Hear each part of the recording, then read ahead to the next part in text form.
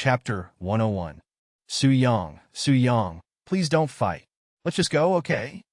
Shen watched the ring with growing anxiety and rushed towards it, but security guards stepped in to block her path. Su Yang frowned, noticing Shen being held back. The killer, meanwhile, was locking his sights on Su Yang. That kick you landed earlier, it was interesting, the killer said, but against me it's nothing. Su Yang sneered. Shen was escorted back to the VIP section, her face etched with worry. The referee blew his whistle, signaling for quiet, and the crowd gradually hushed. The match begins now. Killer, you got this. Show him the name. The killer isn't just for show. Yang Jiaoxue yelled excitedly, completely disregarding Shen beside her. Shen face darkened at Yang Jiaoxue's words. She knew Yang Jiaoxue was upset about Wu Zhirong getting hurt, which was normal. But Yang Jiaoxue's reaction was clearly wishing for the killer to kill Su Yang. What do you mean by that? Shen challenged Yang Jiaoxue, her voice sharp with displeasure. Your Su Yang is so amazing. What's there to be afraid of? Yang Jiaoxue retorted dismissively. The thought of Wu Zhirong being kicked and injured by Su Yang made her want the killer to beat Su Yang to a pulp right then and there. As Su Yang and the killer exchanged blows, Su Yang realized the killer's moves were aimed directly at vital points. This wasn't a match, it was a straight-up attempt to kill. The killer recalled the text message he'd received before coming on stage, and his attacks became even more ruthless. The message was simple: cripple Su Yang. He had to complete the task given to him. While the killer was skilled, Su Yang was no pushover. He parried the killer's attacks with ease, engaging in a fierce and exhilarating battle. The killer noticed that Su Yang effortlessly deflected each of his attacks, igniting his competitive spirit and making him focus even more intently on their fight. The speed of both fighters on stage was incredible, each punch landing with a resounding thud. The audience below was mesmerized. This was the most intense fight the underground arena had ever witnessed. Su Yang's sweeping leg kicks, the killer's powerful punches. Every move from both fighters was fluid and seamless. A clash of titans, so breathtaking, so captivating. As the fight went on, the killer realized Su Yang's skills were on par with his own. He knew that in their line of work, besides rigorous training, natural talent played a huge part. Reaching his level of combat prowess was no easy feat. Such a young man, with such skill, could go far. Crippling him now would mean the world would never see such amazing talent again. Thinking this, the killer's heart softened, and he could no longer bring himself to go all out against Su Yang. The killer looked at Su Yang, his attacks losing their lethal intent, transforming into a focused exchange of techniques. His moves shifted from vicious to honorable. Su Yang also felt the distinct change.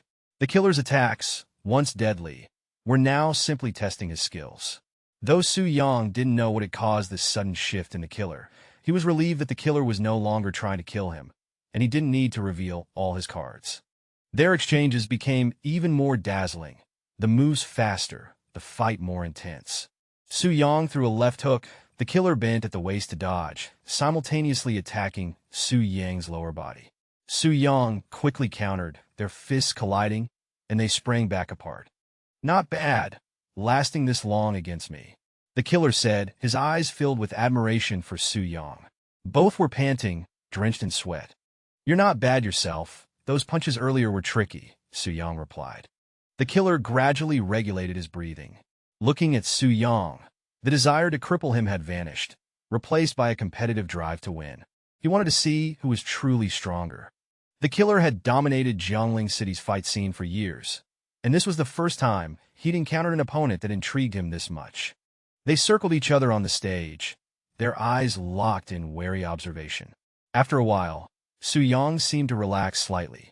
In that split second, the killer launched a sudden attack, exploding with speed and leaping in front of Su Yang. Caught off guard, Su Yang took a direct hit to the chest. Staggering back, Su Yang clutched his chest, bracing himself for the killer's next attack. The audience below erupted in excitement at the killer's sudden assault. Way to go, killer! Killer, you're so cool! Elated by his successful sneak attack, the killer felt victory was within his grasp. He pressed his advantage, unleashing a flurry of punches on Su Yang. Su Yang defended, but his speed was noticeably slower than before. After taking several more blows, Su Yang's condition visibly deteriorated. The audience sighed with disappointment. Looks like this iron leg isn't going to replace the killer after all. Seems the king of the underground arena will remain the killer. Iron Leg is just a newbie. The killer is undefeated in Jiangling City. How can he compare? Still, Iron Leg did pretty well, lasting this long against the killer. Su Yang knew he couldn't continue like this. While defending against the killer's onslaught, he secretly analyzed the killer's moves for weaknesses. He deliberately retreated, conserving his strength, and feigning defeat to lure the killer into a risky move. The killer kept lunging forward. Just as Su Yang absorbed another punch, the killer drew back his elbow, preparing a devastating blow to Su Yang's head, aiming to knock him to the ground. But then, the killer suddenly coughed up blood. He began to gasp for air, his movements faltering. The entire arena held its breath, all eyes glued to the stage. Su Yang had anticipated the killer's elbow strike and had already initiated a block, but now the attack never came, and he couldn't retract his countermove in time. His fist landed squarely on the killer's face. The killer stumbled, staggered back a few steps, his eyes rolled back, and he collapsed unconscious. The killer lost? Impossible. The killer lost. The audience below erupted in disbelief. The king of the underground arena, defeated by an unknown nobody. Everyone stared at the unbelievable scene, some even rubbing their eyes, wondering if they were seeing things. For the first time, the killer is defeated. The king of the underground arena has changed from the killer to Iron Leg. Some of the quicker-witted spectators stammered out the reality of the situation. The scene was too shocking. They couldn't process it. Shen burst into tears of joy. Watching Su Yang fight had been agonizing, filled with fear that something terrible would happen. But now, Su Yang had won. Su Yang, you're amazing. Chapter 102. Shen was the first to shout Su Yang's name. After a brief moment of shock, the entire venue began to chant Su Yang's name. New king of boxing. Iron Leg. The audience's cheers reached a fever pitch. The fight just now was simply too intense, completely igniting everyone's passion. Su Yang stood in the center of the ring, basking in everyone's cheers and applause. He gazed deeply at Shen below the stage, and Shen looked back at him with equal affection. Yang Jiaoshue's face darkened on the side. She originally thought Killer would properly deal with Su Yang, but unexpectedly, Killer was defeated by Su Yang. Equally unhappy as Yang Jiaoshue was Smiling Buddha, who was sitting behind the scenes. Seeing Killer actually lose, and Su Yang standing on the stage enjoying the cheers of hundreds of people. Damn it, not only did he not cripple him, but he even let him steal the limelight. Spent so much money to hire this killer. But unexpectedly, he can't even handle a nobody. Thinking of this, Smiling Buddha slammed his hand hard on the table. This killer is trash. Trash. Smiling Buddha was in a fit of anger. His lackey saw him curse Killer and then fall silent. So he cautiously reminded him, "Boss, when Su Yang leaves later, with his skills, the few people in our venue can't stop him at all." Smiling Buddha was in a fit of anger. He turned his head and glared at his lackey. "If there aren't enough people, go get more. What are you still standing here for? Go now." "Buddha, don't be anxious. I'll go right away." The lackey saw that Smiling Buddha was in a rage, responded to Smiling Buddha, and scurried away. When Su Yang stepped down from the stage, the referee looked at him with resentful eyes. It was obvious that the referee didn't want Su Yang to leave the stage. But even the most powerful killer had been defeated by Su Yang. He no longer had any excuse to keep Su Yang on the stage. When Su Yang got off the stage, Wu Zhirong had recovered. The look in his eyes towards Su Yang had become respectful and courteous. Seeing Su Yang come down from the stage, he was very polite. "Mr. Su is down." Su Yang turned his head to look at Wu Zhirong, his eyes filled with respect for the strong. Although he initially had no feelings for him, seeing Wu Zhirong maintain such an attitude of awe towards power, Su Yang developed a bit of goodwill towards him. It is human nature to bully the weak and fear the strong. "Yes, is your body all right?" Wu Zhirong immediately indicated that he was very sturdy. "It's all thanks to Brother Su's mercy. Although that kick was heavy, it didn't cause any particularly serious injuries to me." After watching Brother Su's PK with Killer, I realized that Brother Su was extremely merciful to me. 10 of me are not Brother Su's opponent. Wu Zhirong said these words sincerely. With his skills, if Su Yang hadn't shown mercy, he wouldn't be able to stand here and talk to him properly now. Su Yang was not interested in chatting nonsense with Wu Zhirong. He stopped talking about this topic. Your venue is very lively. Is it always this crowded every day? Today is Wednesday. The flow of people is not yet at its peak. When it's peak time, there are so many people that you can't even walk after getting off the stage. Wu Zhirong answered truthfully. Su Yang was a little surprised that the crowd today was not even the peak. It seemed that this underground boxing arena was very profitable. A venue like yours, making a few million a night, is no problem, right? Su Yang lit a cigarette and asked Wu Zhirong seemingly casually. Wu Zhirong saw Su Yang ask about it and did not hide anything. During peak times, 5 to 7 million a night is not a problem. Shen did not expect that a small bar could generate such a large profit in one night, and couldn't help but be taken aback. Su Yang, on the other hand, indicated that it was also within reason. It's located in the commercial center, and there are many young people who are easily impulsive spenders. Once they get excited and you stir up the atmosphere a bit, young people will automatically take out their banknotes. Brother Su is right, that's the logic. Su Yang and Wu Zhirong sat and chatted. As they chatted, Su Yang suddenly opened his mouth. Is it convenient to reveal who your boss is? Actually, Su Yang could guess even if Wu Zhirong didn't say it, but Su Yang still wanted to ask. Wu Zhirong was stunned for a moment. Seeing his boss's behavior, he knew that he must have a grudge against Su Yang. After thinking it over, Wu Zhirong decided to tell the truth. Smiling Buddha. Have you heard of him? Su Yang heard Wu Zhirong say this and gave a cold laugh. It was indeed him. However, Wu Zhirong's frankness won his favor. The group then watched a few more matches. The level of the later contestants was too poor, and Su Yang and the others found it boring. It's getting late, let's go back. Shen also went from being excited at the beginning to feeling a little lazy. Okay, let's go back, there are still many things in the company that haven't been dealt with. Mr. Su is leaving, then I'll see you off. Wu Zhirong heard that Su Yang was leaving and immediately got up to see him off. Su Yang did not refuse. Today, he had consecutively defeated the two people Smiling Buddha used to deal with him. How could Smiling Buddha let him go so easily? Although Yang Jiaoxue was dissatisfied, she could only obediently follow behind Wu Zhirong. Just as the group reached the exit, 5 or 6 burly men with scorpion tattoos on their arms blocked their path. Following behind these people were also many young people without tattoos who were not as burly as these few. The big men looked ferocious and menacing. Shen Xinyao and Yang Jiaoxue were both a little scared when they saw them. Even Wu Zhirong's face became serious.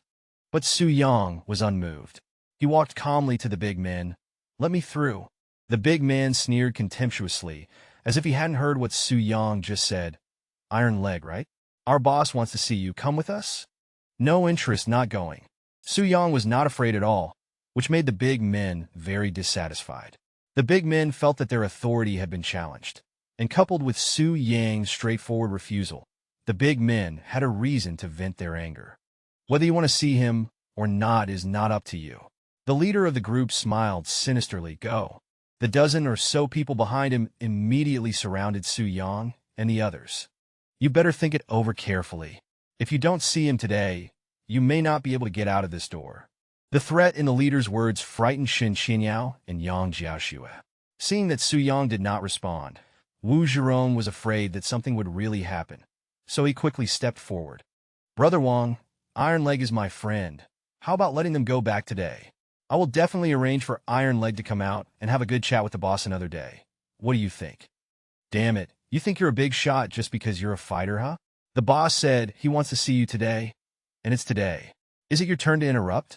Wu Zhirong was made very embarrassed by the leader's words.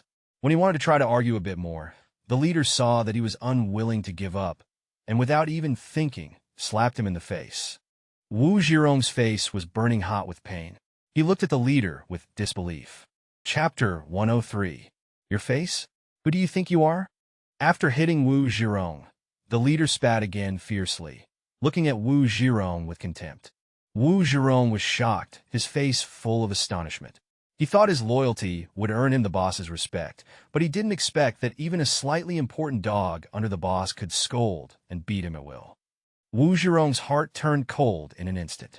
Yang Jiaoxue was surrounded by over a dozen people and was already terrified and pale with fright. On the contrary, Shen Qinyao beside her, although scared, was still able to remain calm. Seeing Wu Zhirong remain silent, Yang Jiaoxue mustered her courage and stepped forward. She looked at the leader. "This big brother, we don't know any iron leg. Wu Zhirong from our family was just talking nonsense just now. And we don't know this woman either." Afraid of getting into trouble, Yang Jiaoxue went all the way and said she didn't even know Shen Qinyao.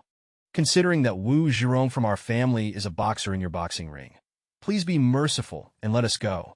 Yang Jiaoxue's flattering tone relaxed the leader's brow, and the leader was very satisfied with Yang Jiaoxue's attitude. Seeing that the leader's expression was not as tense as before, Yang Jiaoxue felt relieved. It seemed that the leader might let her go. She wanted to say a few more words, but she heard Wu Zhirong's voice in her ear. "Stop talking. Wrong." Hearing Wu Zhirong actually tell her to shut up, Yang Jiaoxue retorted with dissatisfaction, and at the same time turned her head to look at Wu Zhirong. As soon as she turned her head, she saw the rage on Wu Zhirong's face. Yang Jiaoxue was startled by the rage on Wu Zhirong's face. "Wu Zhirong, what do you want to do? We were originally not familiar with them. Why bother with them?" "Yang Jiaoxue, you shut up. You are snobbish, materialistic, and bully the weak and fear the strong. How come I didn't know you were this kind of person before?" Yang Jiaoxue felt that she was helping Wu Zhirong, but she didn't expect Wu Zhirong to say such things to her. Being told her true nature in front of everyone, Yang Jiaoxue felt like she had been slapped in the face. "Wu Zhirong, I want to break up with you. You actually lost your temper at me, for a stranger." "Okay, you said it, don't regret it." Wu Zhirong was disgusted by Yang Jiaoxue's pleading just now, and his feelings for Yang Jiaoxue vanished in an instant. Having broken up with Yang Jiaoxue, Wu Zhirong didn't feel a trace of sadness. He turned his head to face Su Yang. "Don't worry, I won't let them take you away." Su Yang looked at Wu Zhirong with an eye-opening gaze, not expecting Wu Zhirong to be a real tough guy. This person is a bit interesting. Thinking this, Su Yang proactively stepped out and said to the leader, "Where is your boss? Take me to see him." "Su Yang, although you are skilled, it's really too dangerous to go see Smiling Buddha alone." Wu Zhirong advised Su Yang, Smiling Buddha's influence is very large, he knows this best. If Su Yang goes this time, it's likely to be more bad than good. Before Su Yang could answer, he saw Shen Qinyao beside him take out her phone. Shen Qinyao was afraid, but mustering her courage, she raised her phone. "I warn you, fighting is illegal. If you dare to do anything to us, I will call the police immediately." The gangsters nearby burst into laughter when they heard this. "Listen, she said she's going to call the police. I'm dying of laughter." The piercing laughter nearby made Shen Qinyao clench the phone in her hand. After the hoodlums laughed for a while, one of them looked at Shen Qinyao lasciviously. "Look, this chick is even prettier than a movie star." "Hey, you're right." The hoodlum's eyes all focused on Shen Qinyao at once. Seeing this, Su Yang immediately stood beside Shen Qinyao. "Hee, such a beautiful chick, haven't seen one in a long time." A slightly stronger hoodlum looked at Shen Qinyao, and as he spoke, he reached out to touch Shen Qinyao's face. Su Yang's anger instantly reached its peak. He dared to be so presumptuous here. Did he take him for dead? He quickly grabbed the hoodlum's outstretched hand, squeezed hard, and with a crack, the sound of bones breaking was heard. The hoodlum immediately let out a pig-slaughtering scream. My hand." Su Yang acted as if he didn't hear, and kicked the hoodlum hard again. The hoodlum was completely defenseless and was instantly kicked away.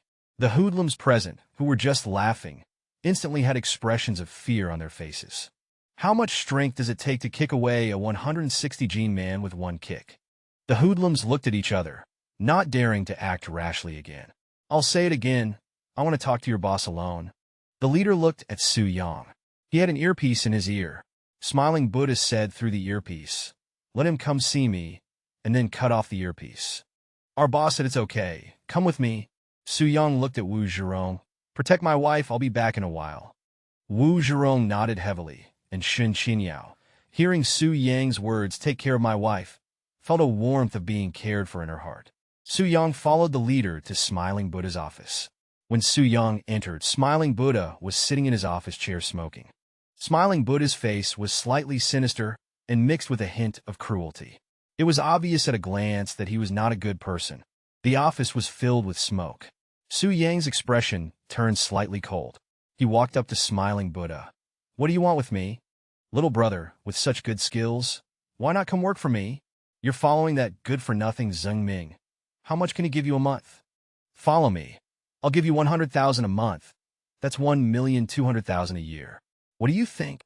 Su-young instantly understood that Smiling Buddha was taking him for Zheng Ming's underling. For ordinary people, 100,000 a month is indeed a lot. But for Su-young, 100,000 and 10 yuan are no different. "I don't think much of it." Su-young told Smiling Buddha the truth. Smiling Buddha, who still had a hint of a smile on his face just now, had his smile instantly freeze when he heard Su-young say this. "You're refusing a toast only to drink a forfeit. I'm giving you face, and you still don't want it." Having been flattered by his underlings for a long time, Smiling Buddha had never seen someone as unappreciative as Su-young. Su-young sneered. He approached Smiling Buddha, standing in front of his desk. "Here, apart from that god of slaughter, who can exchange a few moves with me, is there anyone else who has the ability to withstand 3 moves from me?" After speaking, Su-young punched Smiling Buddha's desk. The solid desk was instantly punched through by Su-young's fist, creating a hole. Wood chips flew everywhere. Smiling Buddha was shocked and intimidated, and he put away his threatening face from just now. He looked at Su-young, his tone becoming much more amiable. He needed a skilled fighter like this right now. "Little brother, you've got some skills. How about this? What do you want? You tell me. What I want you can't give." Smiling Buddha was completely enraged. "Following me. You'll have money if you want money, women if you want women. What can you get following Zheng Ming? He can't give you anything. He can't even protect himself. Following him, you won't end well. So what?" Chapter 104. So what? Don't you crave money and women? Don't you want to command wind and rain?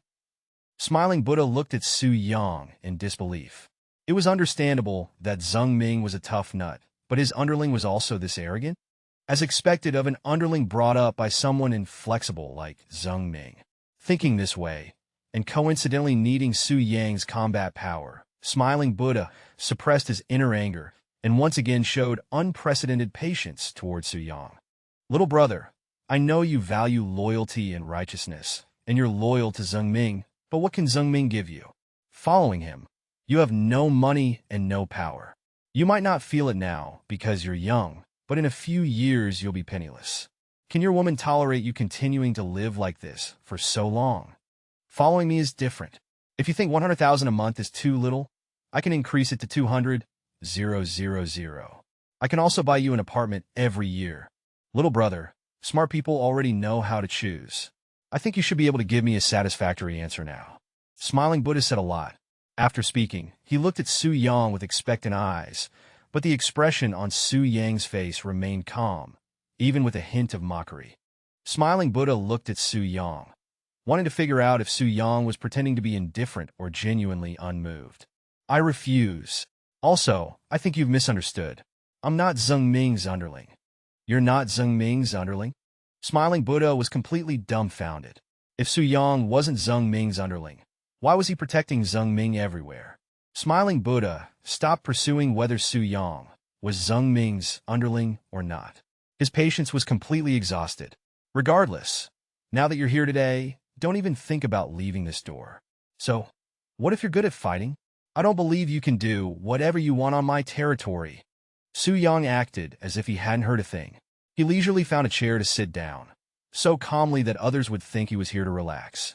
"It's been so long. They should be here soon, right?" "What should be here soon?" Su-young directly ignored Smiling Buddha's question. Smiling Buddha was completely enraged. "You really think you're somebody, huh?" Just then, a thug ran in Guangzhong and flustered.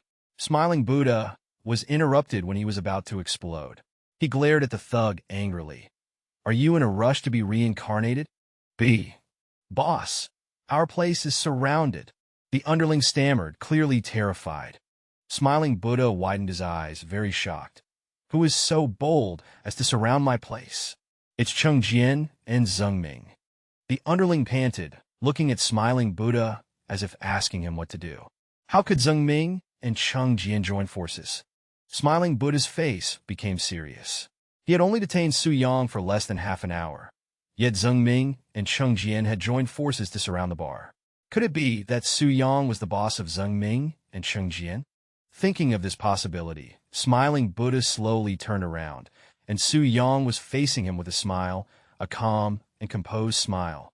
Now, do you still want to take me as an underling? Smiling Buddha looked at Su Yang in disbelief. At this point, he couldn't believe that Su Yang had nothing to do with Cheng Jian and Zheng Ming. Similarly, he couldn't believe that Su Yang was so young. Yet Cheng Jian and Zheng Ming would both be willing to be his underlings. What's wrong? Still staring at me. So it's Brother Su. I was blind just now, and there were many offenses. Brother Su won't hold it against me, right?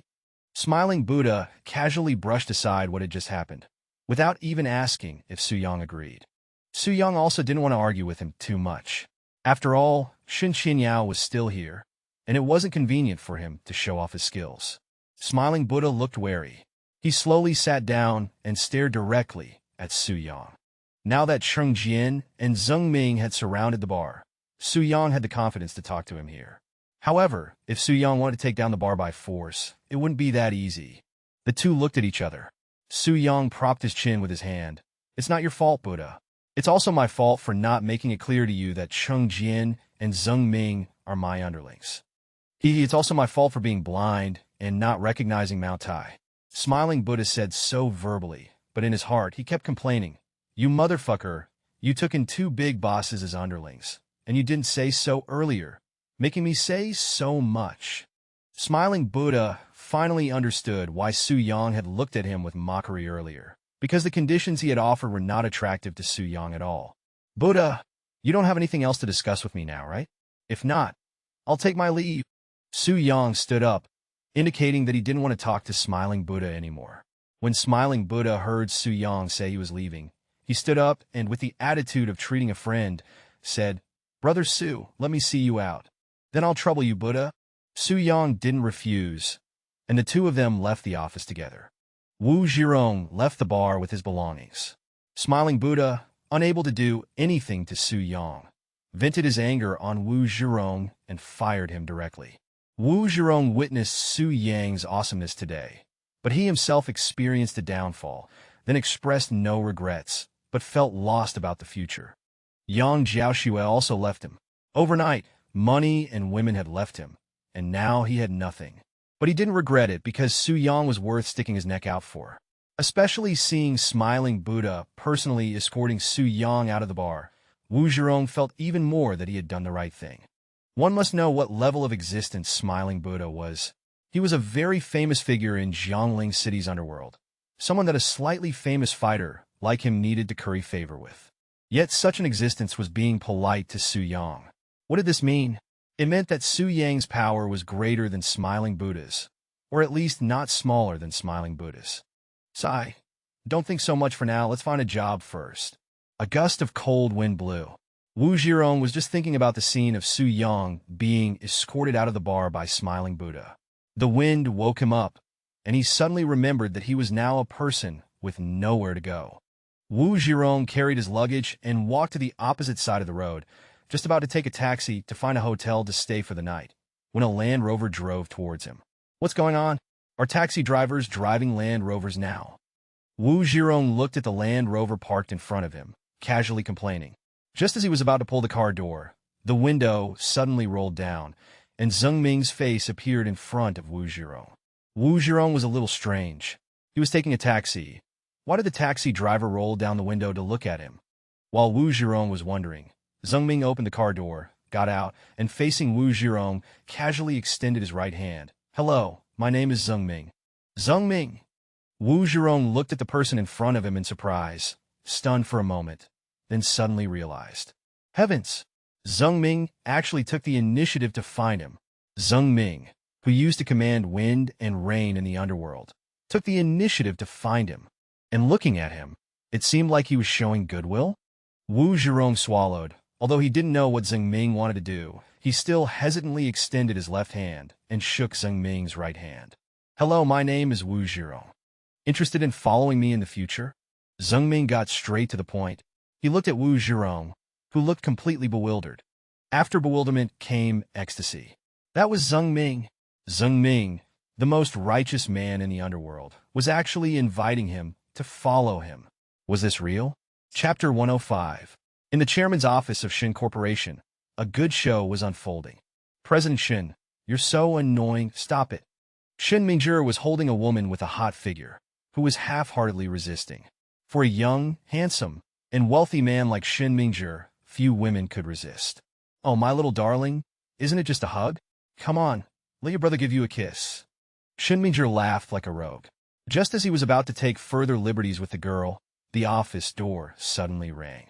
Shen Mingzhi intended to ignore it and continue flirting with the beauty, but unexpectedly, the door opened directly. The beauty was startled by the sudden intrusion and quickly broke free from Shen Mingzhi's embrace. Shen Mingzhi's mood was interrupted at its peak. He directly flared up at the assistant who barged in. "Didn't you see I'm busy? Get out and text me if you have something to say." The assistant lowered his head and said softly, "Chairman, I did text you, but you didn't reply." Shen Mingzhi impatiently checked his phone and found that it was indeed true. Helpless, he could only ask the assistant, "What is it?" Although the assistant was also dissatisfied with Shen Mingzhi, he dared not show it and could only say euphemistically, "Chairman, you haven't been managing company affairs much lately and haven't noticed that many of the company's payments haven't been collected. Without payment collection, there's no money, and many projects are running into financial difficulties, especially the Villa District project. The Villa District project is the most expensive. If the Villa District project cannot be completed within the contractually stipulated time, the penalty for breach of contract is 500 million. Listening to the assistant's words, Shen Mingzhi gradually lost his desire to flirt with the beauty, especially when he heard that the penalty for breach of contract for the Villa District was 500 million. His brow furrowed even tighter. He knew that even selling Shen Corporation wouldn't be worth 500 million. Loans! Shen Corporation is such a big company. Can't we get a loan? In his haste, Shen Mingzhi thought of the connections Shen Corporation had accumulated with various banks in the past. "You don't know, but for some reason, all the banks are unwilling to lend to us. Even the bank that was closest to the old chairman is only willing to lend a few million. A few million is just a drop in the bucket for the company. If this continues, the company will go bankrupt soon." The assistant looked troubled, clearly not knowing what to do. Shen Mingzhi panicked as soon as he heard this. He had just become chairman, and Shen Corporation was about to go bankrupt before he even got to enjoy it. What was the point of that? How could this happen? "Then what do you say we should do?" The assistant looked down on Shen Mingzhi in his heart, but still told Shen Mingzhi what he thought was the most effective way. "You could try to find the old chairman. The old chairman managed Shen Corporation for many years. He must have a way." Thinking of the old chairman's stern face, Shen Mingzhi was a little reluctant to face him. Since he became chairman a few days ago, he had rarely contacted the old chairman. In the past, his contact with the old chairman was only for the sake of the chairman's position. Given the current situation, he had to go to the old chairman. Realizing this, Shen Mingzhi hurried to buy a pile of things at the mall and returned to the Shen family residence, preparing to please the old chairman. Since Shen Mingzhi took over, the old chairman had been idle at home, without half of his former authority. He was drinking tea in the living room when Shen Mingzhi suddenly returned, surprising him. Looking at the bags and packages in Shen Mingzhi's hands, the old chairman was a little surprised. Despite the surprise, he had not forgotten Shen Mingzhi's coldness towards him in the past few days. When Shen Mingzhi came to him with things, he pretended not to see him. "Grandpa, I bought you your favorite guanine tourmaline, which has been blessed by a master." The old chairman looked at Shen Mingzhi, still unmoved. Seeing this, Shen Mingzhi sat down beside the old chairman ingratiatingly. "Grandpa, put it on quickly. This small tourmaline is worth 2 million. Hearing the price of the tourmaline, the old chairman was slightly moved. "You haven't paid any attention to Grandpa since you became chairman. Why do you have time to come to Grandpa today?" Seeing that the old chairman had started talking, Shen Mingzhi smiled. "Grandpa, don't misunderstand. I've been too busy lately. Look, as soon as I had time, I came to show my filial piety to you, Grandpa. It seems you still have this old man in your heart." The old chairman took the step Shen Mingzhi offered. Now that Shen Mingzhi was in power, he could no longer manipulate Shen Mingzhi as he used to. He had to know when to stop. Seeing that the old chairman was no longer as cold as before, Shen Mingzhi directly stated his intention. Grandpa, recently many of the company's payments cannot be recovered, and the banks are unwilling to lend to us. The hand holding the tourmaline suddenly stiffened. He frowned and looked up. What have you done? You've turned a perfectly good company into this after it was handed over to you. Did you spend all the funds I had in the company? Shen Mingzhi was unable to lift his head under the old chairman's stern tone. The old chairman looked at him and sighed heavily. Grandpa, things have come to this point, and grandson has no choice but to come to you. You can't just watch Shen Corporation go bankrupt. Shen Mingzhi looked at the old chairman pitifully. The old chairman had always favored him. Seeing him like this, he couldn't bear to say anything more. This matter is not without a remedy. Shen Mingzhi was overjoyed and immediately flattered the old chairman. Grandpa, you still have a way. The old chairman ignored Shen Mingzhi's flattery and said to himself, this matter is easy to handle. Although no one in the Shen family can come up with this sum of money, there is one person who can, and that is Qianyao. Sell Qianyao's villa, and the company's accounts can be filled. No matter how capable Qianyao is, she is still just a daughter, and moreover, she is already married. If the company falls into her hands, it will be equivalent to falling into the hands of outsiders. The old chairman said calmly. In his eyes, Shen Qianyao's interests were not worth mentioning at all. Shen Mingzhi was ecstatic at first, and then became worried. Then what if Shen Qianyao is unwilling? And recently she has been nitpicking at me everywhere, asking her to sell her house at this time. The old chairman was completely speechless by Shen Mingzhi's stupidity. When he was chairman, although he was biased, he had never been so extreme. How could the company be well managed if Shen Mingzhi offended people like this? Although Shen Mingzhi was so unpromising, in order to prevent Shen Corporation from collapsing, after much consideration, he said, I have a way. When the Su family was having dinner in the evening, Shen Qianyao had no appetite. There were too many things going on at the company recently. Her power had also been divided and reduced a lot. And at the same time, she was being squeezed out by Shen Mingzhi. At the dinner table, Han Ling looked at Shen Qianyao, who had lost a lot of weight recently. While feeling sorry for Shen Qianyao, she turned her spearhead towards Su Yang. It's all your fault. You good for nothing. Making our Qianyao so tired every day. Mom, isn't it because of you that I'm being squeezed out every day? Han Ling was guilty, but her yelling voice became even louder. She made trouble unreasonably at Su Yang. What does it have to do with me? It's all the fault of that good-for-nothing. Shen Qianyao frowned and was about to say something when her phone suddenly rang.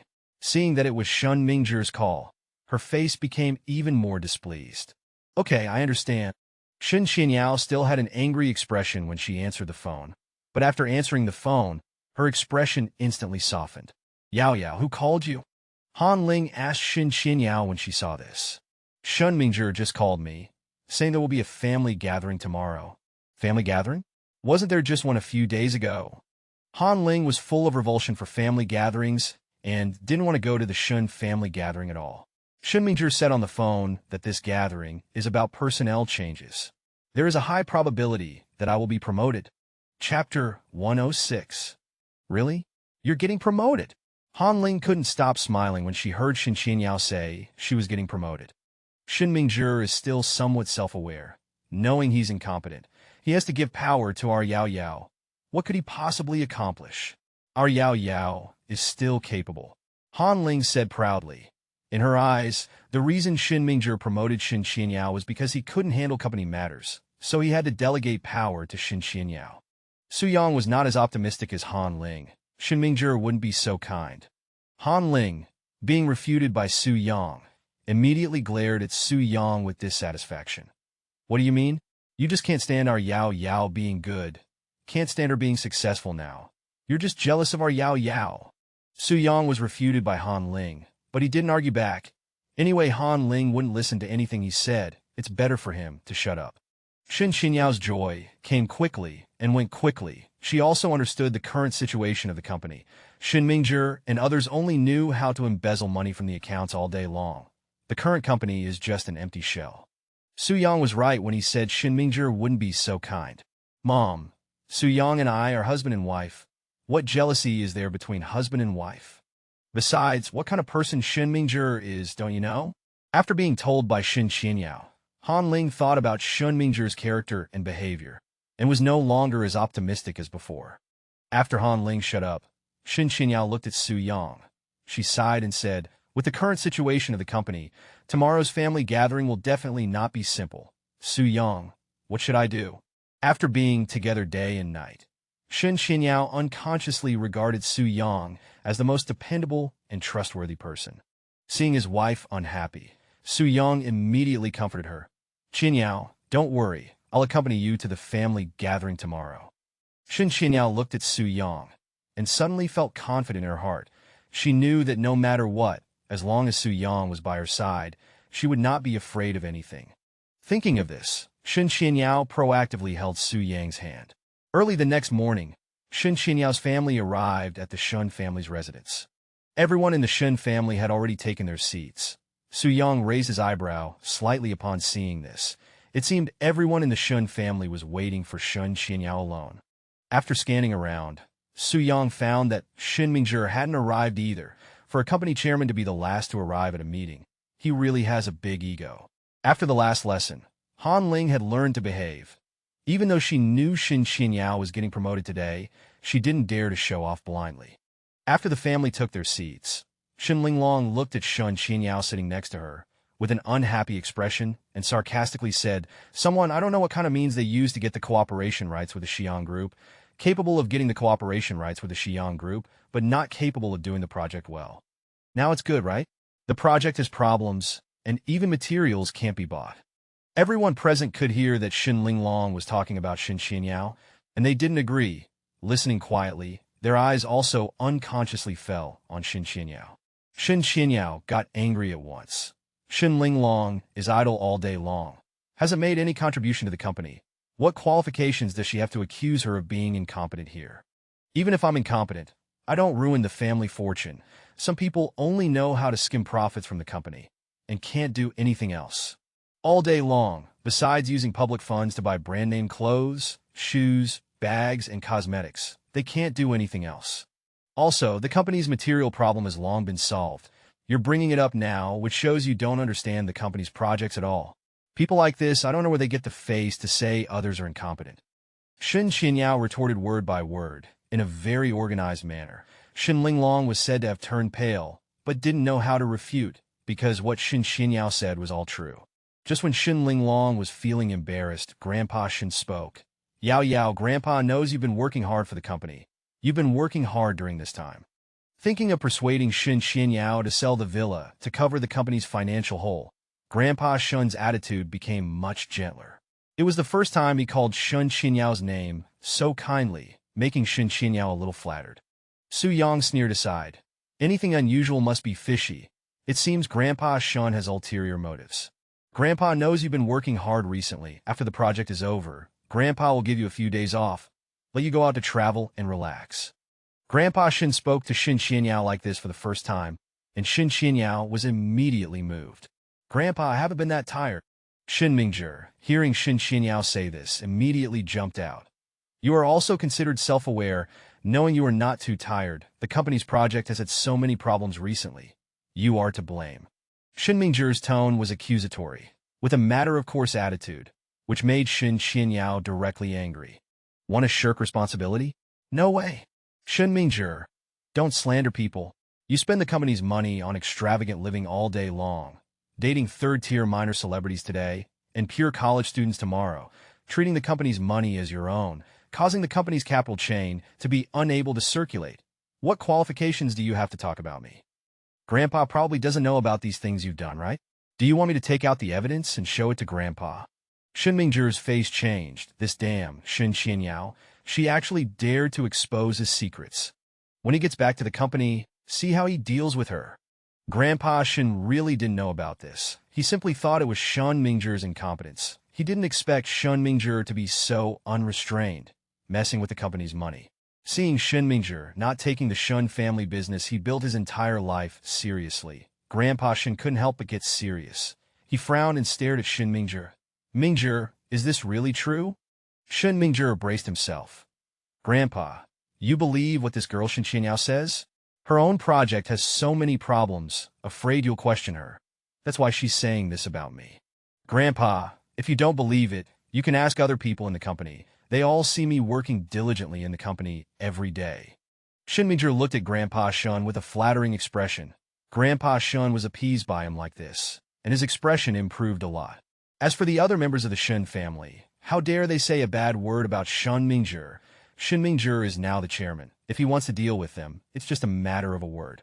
If Grandpa Shen asked, they would still have to help Shen Mingzhi to deceive Grandpa Shen.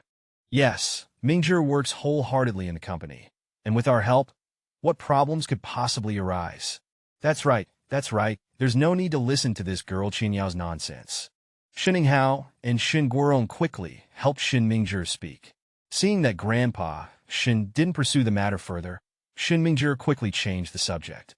Shen Qianyao, although you are incompetent, and the company's project has had so many problems, I can let bygones be bygones. As long as you redeem yourself, I can give you the position of company vice president. Shen Mingzhi spoke so righteously. The other members of the Shen family looked at him in this manner, with different thoughts in their minds. And Shen Qianyao looked disdainful. Shen Mingzhi is even embarrassed to speak to her in this condescending tone. Doesn't he take a look at what kind of person he is? Chapter 107. Long before Shen Qianyao arrived at the Shen family hall, everyone in the Shen family already knew about old Master Shen's plan. Shen's group's financial hole was so big that selling all the Shen family's assets wouldn't be enough to cover it, and selling Shen Qianyao's house was the only way out. So what if Shen Qianyao became a vice president? Selling Shen's group wouldn't be enough to buy Royal Heaven Villa. If Shen Qianyao agreed to Shen Mingzhi's conditions, it would be truly losing a watermelon to pick up a sesame seed. Seeing that Shen Qianyao hesitated to speak, and fearing that Shen Qianyao would not agree, Shen Ninghao said to Shen Qianyao, Yao, what are you still waiting for? Why don't you hurry up and agree to Mingzhi? A vice president of the company is not a position anyone can take. Haven't you always wanted to be the company's vice president?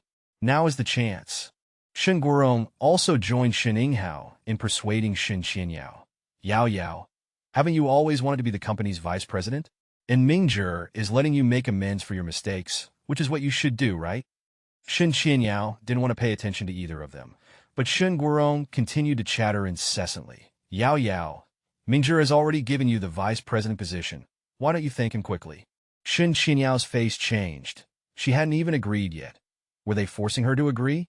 There's no such thing as unearned reward. There's no such thing as a free lunch. Doing a good job on the project is what I should do, as for the vice president position. For the first time, Shen Qianyao spoke to the Shen family in such a cold tone.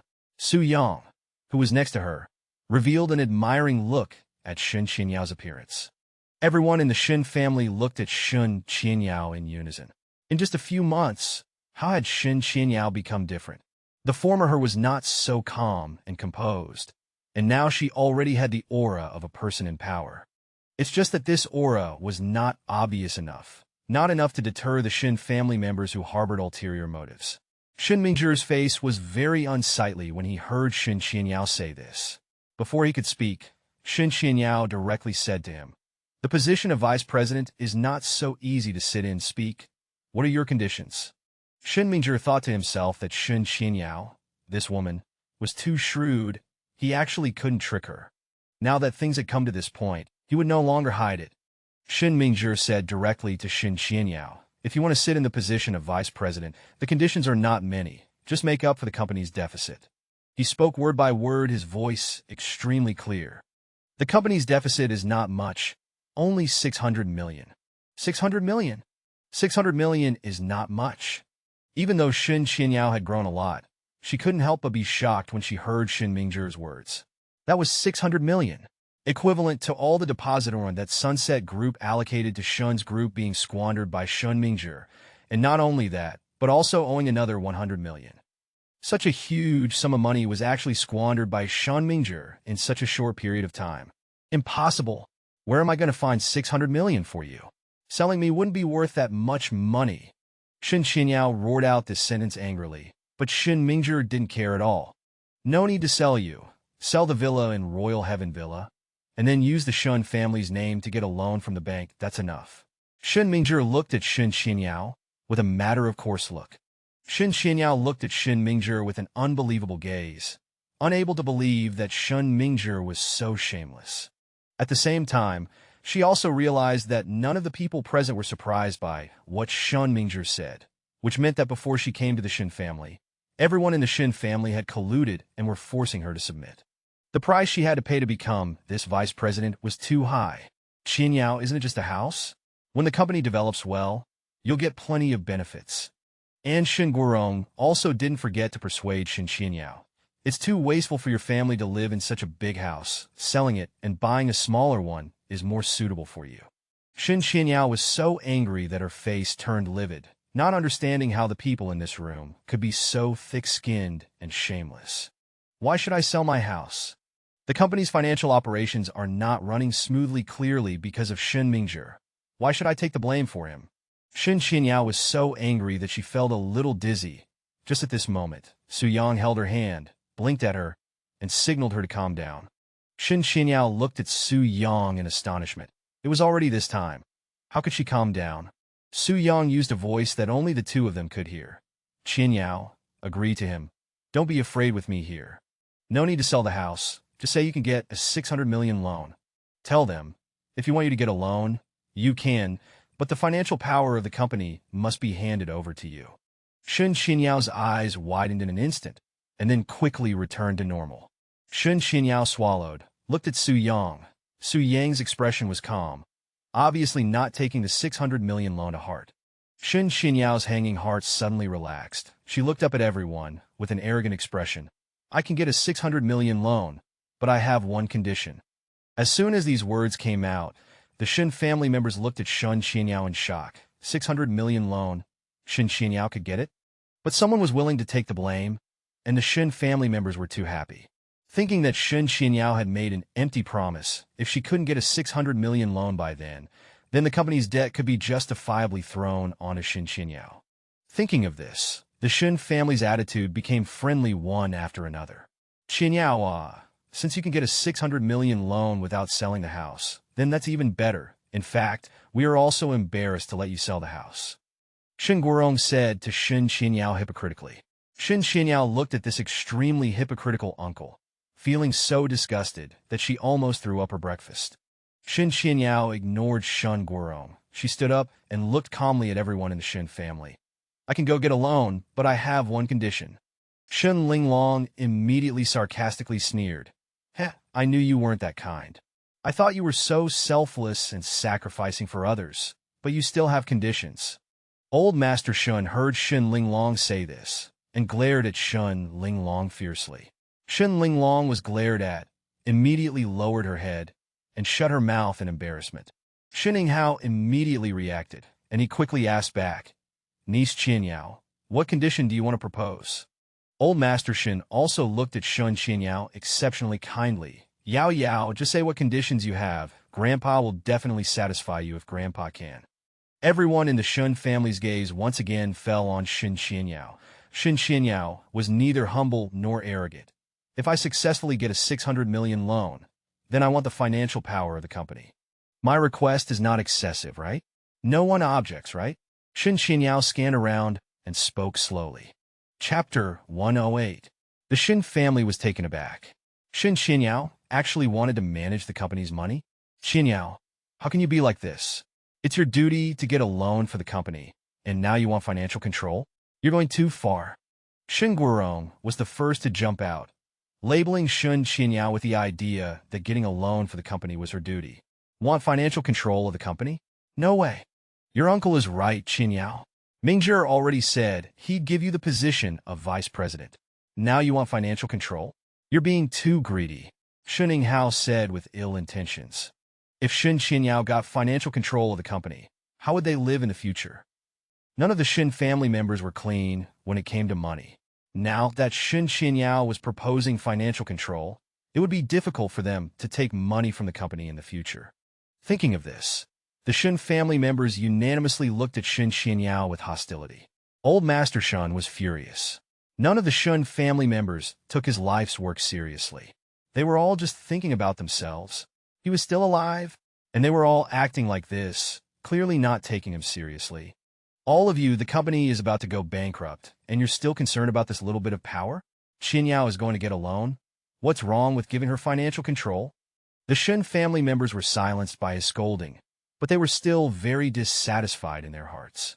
After scolding the Shen family members, old Master Shen looked at Shen Mingzhi and said earnestly, "Mingzhi, give financial control to Yao Yao."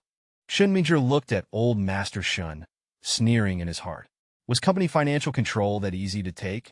As long as she dared to agree, he had other ways to deal with her. With this thought in mind, Shen Mingzhi agreed without hesitation. As long as Shen Qinyao can secure a loan of 600 million, I will give her financial control of the company. But if she can't, then she will also bear the consequences. After speaking, Shen Mingzhi looked at Shen Qinyao with a contemptuous gaze, as if saying, "How could you possibly get a loan of 600 million? Thinking this way, Shen Mingzhi became even more smug. When she couldn't get a loan of 600 million, the house would still have to be sold. Moreover, Shen Qinyao couldn't refuse. Of course, if I can't get a loan of 600 million, I will bear the consequences myself. After agreeing with Shen Mingzhi, the Shen family gathering ended. On the way home, Shen Shikong was driving, and Han Ling reverted to her usual shrewish nature. She pointed at Su Yang's nose and scolded angrily. "You good-for-nothing. What are you plotting? Telling our Qinyao to get a loan of 600 million? That's 600 million. How could she possibly get such a huge sum of money?" Earlier in the Shen family home, Han Ling had overheard Su Yang telling Shen Qinyao to get a loan. She couldn't let loose with so many people from the Shen family present. But now that there were no outsiders, she was going to properly teach Su Yang a lesson for always instigating Shen Qinyao.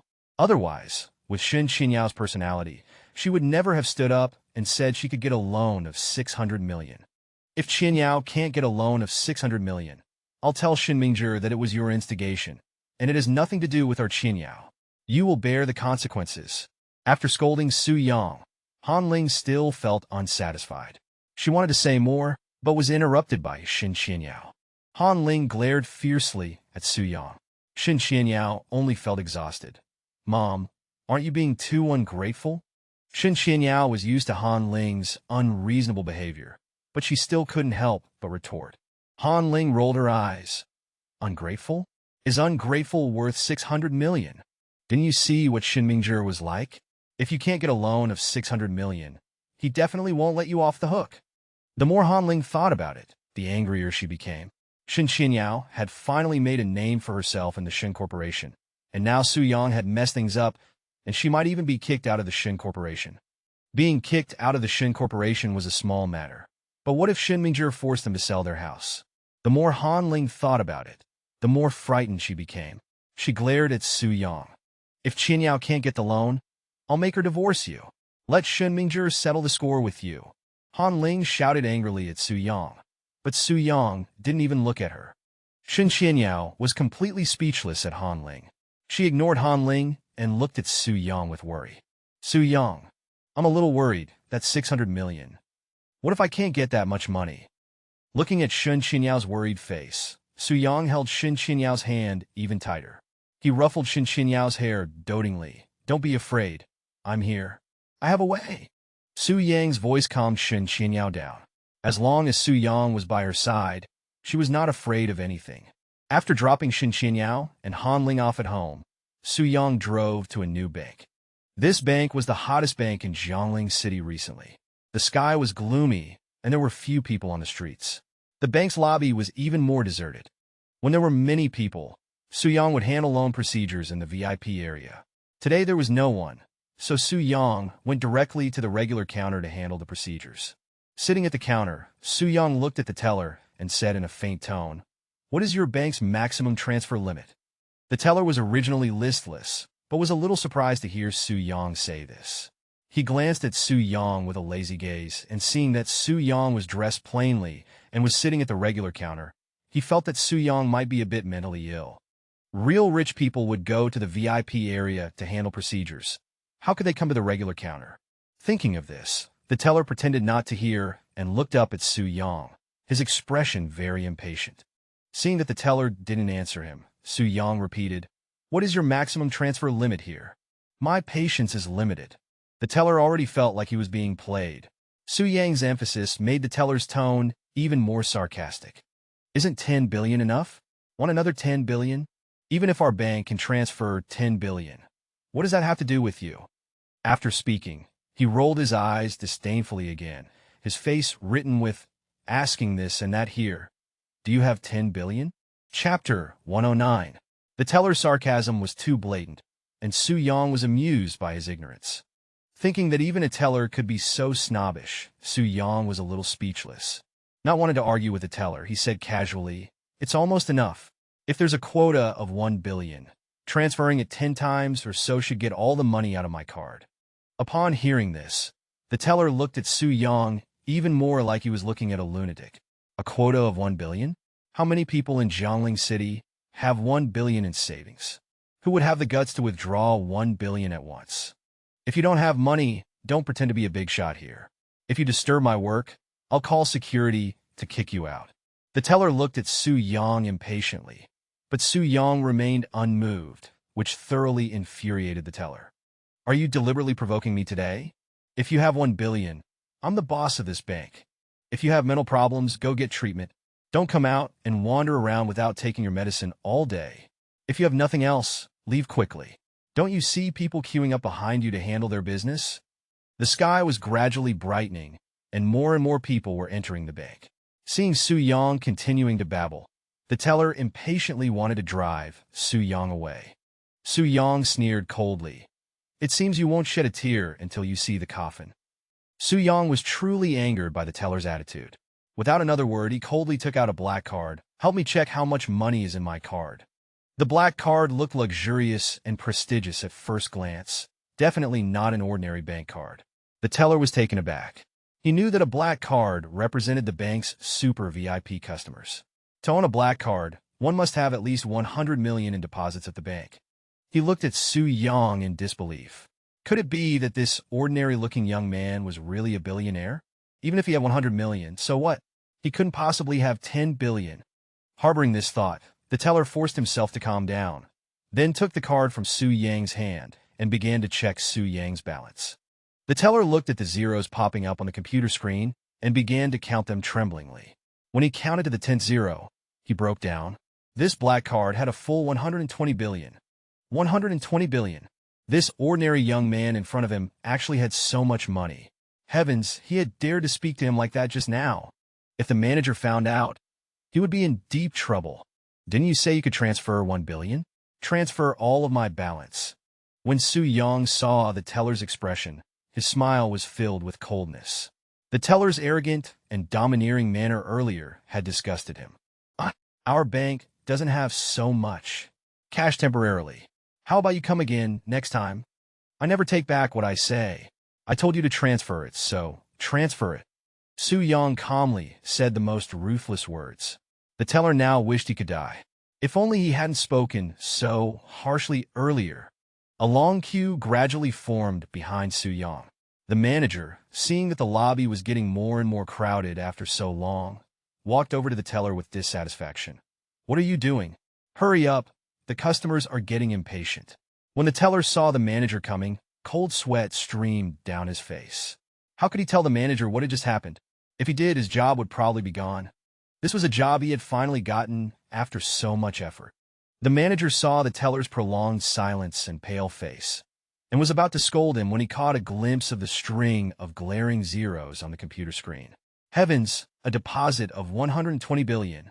Just now I asked him what the maximum amount your bank could mobilize was, and he asked if 10 billion would be enough. Now I'm asking him to transfer out my entire balance, and he's stuttering, Su Yang said coldly, noticing the manager's slight pause.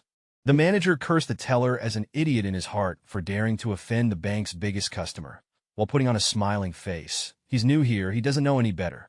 Sir, you are generous, there's no need to argue with him. I said transfer all the money in the card. Su Yang's voice was not loud, but his attitude was very assertive.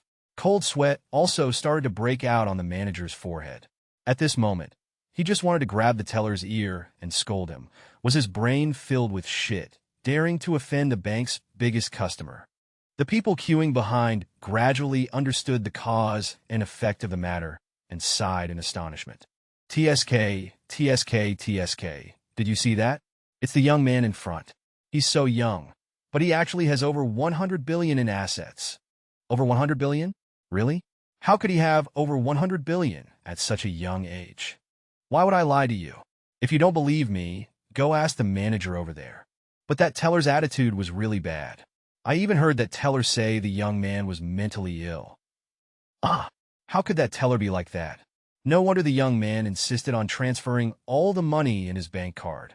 Seeing Su Yang's assertive attitude, the manager immediately said to Su Yang, "How about I call out our branch president to talk to you? How about you come with me to the VIP room for a detailed discussion?" Su Yang nodded slightly and went to the VIP room with the manager. The branch president was already waiting inside. Seeing Su Yang enter, the president quickly walked up to Su Yang. He extended his left hand to Su Yang. "Hello, Mr. Su. My name is Su Wei, and I am the branch president of this bank.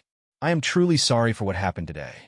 Su Yang extended his right hand and shook hands with Su Wei, but did not respond to Su Wei's words. This handshake made Su Wei feel apprehensive. It wasn't that he hadn't heard of Su Yang, but the problem was Su Yang was the live-in son-in-law of the Shen family. The Shen family's assets were not even this much. Where did a live-in son-in-law who had been with the Shen family for 3 years get so much money? Not only that, he now knew that Su Yang was also the largest investor in their bank. If they really offended Su Yang and he withdrew his investment, their bank strength would definitely plummet instantly.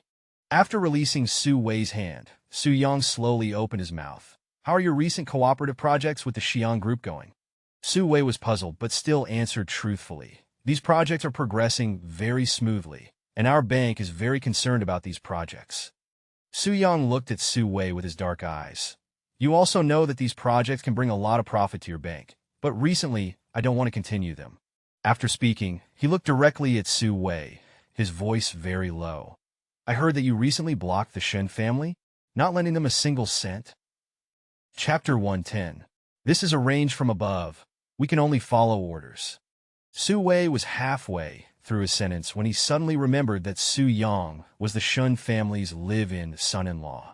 He suddenly stopped talking and vaguely guessed Su Yang's intention. This person probably came for the Shen family. Thinking of this, and also thinking of the orders from above, Su Wei broke into a cold sweat. He cautiously asked, "Mr. Su, are you here for the Shen family's matter?" Su Yang looked at Su Wei, his eyes with a hint of amusement. "What do you think? Otherwise, why do you think I came here?"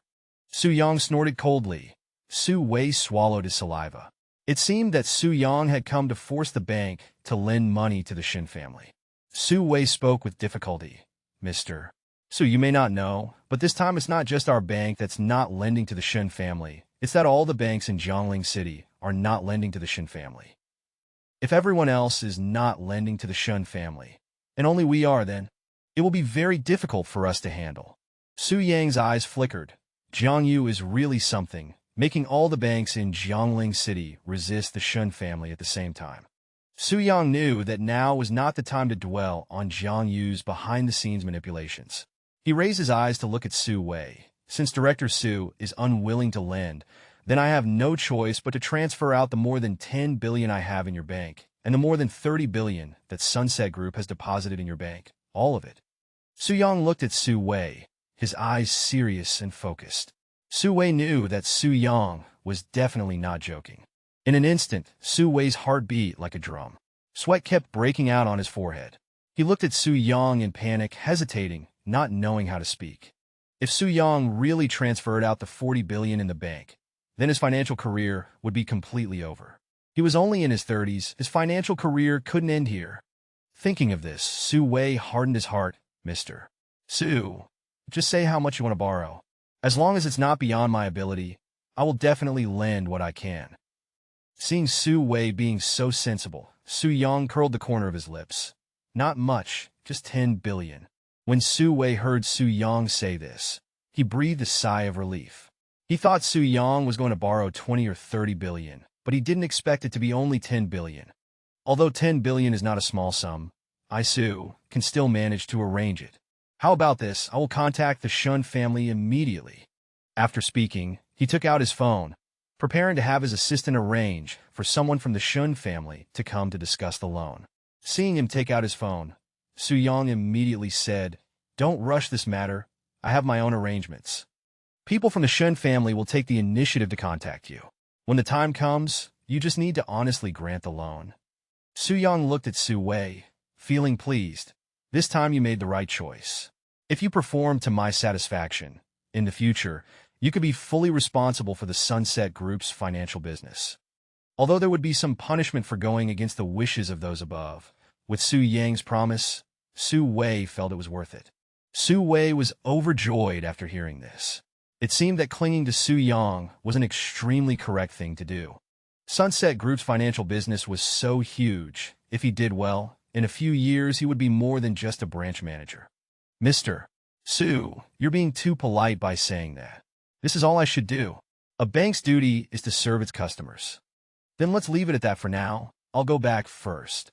Su-young nodded to Su-wei, turned around, and left the bank. Returning to the hillside villa, Han Ling was sitting in the living room leisurely watching TV, while Zhongli was sitting in the living room cleaning.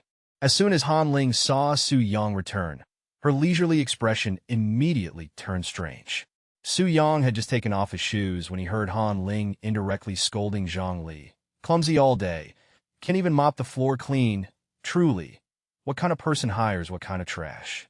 The meaning was that Su-young was a good-for-nothing, and the person he hired was also a good-for-nothing.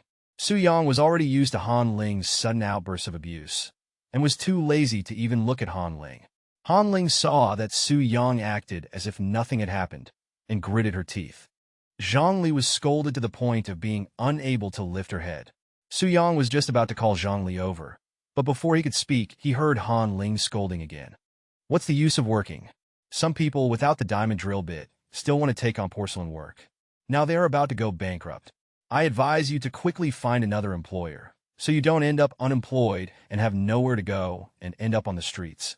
Thinking that if Su-young went bankrupt, she would no longer be able to live in such a luxurious house, Han Ling was both angry and scared.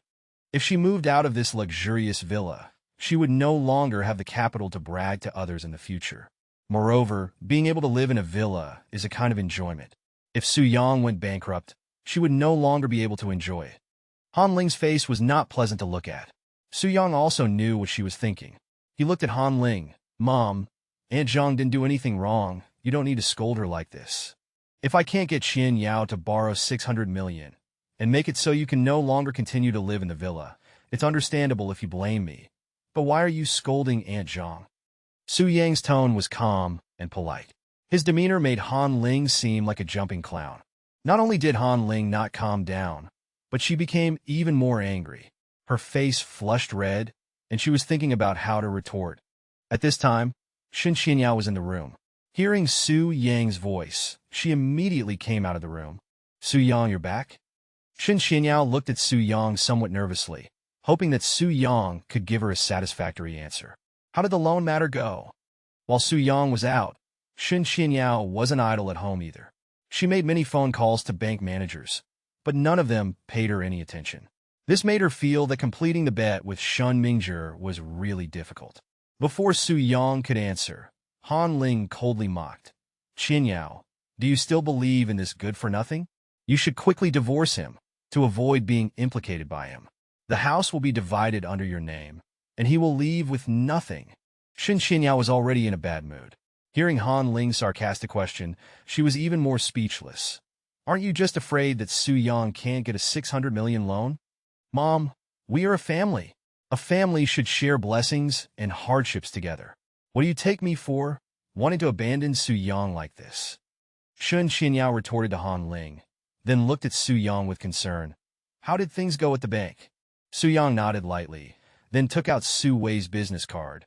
"You go find him tomorrow. I've already settled everything." Shen Qianyao looked at Su-yang with a face full of surprise, not expecting him to be so capable, even able to get a loan as large as 600 million. Su-yang looked at Shen Qianyao's surprised face and smiled. As long as Shen Qianyao was happy, he would do anything. And Shen Shikong and Han Ling both showed incredible expressions at the side. Neither of them wanted to believe that Su Yang could get a 600 million loan. Su Yang had been a live-in son-in-law for 3 years and had never shown any extraordinary performance. How could it be that after 3 years, his entire person's change had become earth-shattering? Some people don't have any ability, but their skill in bragging has improved a lot. Saying they've secured a 600 million loan just by opening their mouth. If they can't get it by then, they'll be utterly humiliated. Although Han Ling's words were harsh, they weren't without reason. Shen Shikong also didn't quite believe it. Su Yang, although what your mother said is a bit excessive, but can you really help Qian Yao get a 600 million loan? Facing the two's ridicule and doubt, Su Yang didn't say anything. He sat quietly, his posture calm. Many things don't need to be said.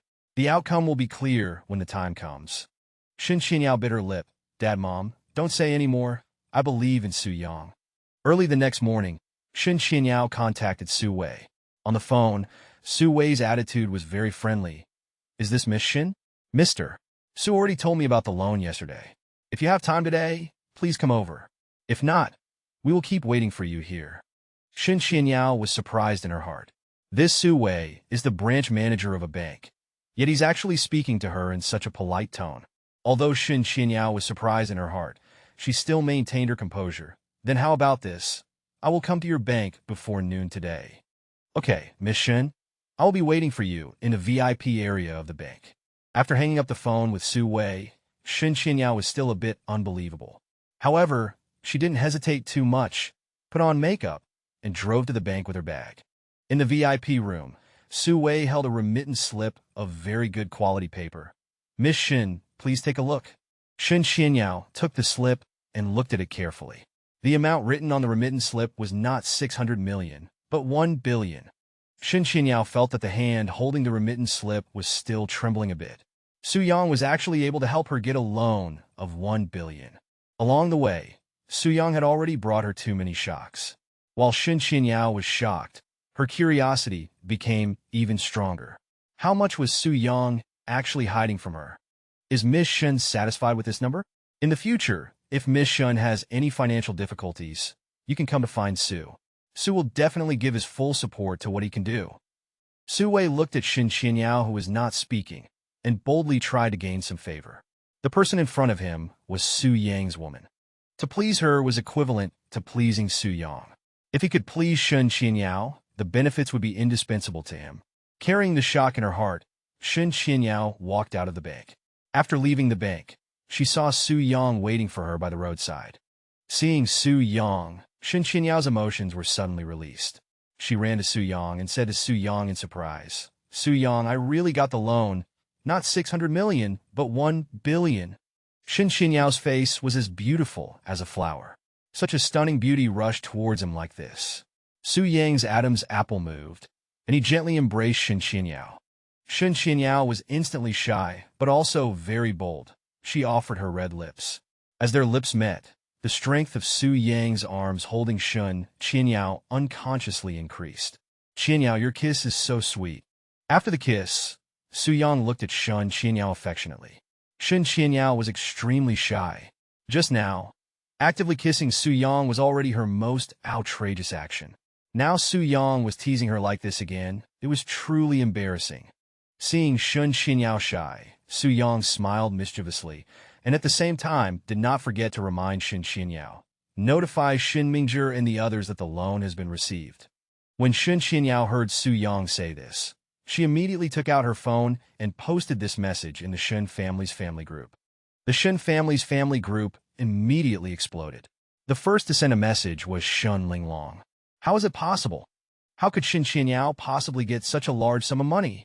After sending this message in the group, Shen Linglong realized that she had been particularly out of control. She immediately retracted the message and replaced it with a more pointed one. What method did Qian Yao use to get a loan of 1 billion? She's a woman. Her social circle is far inferior to Mingzhi's. Shen Linglong's words were guiding, making the Shen family prejudicially think that the money came from an unclean source.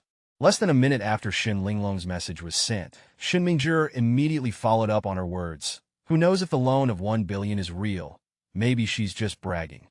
Shen Mingzhi's words also had a certain point. When the Shen family heard Shen Mingzhi say this, Just as they were about to counterattack around Shen Mingzhi's words, the finance department spoke up. 10 billion has really been transferred into our Shen Corporation's account. 1 billion? Isn't it 600 million? Even though Shen Yinghao was an elder, he couldn't help but get excited when he heard about the transfer of 1 billion. The group became noisy. Shen Mingzhi didn't want the Shen family to say any more about this topic and immediately stated, "Since Shen Xinyao has already obtained the loan, then I will keep my word.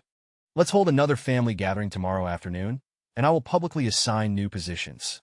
After reading the chat history in the group, Shen Xinyao was somewhat suspicious. When did Shen Mingzhi become so easy to talk to? Su Yang patted Shen Xinyao on the shoulder. "Don't think so much. We'll know what medicine he's selling in his gourd tomorrow afternoon. Let's go back first." Shen Xinyao nodded, and the two returned home together. The next day arrived as usual. Shen Xinyao and Su Yang came to the Shen family hall together. As soon as they entered the door, old Master Shen cordially greeted Shen Xinyao. "Yao Yao is here? Quickly, sit down, sit down. It's not easy to get a loan of 1 billion. You are a meritorious contributor to our Shen family."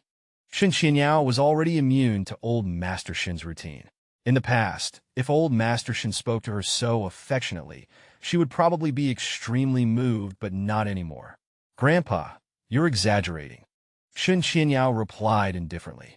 Shen Linglong saw this scene and quickly rolled her eyes, giving you a little bit of face, and you really start to think you are something. Grandpa is talking to you, and you actually dare to act aloof.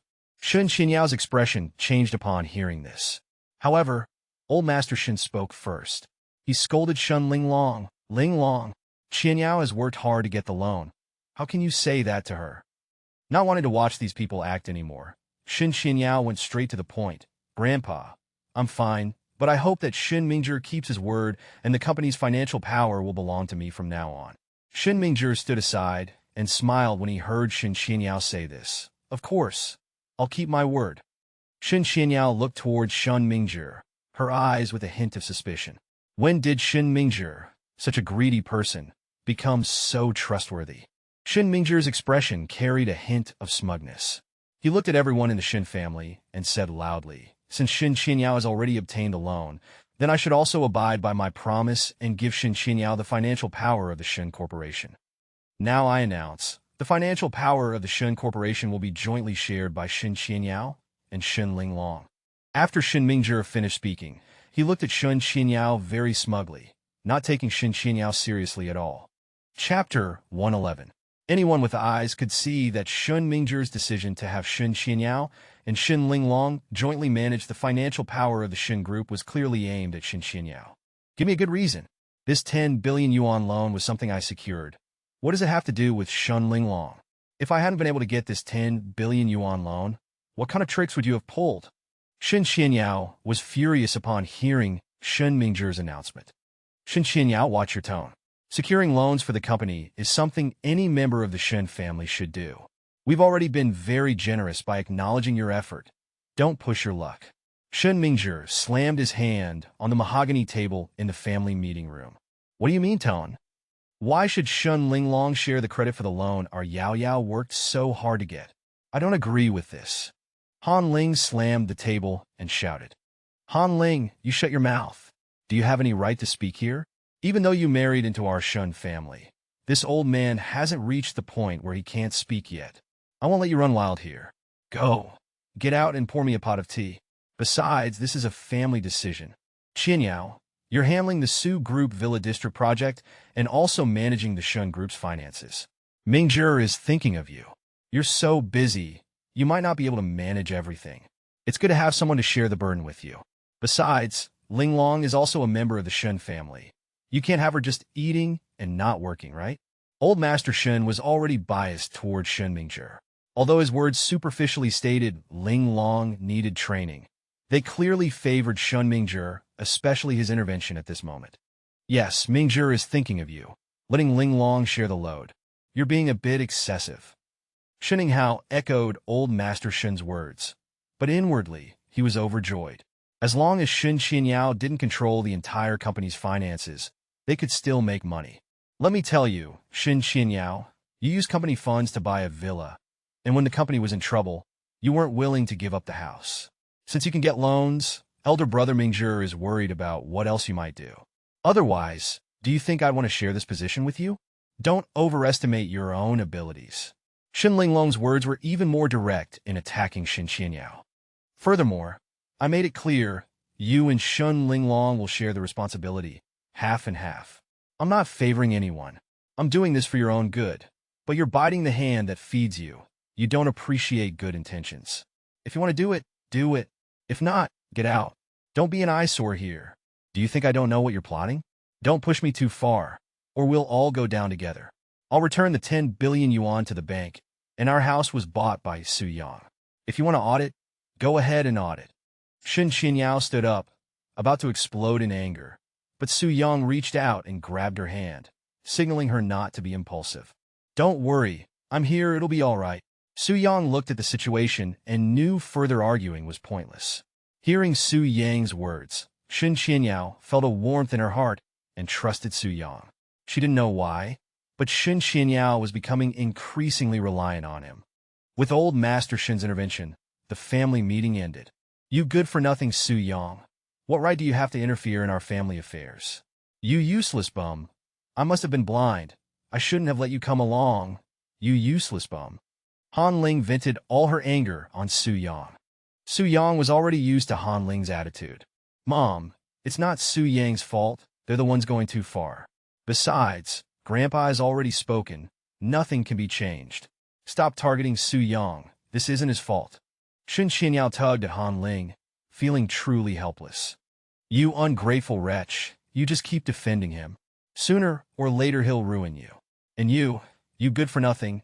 I've followed you for decades, and look at you. When I'm being bullied, you don't even dare to fart. Having said that, she got into the car. Qianyao watched her mother leave and sighed helplessly.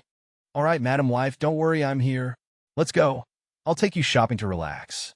Su Yang felt very sorry for Qianyao, seeing her being targeted by the company. Big brother, you're so clever. As long as I share this position with that bitch Shen Qianyao, we can still skim some money from it. That little bitch Shen Qianyao thinks she can fight me. She doesn't even know her own weight. Once the Villa District project she's handling is finished, we'll kick her out directly. What a nuisance. Out of sight. Out of mind. Shen Mingzhi and Shen Linglong sat in the office, ruthlessly mocking her.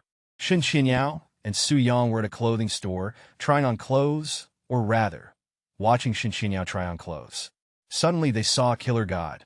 At this moment, Killer God was carrying a fruit basket.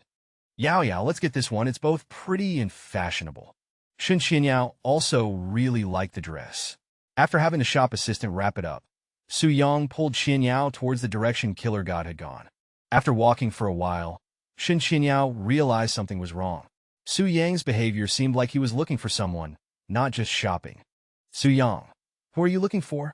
After being seen through by Shen Qianyao, Su Yang smiled faintly, ignored her question, and continued walking with Shen Qianyao, but still couldn't find Killer God.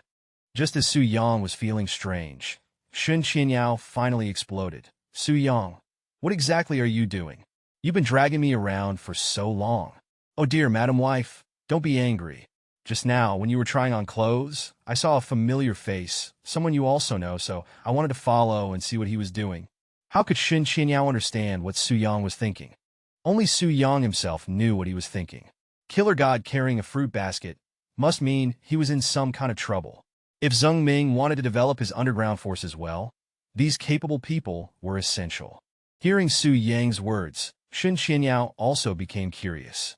Su Yang, who usually didn't pay much attention to things on the street, was actually paying attention now, which aroused Shen Qianyao's curiosity. Sure enough, after walking for a long time, Su Yang and Shen Qianyao finally caught up with Killer God. If Shen Qianyao hadn't been with him, Su Yang would have caught up with Killer God much sooner. Following Killer God, they turned a few corners and arrived at a dilapidated alleyway. Killer God also sensed something was wrong at this moment. He turned around and saw it was Vajra Leg and the pretty girl he'd met at the fighting ring that day. What do you two want? Why are you following me? Killer God couldn't beat Su Yang, so he could only vigilantly ask what Su Yang wanted. Chapter 112. It's nothing, I was just curious. Why are you using a fruit basket as a cushion? Also, do you have some hidden illness? How did you know?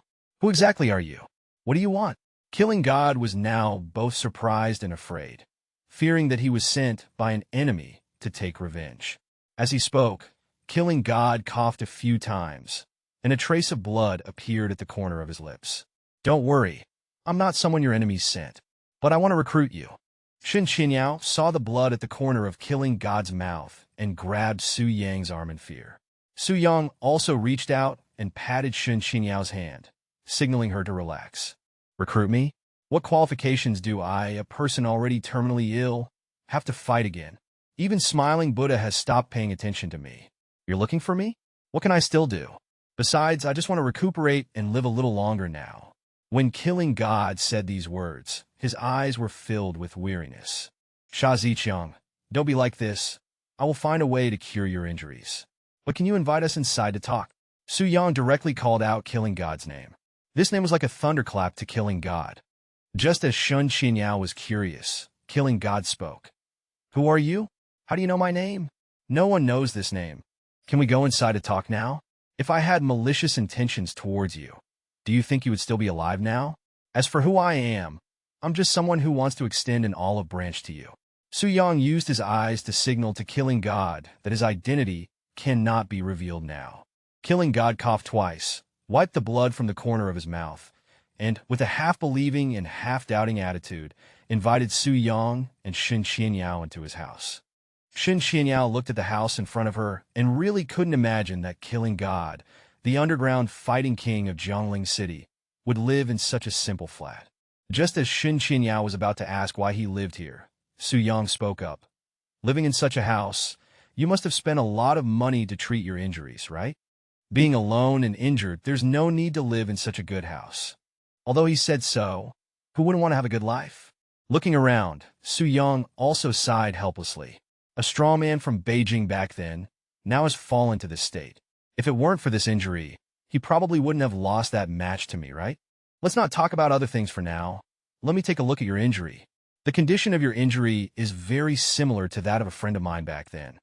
When Su Yang said this, both Jingcheng and Killing God were shocked. Jingcheng had been with Su Yang for 4 years, but had no idea that Su Yang knew medicine.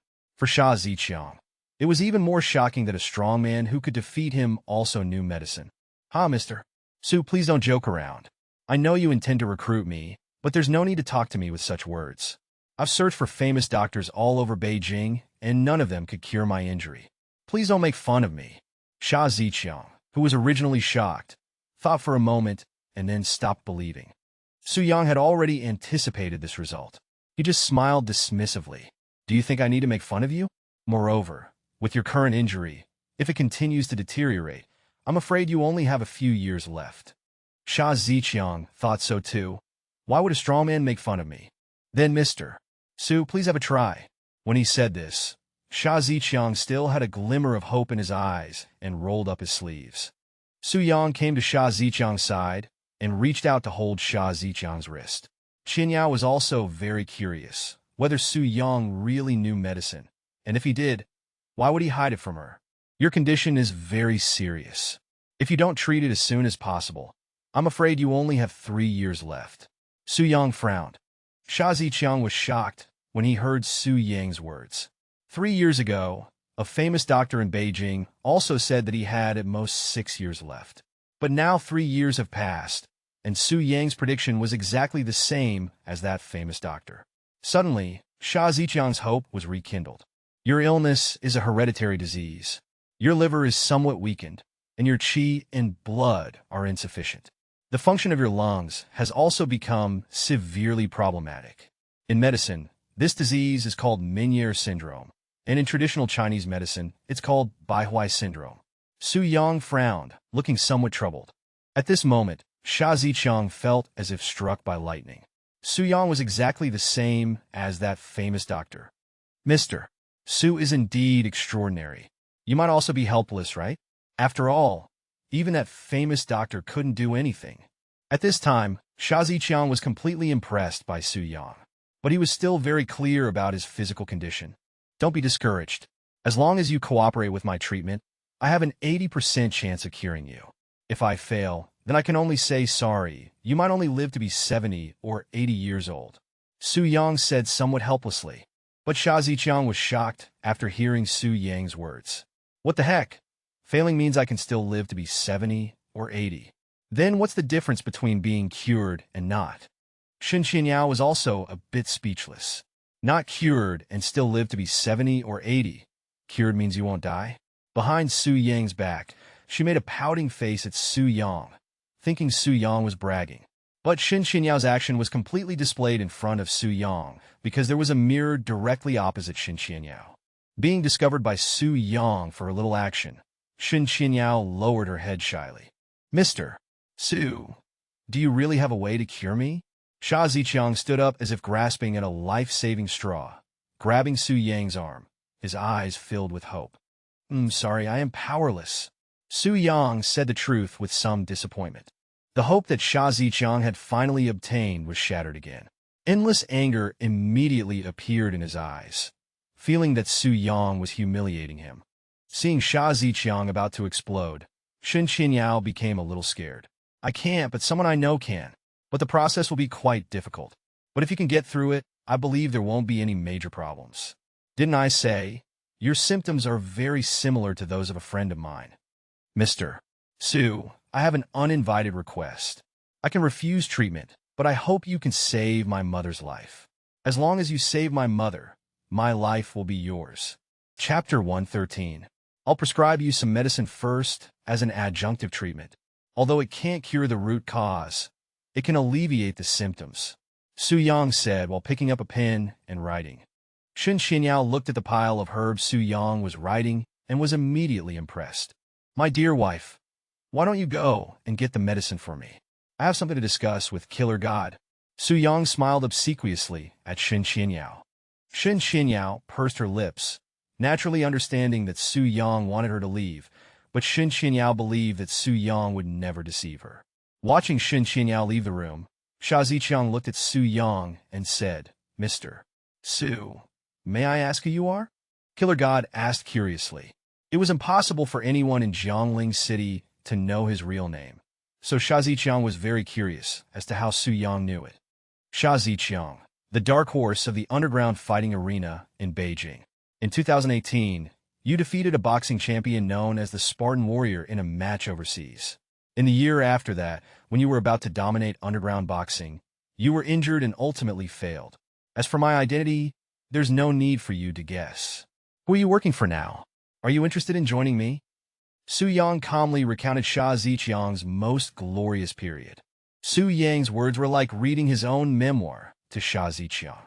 Sha Ziqiang's gaze towards Su Yang became even more admiring, but Sha Ziqiang quickly realized something. Me? Since I was defeated by you, my injuries were exposed in the backstage area. For Smiling Buddha, he won't keep anyone around who is of no value to him. My life is yours now. How could I possibly work for someone else? Sha Ziqiang's attitude was exceptionally firm when he said this. I don't want your life. I want a brother. I'll change your living conditions from what you have now. This card has 1 million in it. Take it and buy medicine, move to a better house. Be ready to bring your mother to me for treatment whenever I'm ready. Is that okay with you? I have no problem with that, but my mother, although her illness started later, she is after all old. Do you think it's possible? Sha Ziqiang was very concerned about his mother's affairs. Don't worry, my prescription will help both of you. Delaying it for 4 or 5 years is no problem. Su Yang understood Sha Ziqiang's feelings very well. Shen Qinyao returned to the room with a large bag of medicine and scolded angrily. You, Su Yang, have I been too nice to you recently? I called you several times outside, and you ignored me? Humph! Seeing Shen Qinyao's angry look, Su Yang immediately stood up, apologized, and said, Oh, my dear wife, I didn't do it on purpose. Wasn't I just helping Sha Ziqiang with his illness? His mother is also sick, so don't be angry anymore. Sha Ziqiang saw Su Yang become meek instantly, his eyes widening in astonishment. How much must such a strong person care about this woman to be so submissive? Sister-in-law, it's my fault. Please don't blame Brother Yang. Brother Yang just gave me a cough, cough, cough. Su Yang heard Sha Ziqiang about to reveal what just happened and quickly reminded him. At this moment, Sha Ziqiang also realized that Shen Qinyao didn't know Su Yang's true identity either. Shen Qinyao originally just wanted to complain about Su Yang. Seeing Sha Ziqiang actually call her sister-in-law, she suddenly became shy. All right, let's go home. Mom and Dad are still waiting at home. Su Yang nodded quickly and followed Shen Qinyao's steps into the car. You still know to come back? This good-for-nothing only knows how to spend money. Doesn't he know that our Qinyao works very hard to earn money? You do nothing all day long to spend money. What time is it already? And you only know to come back now. Quickly go cook, you useless thing. As soon as they entered the door, they heard Han Ling's abusive yelling. Oh, Mom, isn't there Aunt Zhang? Isn't Aunt Zhang here? Shen Qinyao spoke first, not wanting Su Yang to continue being scolded. All day long, it's Aunt Zhang. What's wrong with me wanting to eat food cooked by Su Yang today? You dead girl. Why is your elbow always bent outwards? Am I still your biological mother? Han Ling's anger didn't lessen after hearing Shen Qinyao words, but instead became even greater. Su Yang just shook his head helplessly. This house was bought by him, and the 2 cars at home were also bought by him. How did it feel like the money was all spent by Qinyao? However, Su Yang didn't show it. At this time, Aunt Zhang also came out of the room. Seeing Han Ling verbally abusing Su Yang, she opened her mouth and said, Or should I do it? What do you want to do? You a nanny. Didn't you hear what I said? Don't you know who the master of this house is? Let me tell you, in this house, only what I say counts. Han Ling became even angrier that her daughter and the nanny were actually speaking up for Su Yang. Aunt Zhang didn't know what to do, and could only turn to Su Yang for help. Okay, Aunt Zhang, let me cook this meal today. You can also take this opportunity to try my cooking. Su Yang rolled up his sleeves and walked towards the kitchen. Watching Su Yang's back, Shen Qinyao sighed helplessly, pulled Han Ling to sit on the sofa, and said, Oh, Mom, what are you doing? I'm targeting him? Doesn't he know what he did himself? What's the use of you bringing him to the family meeting? Why should you and that dead girl Shen Linglong jointly bear the loan? I was speaking up for you. Why should this useless thing make you give up? This good-for-nothing is even more useless than your father. Han Ling got angry thinking about the family meeting and glared fiercely at Su Yang, who was serving food. All right, stop talking. Isn't it all because of you? Knowing I'm going to be a director, you actually asked Grandpa to pour you tea. Dad has never even done that. Shen Qinyao said, pursing her lips. You dead girl, you all make me angry all day long. Who am I doing this for? Isn't it all for you? Your mother has followed your father for half her life, always swallowing her anger. Isn't it all so that you can make a name for yourself and not be bullied by the Shen family? Do you have any conscience?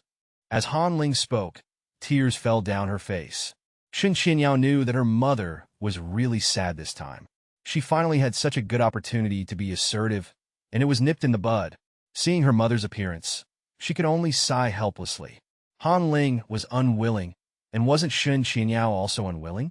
Seeing the mother and daughter looking sad, Su Yang opened his mouth and said, Don't worry, what's meant for Qinyao can't be taken away. Qinyao, you believe me. Chapter 114. You are a piece of trash, believe you? Believe what you say. Believe you are a multi-billionaire? Believe you are the president of the Sunset Group? Keep dreaming. Trash is trash. What qualifications do you have? If it weren't for our Shen family, you would have starved to death on the streets 4 years ago. Han Ling still couldn't stand Su Yang, attributing the source of all this to Su Yang. Shen Shikong didn't say anything from the side, although he knew all this had nothing to do with Su Yang. He never dared to disobey Han Ling's words. Looking at the table of food, Shen Qinyao forced back her bitterness and said, Mom, let's eat first. The whole family ate this meal uneasily. Back in the room, the 2 of them were silent for a long time, but Shen Qinyao mind was full of what Su Yang had said at the family meeting. And thinking about what happened to Su Yang during the day, Shen Qinyao really couldn't sleep. Su Yang, are you asleep? Shen Qinyao couldn't resist her curiosity and asked. Not yet. Are you thinking about the family meeting? Su Yang took the lead to ask Shen Qinyao. Yes, I'm really unwilling. It's obviously Shun Mingzhi and the others who are causing the company to lose profits. Why should I bear the consequences? Am I really that annoying? As Shen Qinyao spoke, tears kept welling up in her eyes. Qinyao, do you believe me? Do you believe that I can help you and prevent you from being bullied by the Shen family? Do you believe me? I will definitely not let anyone easily hurt you, whether physically or mentally. Su Yang said firmly what he wanted to say. Hearing Su Yang's words, Shen Qianyao felt a warmth in her heart. Shen Qianyao was increasingly convinced by Su Yang's words. Yes, I believe you. And, thank you. We are husband and wife. Why say thank you? Be good. Go to sleep. After speaking, he didn't make another sound. Su Yang, who exactly are you? Why could the Shen family not get the 600 million loan but you knew I could? Why do you always know what Shen Mingzhi is going to do? Shen Qianyao still couldn't help but ask the question she wanted to ask. Shen Qianyao was very uneasy, constantly thinking about the TV drama she had recently watched, wondering if Su Yang was really a young master from a wealthy family. However, after waiting for a long time, only Su Yang's steady breathing came. Shen Qianyao pouted in annoyance and shook off her thoughts. The next day, after Su Yang dropped off Shen Qianyao at the company, he turned around and went to Forget Love Water Bar. Hello, sir. What would you like to order? The waiter was very surprised that someone would come to a bar in the morning. Give me a glass of milk plus an egg sandwich. After dropping off Qianyao, Su Yang felt a little hungry and wanted to check on the bar situation to see if He had followed his instructions and executed them well. Sir, I'm really sorry. We are a bar here, not a restaurant. We have milk, but we are really sorry about the sandwich. The waiter's attitude was exceptionally good. This made Su Yang feel normal. It was also considered that Zheng Ming was managing things effectively. Since there are no sandwiches, then go and order one for Brother Su. And order one for me too, by the way. At this time, Zheng Ming just happened to walk out of the lounge in the back. When the waiter heard Zheng Ming call Su Yang Brother Su, he was also startled. He had heard before he came that the previous bartender was fired for being disrespectful to the boss's brother. He didn't expect to encounter this himself so soon after arriving. He was worried but also glad that his attitude was still decent. Okay, boss. I'm sorry, Brother Su. I was rude just now. Still somewhat panicked, he apologized to Su Yang. Su Yang smiled and waved his hand, indicating that it was nothing. Seeing Su Yang's attitude, the waiter left relieved. Brother Su, is there anything you need today? Zheng Ming was obviously doing well in business recently, looking like he had just woken up. Nothing, just passing by. Came to take a look. Soon, the takeout was delivered. Just as he finished eating and was about to leave, he received a call from Shen Qianyao. Su Yang, where are you? Grandpa asked me to go over for a family meeting. He seems very angry. Can you come with me? Wait for me. Hearing these words, Su Yang immediately turned around and left. In just 3 minutes, Su Yang arrived at the company downstairs, picked up Shen Qianyao, and quickly rushed to the Sunset Group's villa area. Shen Qianyao, take a look. Is this the good project you've done? This wall can be smashed to pieces with a fist? Is this your project? What do you want the Sunset Group to think of our Shen family? How are you going to explain this? Shen Mingzhi said angrily, pointing at the video on the projection screen. This is definitely not my problem. The materials I received were all without any problems. It's impossible for this to happen. All the materials I chose were normal and without any problems. Shen Qianyao stood up and said, Oh, no wonder. I was wondering how you got this villa and these few cars. Turns out you embezzled public funds. I propose that the company's financial power should no longer be given to Shen Qianyao to manage. Otherwise, I will be implicated. Shen Linglong glanced at Shen Qianyao. Impossible. My Qianyao would never do such a thing. There must be some misunderstanding in between. My Qianyao is conscientious and responsible. It's impossible for her to embezzle funds. Han Ling panicked a little. She was sure Qianyao would never do such a thing. Yes, father. Is there some misunderstanding? Shen Shikong also stood up to speak, which was rare for him. Misunderstanding? What misunderstanding could there be? The misunderstanding is that the money the family lost was all transferred by Shen Qianyao. Shen Mingzhi glanced at Shen Shikong and Han Ling with disdain. Shen Qianyao was so angry that she was speechless and could only look at Su Yang, who was sitting aside and not saying anything, hoping that Su Yang could help her. Elder Shen, don't worry. There must be some misunderstanding in this matter. Or maybe someone is framing her. This matter will definitely come to light. If it really was Qianyao who did it, then we will also compensate you for these losses. Su Yang stared at Shen Mingzhi with his eyes fixed. Compensate? Can you afford to compensate? This is a loss of hundreds of millions. Does your family have that much money? Don't you think it's laughable to say such things? Don't you know you are just a live-in son-in-law? Some things, if you can't do them, then don't say them. Shen Mingzhi looked disdainful. That's right, what Big Brother said is right. Some people should recognize their own position. Framing? Aren't you afraid of being laughed at for saying that? Shen Linglong followed Shen Mingzhi's words and ridiculed Su Yang. Oh, can't do it?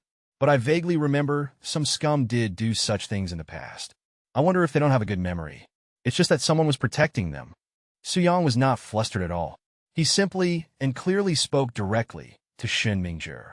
Chapter 115. Su Yang's words were undoubtedly bringing up old scores, referring to when Shen Mingzhi designed to frame Shen Qinyao.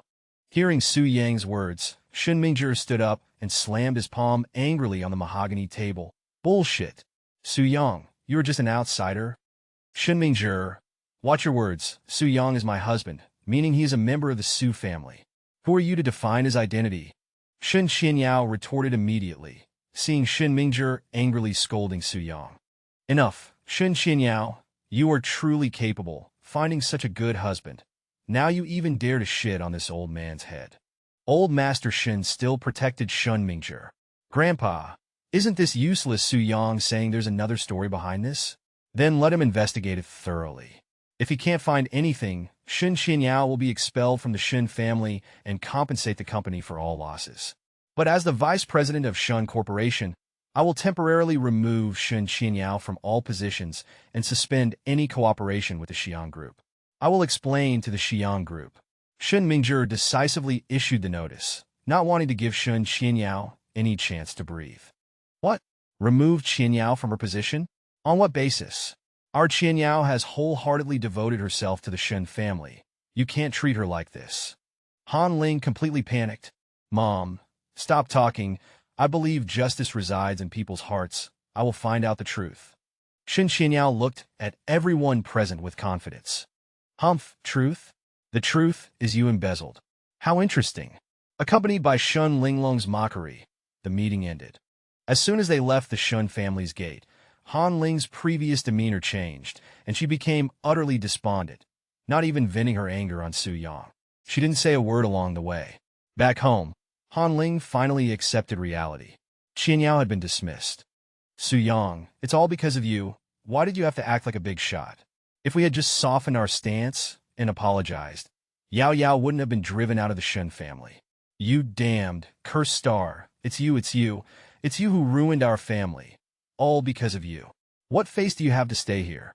Get out of here, get out. Saying this, she raised her hand to slap Su Yang's face. Enough, soften our stance? This matter is a frame-up from the start. Would softening our stance be useful? You and Dad have been weak for so many years. Have they ever let you off? Su Yang grabbed Han Ling's slapping hand. Su Yang, let go of Mom. You too, Su Yang is right. Our family has been very tolerant of them all these years, but what has that tolerance brought back? Only their increasing encroachment. Shen Qinyao pulled Han Ling's hand. Seeing Su Yang's anger, Han Ling didn't dare to scold Su Yang anymore, but just sat on the sofa, leaning in Shen Qinyao's arms and crying loudly. There's no justice. Why do Yao Yao and I have to suffer like this? Shen Shikong, you useless thing. I was blind to follow a useless thing like you. Yao Yao, I'm going out to handle something. I won't be back tonight. Does it have to be today? Yes, Yao Yao, believe me. The truth of this matter will definitely come to light. Anger appeared in Su Yang's eyes, but this anger was not directed at the Shen family, but at the Xi'an Group. Someone within the group actually dared to do such a thing. Perhaps they didn't know who the chairman of the Xi'an Group was. After speaking, Su Yang went straight out and came to the Xi'an Group. Su Yang kicked open the door to Chinchio's office. Chinchio, seeing Su Yang's furious appearance, immediately stood up in shock. Brother Su, why are you here? What happened? You go and call Tian E to my office. After saying this, Su Yang turned and left Chinchio's office. At this moment, everyone in the company was watching everything that had just happened, very curious about what kind of treatment this person who dared to kick open Vice President Shen of Xi'an Group's door would receive. But to their shock, what they imagined did not happen. Chinchio just followed Su Yang meekly, calling Tian E to follow Su Yang into Su Yang's office. Wow, could this be the legendary chairman? He actually came in person today? And so young, so handsome. I wonder if he's married. Oh my, so handsome, he's my type. Stop dreaming. Someone of such high status must be surrounded by beauties. Didn't you see how angry he was? Something big must be about to happen. Hurry up and do your work. Don't get fired. We finally got into Xiang Group. Two newly hired interns in the company said. Su Yang sat in the office chair, staring straight at Chun Xiu and Tiani. Brother Su, did something happen to Saozi, sister-in-law, referring to wife? Chun Xiu knew Su Yang very well. The only thing that could make Su Yang so angry other than Shen Xianyao was nothing else. Su Yang didn't speak, took out his phone, and connected it to the office computer. A video showing the quality problems of the project appeared on the screen and played for Chun Xiu and Tiani. Impossible, there must be something wrong. This project is my responsibility. I have reviewed everything, there can't be any problems. Chun Xiu panicked. This project was related to Shen Xianyao. Chun Xiu could not have transferred this project to Tiani. But such a big problem occurred, and he didn't even know. Chun Xiu, you are increasingly disappointing me. A simple sentence, but it made Chun Xiu feel as if he had fallen into an ice cellar, shivering all over. Brother Su, listen to my explanation. Someone must be playing tricks. All the materials and manpower are from our company. Such a thing cannot happen. Brother Su, please give me a few days. I will definitely give you a reasonable explanation. Chun Xiu was very flustered. Last time he made Su Yang angry because of transferring money to Zheng Ming. This time it was no different from putting himself in a dead end. This is your last chance. 3 days? I'll only give you 3 days. Also, you hand over all the matters in your hands to Tian-E for management, and you clear up this matter for me first. Su Yang was very disappointed in Chun Xiu. Yes, Brother Su, I will definitely find out. Chun Xiu finally did not escape this calamity. All these projects he had painstakingly obtained were Chun Xiu's hard work. Tian-E, I hope you can do even better with the things in Chun Xiu's hands. Otherwise, I think I don't need to say the consequences. Su Yang's words were unquestionable. Yes, President Su, I will definitely complete the task and will not let you down. Tian-E was so frightened that he didn't dare to raise his head. Chun Xiu, you remember? I'm only giving you 3 days. After speaking, he turned and walked out of the office. Chun Xiu at this time felt as if £1 million had been lifted off his shoulders. His whole body was so frightened that sweat was oozing from his forehead. Chapter 116. Su Yang drove to Sha Ziqiang's residence. Although Su Yang had given Sha Ziqiang $1 million, Sha Ziqiang still lived in this small house. Sha Ziqiang looked up and saw Su Yang, immediately standing up. Brother Su, why are you here? How's the recovery going? As Su Yang spoke, he seemed to hear movement inside the room and turned his head to glance at the room. You're something else? It's only been a few days. You should take care of your body. Su Yang joked with Sha Ziqiang. Damn it, Brother Su, what are you thinking? That's my mom. I gave her medicine a few days ago, and she's much better now. She can walk on the ground. Sha Ziqiang looked at Su Yang with a dark expression. My bad, just kidding. You look like you're recovering well. Come with me. Su Yang said with a grin. Xiangzi, is this Brother Su? Quickly invite him in to sit. The house is poor. I hope you won't mind. Sha Ziqiang's mother heard the voices outside and also came out to see. Sha Ziqiang's mother hadn't seen the son for many days. Ever since she fell ill last time, she had been bedridden. Annie, no. Sha Ziqiang and I are brothers. If you call me brother, wouldn't that be too much for me to bear? Annie, I'm taking Xiangzi out to handle some things. We'll be back later.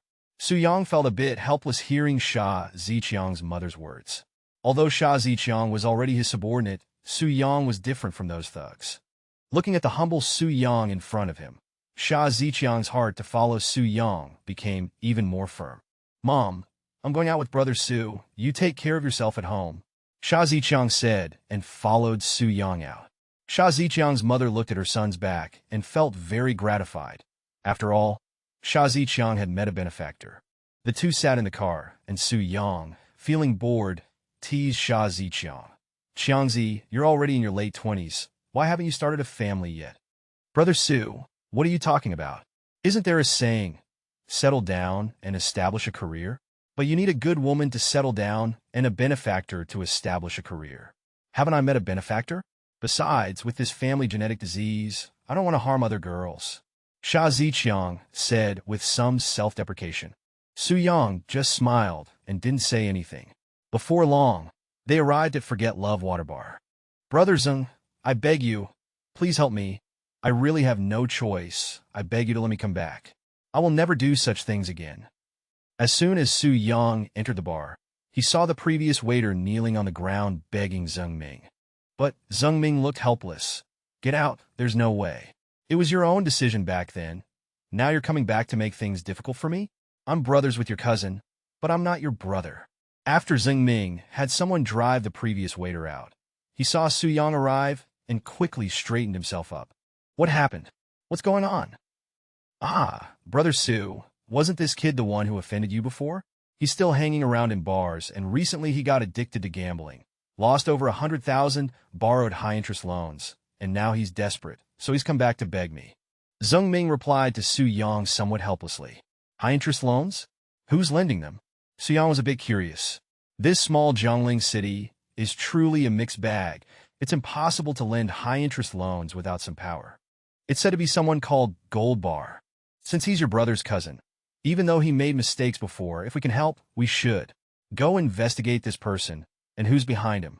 Su Yang wanted to unify the underground forces of Jiangling City and needed to understand all the connections.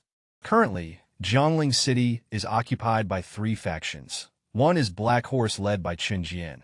One is the old-fashioned Smiling Buddha, and the other has always remained mysterious. Okay, Brother Su, I'll go handle it now, Zheng Ming said, about to walk out. Wait a minute. Wait for Chen Jian to come. I have some things to discuss with you all. This is Sha Ziqiang, nicknamed God of Slaughter. Su Yang introduced Sha Ziqiang to Zheng Ming. Hello. I'm Zheng Ming. I know you. I remember you were Smiling Buddha's man.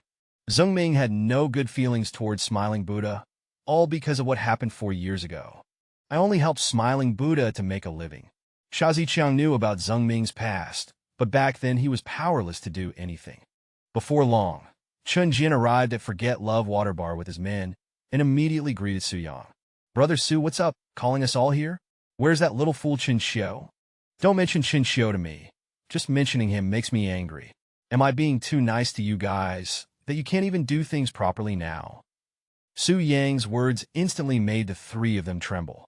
Chen Jian and the 3 others stood up, looking at Su Yang and Billionaire, daring not to speak. But Chen Jian was the one to break the silence, taking the lead to open the stalemate, and said, Brother Su, is it that something happened to Sao's sister-in-law, referring to Su Yang's wife? Did the Shen family bully Sao's sister-in-law? I'll take people to wipe out the Shen family right now. All right, sit down. The Shen family, I've said it. I want to personally bring them down. I have my own plans.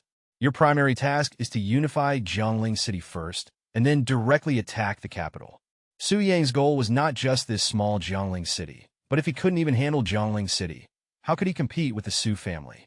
Yes, Brother Su. The 3 of them answered in unison. What do you think about underground boxing matches? Su Yang's implied meaning was that he wanted to directly issue a challenge to Smiling Buddha. Underground boxing matches?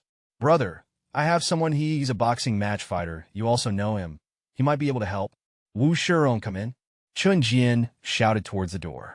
Yes, Brother Chen, is there anything I can do? Wu Shirong walked in and looked at Chen Jian. Tell us about the underground fighting matches. Wu Shirong nodded, just about to speak when he noticed God of Slaughter and Golden Legs Su Yang were both here. For a moment, he didn't know how to speak. As a small fighter, facing a former boxing champion and a current boxing champion, what qualifications did he have to speak here? Su Yang still had some impression of Wu Shirong, considering him a loyal and righteous person, but he hadn't expected him to be under Chen Jian's command. Xiangzi, you talk about it, Su Yang said. Chapter 117. Actually, everyone knows that in our line of work, the most important thing is profit. The highest profit comes from gambling. 9 out of 10 gamblers lose, and without exception, all the money lost goes into the pockets of the house. Next is fighting. Although the profit isn't as high as gambling, it relies on luck and strength. Some others use underhanded methods, behind-the-scenes manipulation. And then there are bar profits like Brother Chen and Brother Zheng's, which also have profits to be made, but they are far from as aggressive as the previous 2. In fighting, you can directly reach around 5 million on Wednesdays and Thursdays each week. Sha Ziqiang is indeed someone who has been in this industry for a long time. His operation and mastery of these things are far superior to Zheng Ming and Chen Jian. After a series of introductions, The control of each industry has been clearly compared. I remember that Brother Zeng also came from a fighting background. If Brother Zeng were to control it, I think the results wouldn't be bad, Sha Ziqiang said calmly. However, Chen Jian, who was beside him, became a little restless. No matter when or where, Chen Jian wanted to be the leader. Having Zeng Ming manage these things made Chen Jian feel like his position wasn't so solid anymore. Brother Su, I think this matter. Chen Jian only said half a sentence before Su Yang glanced at him. Chen Jian stopped speaking, but there was still a hint of disappointment in his eyes. Okay, this matter will be handed over to you, Qiangzi and Zeng Ming. Also, Wu Zhirong, you also come from a fighting background. You will follow Zeng Ming from now on. Qiangzi, you and Zeng Ming should discuss things in this area carefully. Zeng Ming, how is the bar's profit situation this month? Once Su Yang made a decision, he wouldn't allow any changes. This month's profit is still quite good. After deducting costs, the profit is more than 5 million. But if we want to switch from the bar business, I think this bar is a bit small and there's no point in renovating it. Also, recruiting people will require some capital. I'm afraid 5 million won't be enough, Zeng Ming said somewhat apologetically. For a newly opened bar, a profit of 5 million in a month is already quite good. But having just started for a month, some regular customers have already been established. Suddenly renovating, I'm afraid. Judging from Zeng Ming's suggestion and the current situation, renovation is obviously not feasible. Don't worry about the money. You call Tian-Yi and tell him to bring 20 million over immediately. Su Yang didn't hesitate at all and made the call directly. Soon, not only Tian-Yi came to deliver the money, but Chen Xiu also came to forget Love Water Bar. Su Yang was surprised by Chen Xiu's arrival. Did things with Shen Qinyao progress so quickly? Su Yang pointed to the table, signaling Tian-Yi to put the 20 million on the table. Tian-Yi understood, put the money on the table, and then stepped aside. With Chen Xiu's arrival, Cheng Jian and others stopped talking because everyone knew that Su Yang was unhappy today because of Chen Xiu. Brother Su, about the engineering project, I found out. A doorman at the project site is a relative of the person in charge of the company's material procurement. This relative, using his authority as a doorman, secretly replaced all the materials by substituting inferior ones and resold all the materials secondhand, Chen Xiu said seriously. Asterisk smash. Asterisk. After hearing this, Su Yang became even more furious. When did Sunset Group become a company that uses backdoors? Su Yang, who was holding a water glass, angrily smashed the glass directly onto the ground. Chen Xiu, I asked you to manage the company for me. What have you been doing? Last time the bar requested funds, you delayed it for half a month. This time you're telling me that someone in the company is using backdoors. What exactly are you doing? Su Yang was extremely angry. Even though he hadn't been at the company for the past few years, he had been keeping an eye on it. But these two consecutive problems made Su Yang start to doubt if there was something wrong with his judgment of people. Looking at Chen Xiu's appearance, Su Yang was speechless, really didn't know what to do. Chen Xiu knew that Su Yang was completely disappointed in him. Chen Xiu, is the pressure I gave you the company too much? Don't manage the company for now. The company will temporarily be handed over to Tian-Yi. You come here to help Zeng Ming. This news announced by Su Yang undoubtedly brought a huge blow to Chen Xiu. The hard work accumulated in the company for many years would be handed over to someone else. Yes, Brother Su. After handling this matter properly, I will definitely help Brother Zeng. Brother, do things. Chen Xiu originally wanted to call Zeng Ming by his name directly, but after thinking about it, he decided to soften his tone a bit. No need for that, just call me Zeng Ming. Logically speaking, you've been following Brother Su for longer. I should call you brother, but I'm older than you, so just call me Zeng Ming.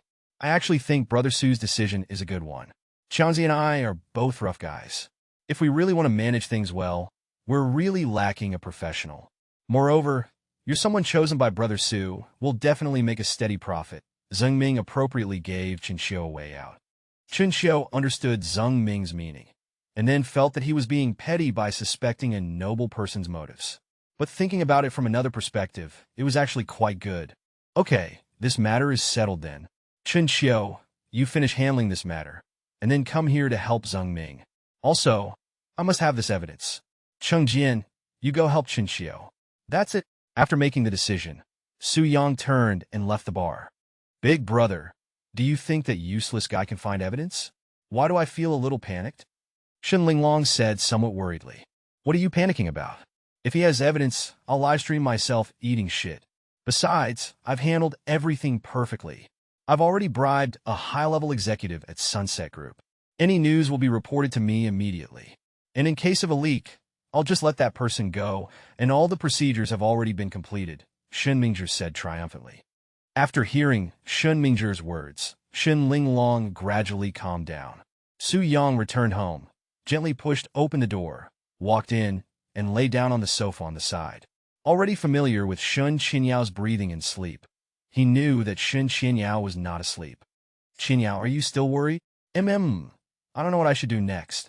Don't worry, within a week, the truth will definitely come out, Su Yang said very firmly. Shen Qinyao didn't speak, just got up and stood by the window, looking at the starry sky outside, hugging her arms tightly. She looked helpless. Looking at Shen Qinyao's appearance, he hugged Shen Qinyao from behind. Don't worry, I will definitely help you accomplish it. Shen Qinyao turned her head. Their eyes met, their breaths touched each other's cheeks, and Su Yang couldn't help but kiss Qinyao's lips. Su Yang, who exactly are you? Why is it that every time I'm in trouble, you can help me resolve it? Shen Qinyao said with great curiosity. Because you are my wife. Didn't I say, there's my classmate in a high position at Sunset Group? I helped him a lot back then, so... Shen Qinyao half believed, half doubted, and fell asleep. This night, Shen Qinyao spent it with incomparable peace of mind. Chapter 118. Waiting for the two to wake up, Aunt Zhang had already prepared breakfast and was waiting for everyone to eat. Shen Qinyao, recalling last night's passion, couldn't help but blush. Before even eating, Su Yang received a call from Chen Xiu. Brother Su, we found the gatekeeper, but we don't know who leaked the information. This guy is preparing to go abroad. What? Find out the flight that person is taking. No matter what, we cannot let him go abroad. Hearing Su Yang's words, those around him knew that Su Yang was going out again. Going out again? Shen Qinyao asked with concern. Yeah, just now a classmate from Xi'an Group called and said there are already clues. Su Yang reached out and grabbed his clothes. Classmate? You have classmates working at Xi'an Group? You wouldn't be just loafing around at home waiting to die then. You waste. If you want to go out, then go. No one is keeping you. Stop bragging, you waste. The family is already in this state, and you still have the mind to go out. Han Ling, wearing pajamas, walked out and mercilessly mocked Su Yang upon hearing his words. Su Yang was already used to Han Ling's sarcasm and mockery. He just treated her words like water off a duck's back. His cheap mother-in-law was just this kind of person, and Su Yang didn't mind. Mom. What are you doing so early in the morning? Let Su Yang go out if he wants to. Shen Qinyao still spoke up for Su Yang, and secretly reached out her hand to signal Su Yang to go take care of business quickly. Su Yang smiled faintly at Qinyao, went out, and left. Brother Su, I've checked. The flight he's taking is H3715. It's taking off in 4 hours. Brother Su, what should we do now? I might not make it in time. Chen Xiu said somewhat anxiously. Su Yang hung up the phone and rushed to the aerospace company as quickly as possible. There were still 45 minutes before the plane took off. Su Yang arrived at the reception desk. I need to get on flight H3175 to find someone. Is that possible? Su Yang asked anxiously. Why don't you say you want to go to the bank to find someone? Are you here to be funny? The plane is about to take off, and you tell me you want to go inside to find someone. Hick! The receptionist looked at Su Yang as if he were an idiot. This sentence made Su Yang extremely angry. Call out your manager. Hurry up and leave. Don't hinder my work, or I'll call security. Book flight H3175 for me. Su Yang was furious. To put it nicely, I'm telling you to leave. To put it bluntly, I'm telling you to get lost. Damn it. What kind of people are there? If you can book flight H3175, I'll fucking sleep with you for a night. The receptionist really couldn't stand Su Yang's bragging. Su Yang took out the aerospace company's black gold VIP card and slapped it directly on the female receptionist's counter. At this moment, the female receptionist was dumbfounded. A black gold level membership card. This directly meant that the person in front of her was no ordinary person. There were only 3 black gold level membership cards in the entire company, and they were only for important figures in the company, not something you could get just by having money. However, this airport was just a branch of the aerospace company, and the female receptionist didn't recognize it at all. Are you sick? Taking out a random car to show off? Is this a place for you to cause trouble? I'm telling you, affecting flight takeoff is illegal behavior. Security, security. The receptionist completely ignored Su-young. At this time, the lobby manager saw someone causing trouble here and walked over. Who is it? Dare to cause trouble at the aerospace group's airport. Don't you want to get along anymore? A pot-bellied, fat manager walked over, looking at Su-young in front of him. Manager, this bastard wants to charter the entire flight H3715. Do you think he's just looking for trouble? And he even casually took out a card to fool people. The female receptionist still expressed disdain for Su-young. The manager glanced at the card on the table, feeling it looked very familiar, as if he had seen this card somewhere before, but he wasn't sure if it was real or fake. Sir, please wait a moment, I'll make a call. The fatty manager's attitude towards the black gold card instantly changed. Manager, I seem to have a black gold level card here, but I'm not sure if it's real or fake. The fatty manager was a little doubtful. Get lost in this small Jiangling city. Where would a black gold level membership card come from? It must be someone who counterfeited it. The manager was very disdainful. Yes, I'll chase him away right now. After hearing this, the fatty manager thought about it. And it was true. How could such a card appear in this small Jiangling city? Kid, you should leave. This is not a place for you to cause trouble. The fatty manager still spoke quite kindly, but in his heart he was still very angry, being played by a stupid kid and getting scolded. Did you hear me? Still not quickly getting lost? What are you doing here? Waiting to be driven out? The receptionist became even more unrestrained after hearing the manager's words, looking at Su-young in front of her with extreme disgust. Su-young was dumbfounded. Anyone would be dumbfounded in this situation. He had already taken out this company's black gold card, but this group of people actually didn't recognize it. Flight H3175 is about to take off. Check-in is already closed. Still not leaving? What are you blankly standing here for? Waiting for lunch? The female receptionist looked at Su-young with a face full of contempt. I hope you won't regret your words. Furthermore, I will make this plane turn back. Su-young said calmly. Why don't you just say that this airline is owned by your family? And make the plane turn back? I think you have problems with your brain. If you can make the plane turn back, I will kneel down and lick your shoes. The female receptionist really couldn't stand Su-young's words. She had never seen someone who could brag like this. Su-young remained silent, took out his phone, and dialed a series of numbers. Hello, young master. What are your instructions? Immediately call the chairman of Aerospace Group and tell him to come see me. I am in the reception hall of the aerospace company. Su-young didn't say much more. Are you sick? Asking the chairman to see you. Are you afraid you don't know your own surname? While the female receptionist mocked Su-young, she also took out a tissue and wiped the table that Su-young had touched. I'm telling you what my surname is Su. I hope you can remember this surname well. Su-young said angrily. What? Your surname is Su? Su-young? That famous waste live-in son-in-law of the Shen family? Everyone come and see. Rare opportunity. This is that one from the Shen family, the waste son-in-law, the cuckold. The female receptionist seemed to have discovered a treasure, shouting while taking out her phone to take pictures. Damn it, so it's that waste from the Shen family, and he fucking caused me to get scolded. Grass mud horse. Why didn't you say earlier that you were Su-young? Are you fucking deliberately here to cause trouble? Security, quickly drive this idiot out for me. Really fucking unlucky. The lobby manager became even more angry upon hearing Su-young's name. He actually got scolded because of a waste. If it gets out, he's afraid he will be laughed at until his teeth fall out. Chapter 119. Just as the two people were mocking Su-young, a burst of hurried footsteps approached. Mr. Su, I apologize. I am Chun Hao, the general manager of the branch. Is there anything I can help you with? The branch's general manager received a call from headquarters and rushed to where Su-young was without stopping. Su-young looked at the lobby manager and the receptionist in front of him, waiting quietly. At this moment, Su-young simply said nonchalantly, Go, have flight H3175 fly back for me. Chun Hao felt immediately awkward upon hearing Su-young's words, but the headquarters had instructed him to spare no effort to fulfill whatever request this person in front of him might have. The receptionist on the side still wore a face of disdain, but to her surprise, the manager Chun beside her actually picked up the walkie-talkie and called the control tower, ordering H3175 to return. This call not only shocked the receptionist and the lobby manager, but everyone present was stunned. Heavens, who is this?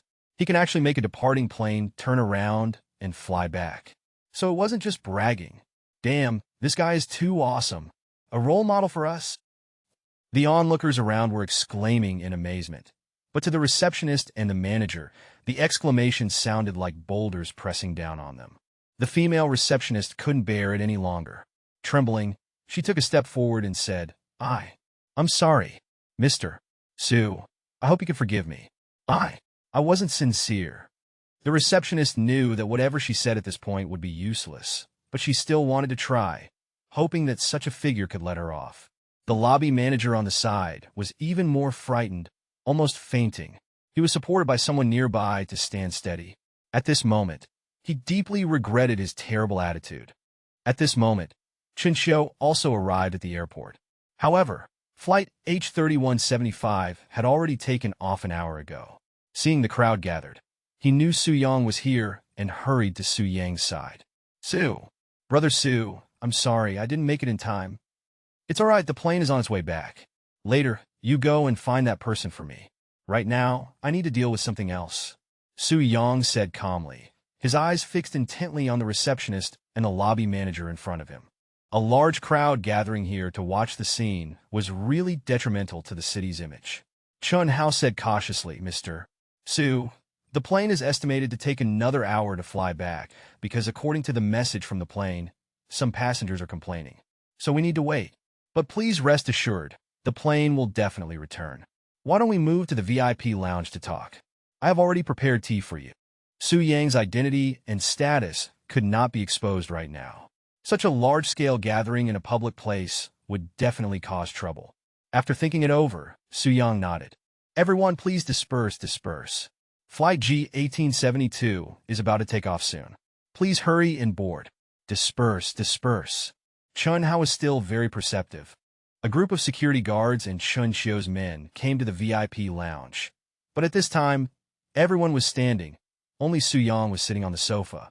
Chun Xiu, have you guys had breakfast? If not, go get some prepared. Let's eat together. Su Yang felt hungry and instructed Chun Xiu. But even if Chun Xiu hadn't eaten, he wouldn't dare to sit down and eat with him. It would have been fine before, but it's different now. He had messed up so many things before. Okay, brother Su, I'll go prepare it right away. No, let me handle it. I already asked the staff to prepare food before I came. It's perfect timing. It will be here soon. I hope Mr. Su won't be angry. Chun Hao quickly said. Sure enough, as soon as Chun Hao finished speaking, the door opened and dishes of gourmet food were brought in. Although Su Yang had just asked Chun Xiu to eat together, Chun Xiu didn't dare to move at all. He had messed things up time and time again recently. What qualifications did he have to eat with him now? Looking at the dishes piled up high, this meal must cost over 10,000 yuan, and it's all seafood. Chun Xiu, sit down, let's eat together. Su Yang still treated his brothers like siblings. Yes, brother Su, Chun Xiu said and sat down to eat as well. Clearly, Chun Xiu hadn't been doing well these past few days because of the doorman incident. Only now did he feel relieved. The receptionist and the lobby manager felt panic seeing their boss's attitude towards the young man in front of them. Su, brother Su, no, I'm not qualified to call you brother, Mr. Su. Please forgive my previous rudeness. I am extremely sorry. Su, Mr. Su, I'm sorry I wasn't intentional either. I'm sorry, Mr. Su. I was wrong, please forgive me. I'll do anything you want me to. Tears were already streaming down the receptionist's face. Su Yang raised his head and looked at the two people in front of him, not knowing what to say. There are always people in the world who are snobbish and look down on others. It's impossible to control them all. Leave. There's nothing for you here anymore. Go find another job. Su Yang didn't want to make things too difficult for them, but as people in the service industry, their behavior clearly disqualified them from staying here any longer. Mr. Su, I beg you, please don't fire me. I will do anything you want me to do. I can be responsible for my words. I can fulfill them. I beg you, please don't fire me. The receptionist felt as if she had fallen into an eye cellar upon hearing Su Yang's words. She immediately knelt down and begged for mercy. Mr. Su, I really didn't mean to. I'm so old. I have elderly parents and young children to support. My mother is 80 years old. They all depend on me for a living. I beg you, please don't do this. The fatty manager also panicked. Why is it that everyone who begs for mercy has an 80-year-old mother? How ironic.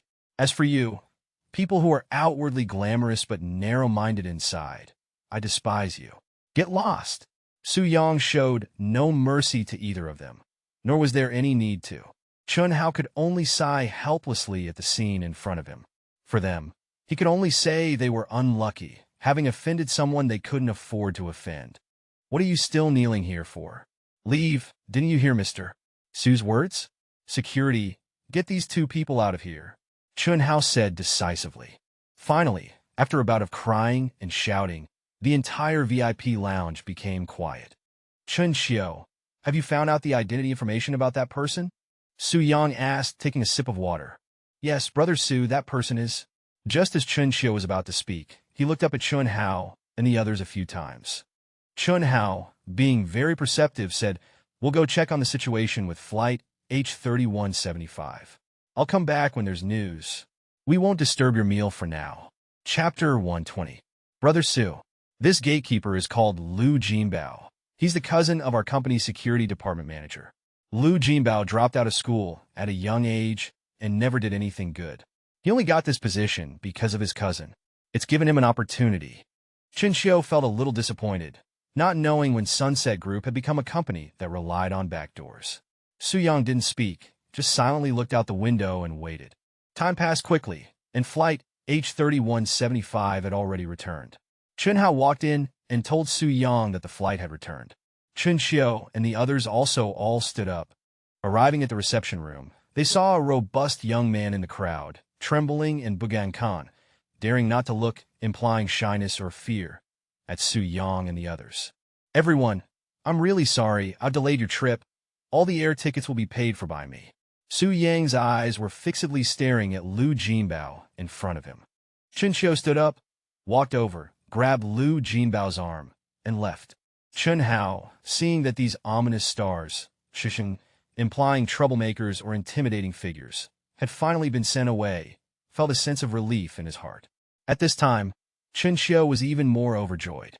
Although she hadn't completed the matter perfectly, in the end, it wasn't the worst outcome like in Jingcheng. A group of people drove a jeep to Sunset Group. They pulled Lu Jinbao into the office. Speak, how much money did Shun Jimin give you? Su Yang said calmly. What are you talking about? I don't know at all. And who is this gentleman? Lu Jinbao didn't buy this at all. He kept pretending to be stupid and ignorant. Seeing Lu Jinbao's appearance, Chen Xiao slapped Lu Jinbao on the head and said angrily, Would we directly talk to you if we didn't have evidence? Do you think the discount you received could make Brother Su bring back a plane? Use your brain. Do you know who you've provoked? I'm telling you, while you haven't made a big mistake, you better confess quickly. Lu Jinbao was dumbfounded by what was said. Right? The mistake he made shouldn't be enough to bring back an entire plane, right? But Shen Mingzhi had said he wouldn't let anything happen to him. But what Chen Xiao said was also right. If they didn't have evidence, they wouldn't have directly taken him away like this. Lu Jinbao was struggling, wondering what to do. At this moment, Su Yang saw through Lu Jinbao's mind. Do you know why we found you, and know that you stole the materials and resold them? The person is surnamed Shen. Su Yang knew that for someone like Lu Jinbao, who was all brawn and no brains, who stuck to one way of thinking, it wouldn't work to not play psychological warfare with him. He needed to break down his inner defenses step by step, but people like this also had their advantages. If properly managed, he could become a loyal subordinate. Su Yang continued, Your cousin is the security department manager of my company. He's so young and doesn't have much education, but he trusted you and let you be the construction supervisor. Are you worthy of him for doing this? He will be dismissed from the company and it will spread throughout various circles. He will either have to leave his hometown or be unable to make a living in Jiangling City. No, all of this is my own doing. It has nothing to do with my cousin. If there's anything, come at me. Su Yang seemed to have touched Lu Jinbao's bottom line. But it also proved that Lu Jinbao was indeed a person who valued loyalty. It was just that he was limited by poverty and was manipulated by Shen Mingzhi. However, Lu Jinbao was still unwilling to say that Shen Mingzhi had bribed him. If your family knows you did something like this, what will your family think? Information shows you are an only child, right? If I sue you, what you've done might not get you a life sentence. But do you think that since I have the ability to make a plane flying overseas fly back, can I make you spend your life in prison? Su Yang directly played his trump card, especially for a person who valued loyalty. The harm he brought to his family was something he couldn't bear. Lu Jinbao began to sweat profusely, and his breathing became rapid. Su Yang knew that Lu Jinbao was about to break down. He just needed a little more powerful push. Su Yang beckoned Jingcheng over and whispered to Jingcheng, "Go fabricate a recording of Shen Mingzhi saying while drunk that he colluded with Lu Jinbao, and also get the evidence of him reselling to another merchant." Jingcheng understood and nodded, walking out of the office. "No, you don't have evidence. You are illegally detaining me. I can sue you." Lu Jinbao still insisted on his final resistance. "I've already sent someone to get the evidence. You just wait here. The evidence inside is related to Shen Mingzhi." The state Su Yang displayed didn't have a trace of flaw, as if everything was under his control. About 20 minutes later, Jingcheng walked in with a voice recorder, a USB drive, and a folder. "Sorry, Brother Su. I put these important things at home, afraid that someone in the company would steal them. Going back to get them took some time." Jingcheng gave an explanation for the time he was gone. Of course, this explanation wasn't for Su Yang, but for Lu Jinbao opposite him. Su Yang turned on the voice recorder, and the sound of someone extremely similar to Shen Mingzhi came out from inside. "Lu Jinbao, that fool, I used him to make a lot of money on materials. He really helped me a lot. He would never dream that the money from the materials he resold would end up in my pocket. Mr. Shen, you are so wise. A fool like Lu Jinbao can only be a scapegoat." The conversation inside completely stunned Lu Jinbao, and he began to doubt himself. Could it be that he was really betrayed? Su Yang projected the USB drive onto the screen. The video displayed was exactly the process of Lu Jinbao selling materials to a merchant. Opening the folder, it was full of material export ledgers. These pieces of evidence completely plunged Lu Jinbao into the abyss. With these evidences and Su Yang's ability, he absolutely believed that if he didn't cooperate properly, he would be finished. Finally, Lu Jinbao gave up his last resistance and began to say, "I confess, it was all Shen Jiming, that bastard, who came to me, saying he wanted to cooperate with me. I was blinded by greed. That's why I did such a thing. President Su, I beg you, please spare me." Lu Jinbao completely gave up resistance. "Okay, as long as you tell me everything and help me testify, I guarantee you will be safe and sound, and your cousin will still return to his original position." Su Yang can be said to have given a slap and then a date, idiomatic expression, meaning to be both harsh and lenient, and at the same time, he quite wanted to win over this straightforward person. "Okay, I'll tell you everything. That day he claimed to be Shen Jiming, the boss of this project, and said he wanted to come and take a look." Chapter 121. By afternoon, all matters and evidence were completely finalized. It was truly unbelievable. Things that wouldn't even be written in novels had actually happened to Jingcheng. Su Yang instructed Jingcheng to arrange for Lu Jinbao to stay by his side. Someone like him, with just a little discipline, could definitely be used for his own purposes. Driving back home, he found Jingcheng and her parents deeply worried, their brows furrowed in concern over the situation. Hearing the sound at the door, they realized Su Yang had returned. "You good for nothing. Where did you die? All day long you just go out and fool around. Do you even see this family in your eyes? If you don't want to stay in this house, then get out. You useless thing, you don't do anything proper all day. What's the point of keeping a useless person like you at home?" Han Ling flared up as soon as she saw Su Yang. The whole family was worried sick about Qin Yao, and Su Yang only knew how to go out and mess around. "Are you listening to me? You useless thing? You're increasingly disregarding me." Su Yang ignored Han Ling, and seeing him pay less and less attention to her, Han Ling instantly got angry. She stood up and came to Su Yang, raising her hand to slap him. Su Yang was enraged. It was like this last time, and now it was happening again. Su Yang grabbed Han Ling's wrist. "Have you made enough trouble?" He pushed her, not enough to make her fall, but Han Ling stumbled back a few steps. Shen Shikong was furious at this sight. He stood up and pushed Su Yang away. "You brat, what do you think you're doing?" No matter how much she oversteps, She's still your mother-in-law. When you were at your lowest, we took you in. Are you going to repay kindness with enmity? Shen Shikong was usually meek and submissive his whole life, but when it came to Han Ling, he would protect her no matter what. If not for this, Han Ling would have left Shen Shikong long ago. Dad, Mama's making a scene here, and you're joining in? I bought this house. Mom keeps thinking about driving me out, constantly humiliating me, and I haven't even bothered with it. But if she tries to hit me again, don't blame me for being impolite. Su Yang was extremely angry this time. Su Yang's attitude startled Han Ling and Shen Shikong, and even Shen Qianyao on the side was taken aback. But Shen Qianyao was certain that Su Yang must have encountered something upsetting, otherwise, he wouldn't have lost his temper like this. On the way back, Su Yang kept thinking, how could the company's people be so easily bought off? Was it because he hadn't managed the company that such a situation had arisen? The more Su Yang thought about it, the more frustrated he became. Mom and Dad, please stop arguing. Su Yang is the man of this house. Even if I leave, Su Yang won't. Su Yang, don't be angry either. Isn't Mom just fond of talking? She's definitely just scaring you. She wouldn't really hit you. Shen Qianyao stepped in to mediate. Han Ling was taken aback by Su Yang's attitude just now and didn't dare to speak for a moment. Looking at Shen Qianyao holding his arm and comforting him, Su Yang couldn't help but reach out and pat Shen Qianyao's head, finally calming the anger in his heart. Okay, Madam Wife.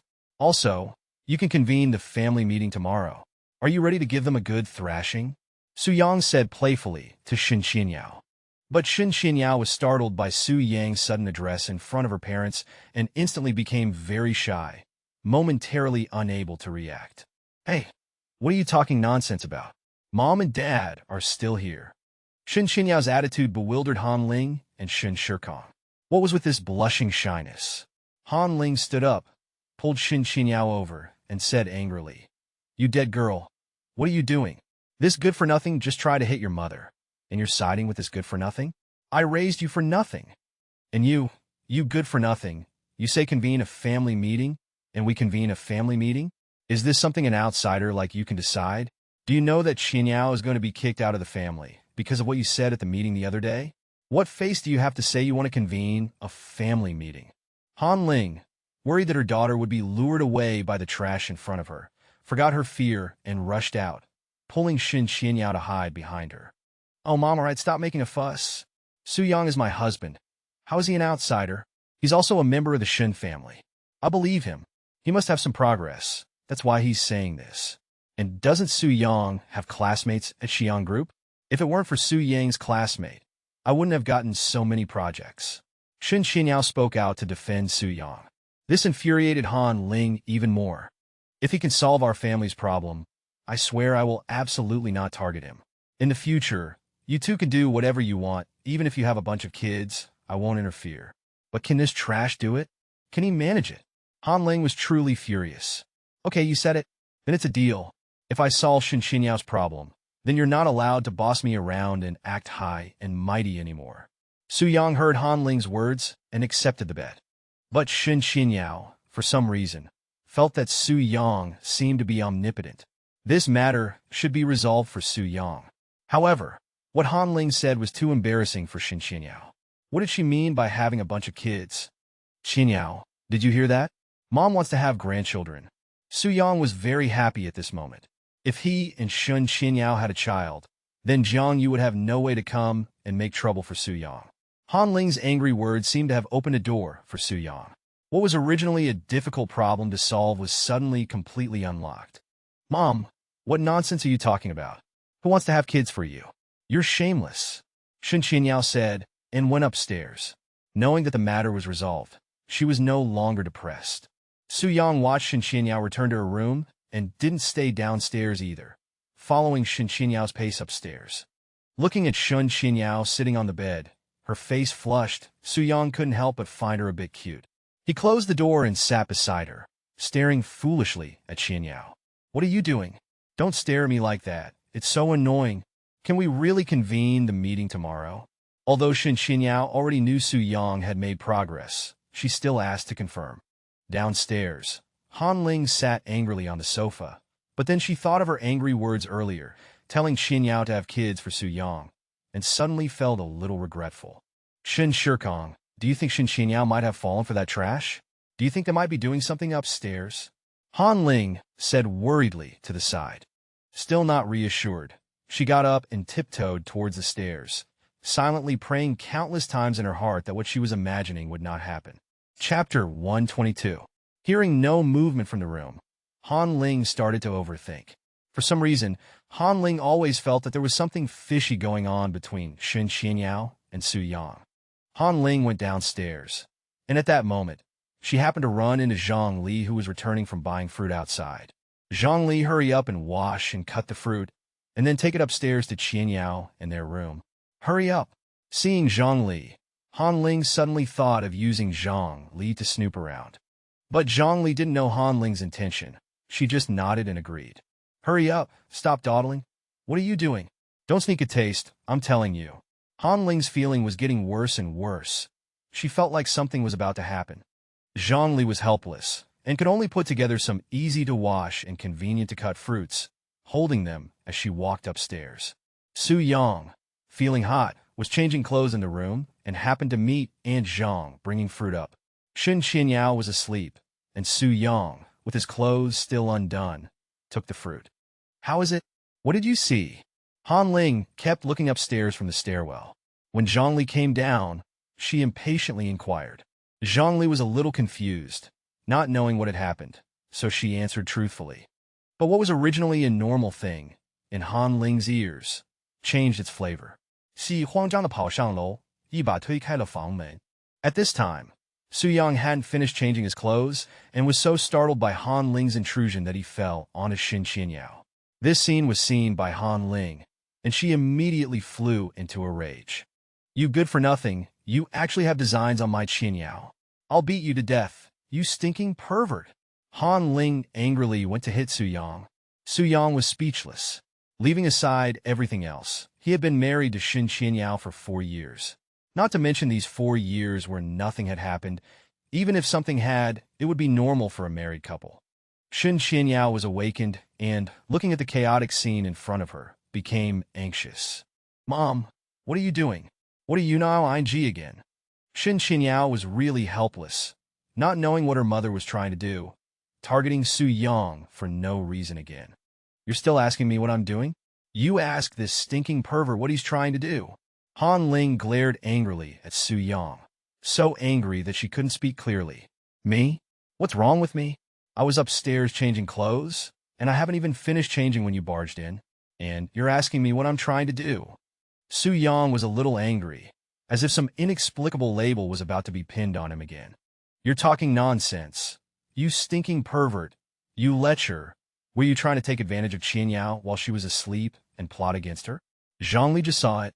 What else do you have to explain? You good-for-nothing. Ingrate. We took you in when you were in trouble, and yet you dare to set your sights on my daughter. Let me tell you, Qinyao will divorce you sooner or later. You better not have any devious thoughts. Han Ling really couldn't hold back anymore. Not caring about her words, she blurted out everything she could think of. Su Yang finally understood what was going on. He straightened his clothes, opened the door, and shouted, Aunt Zhang, come up and explain clearly. Zhang Li was a little confused. What did the Chao Chao now upstairs have to do with her?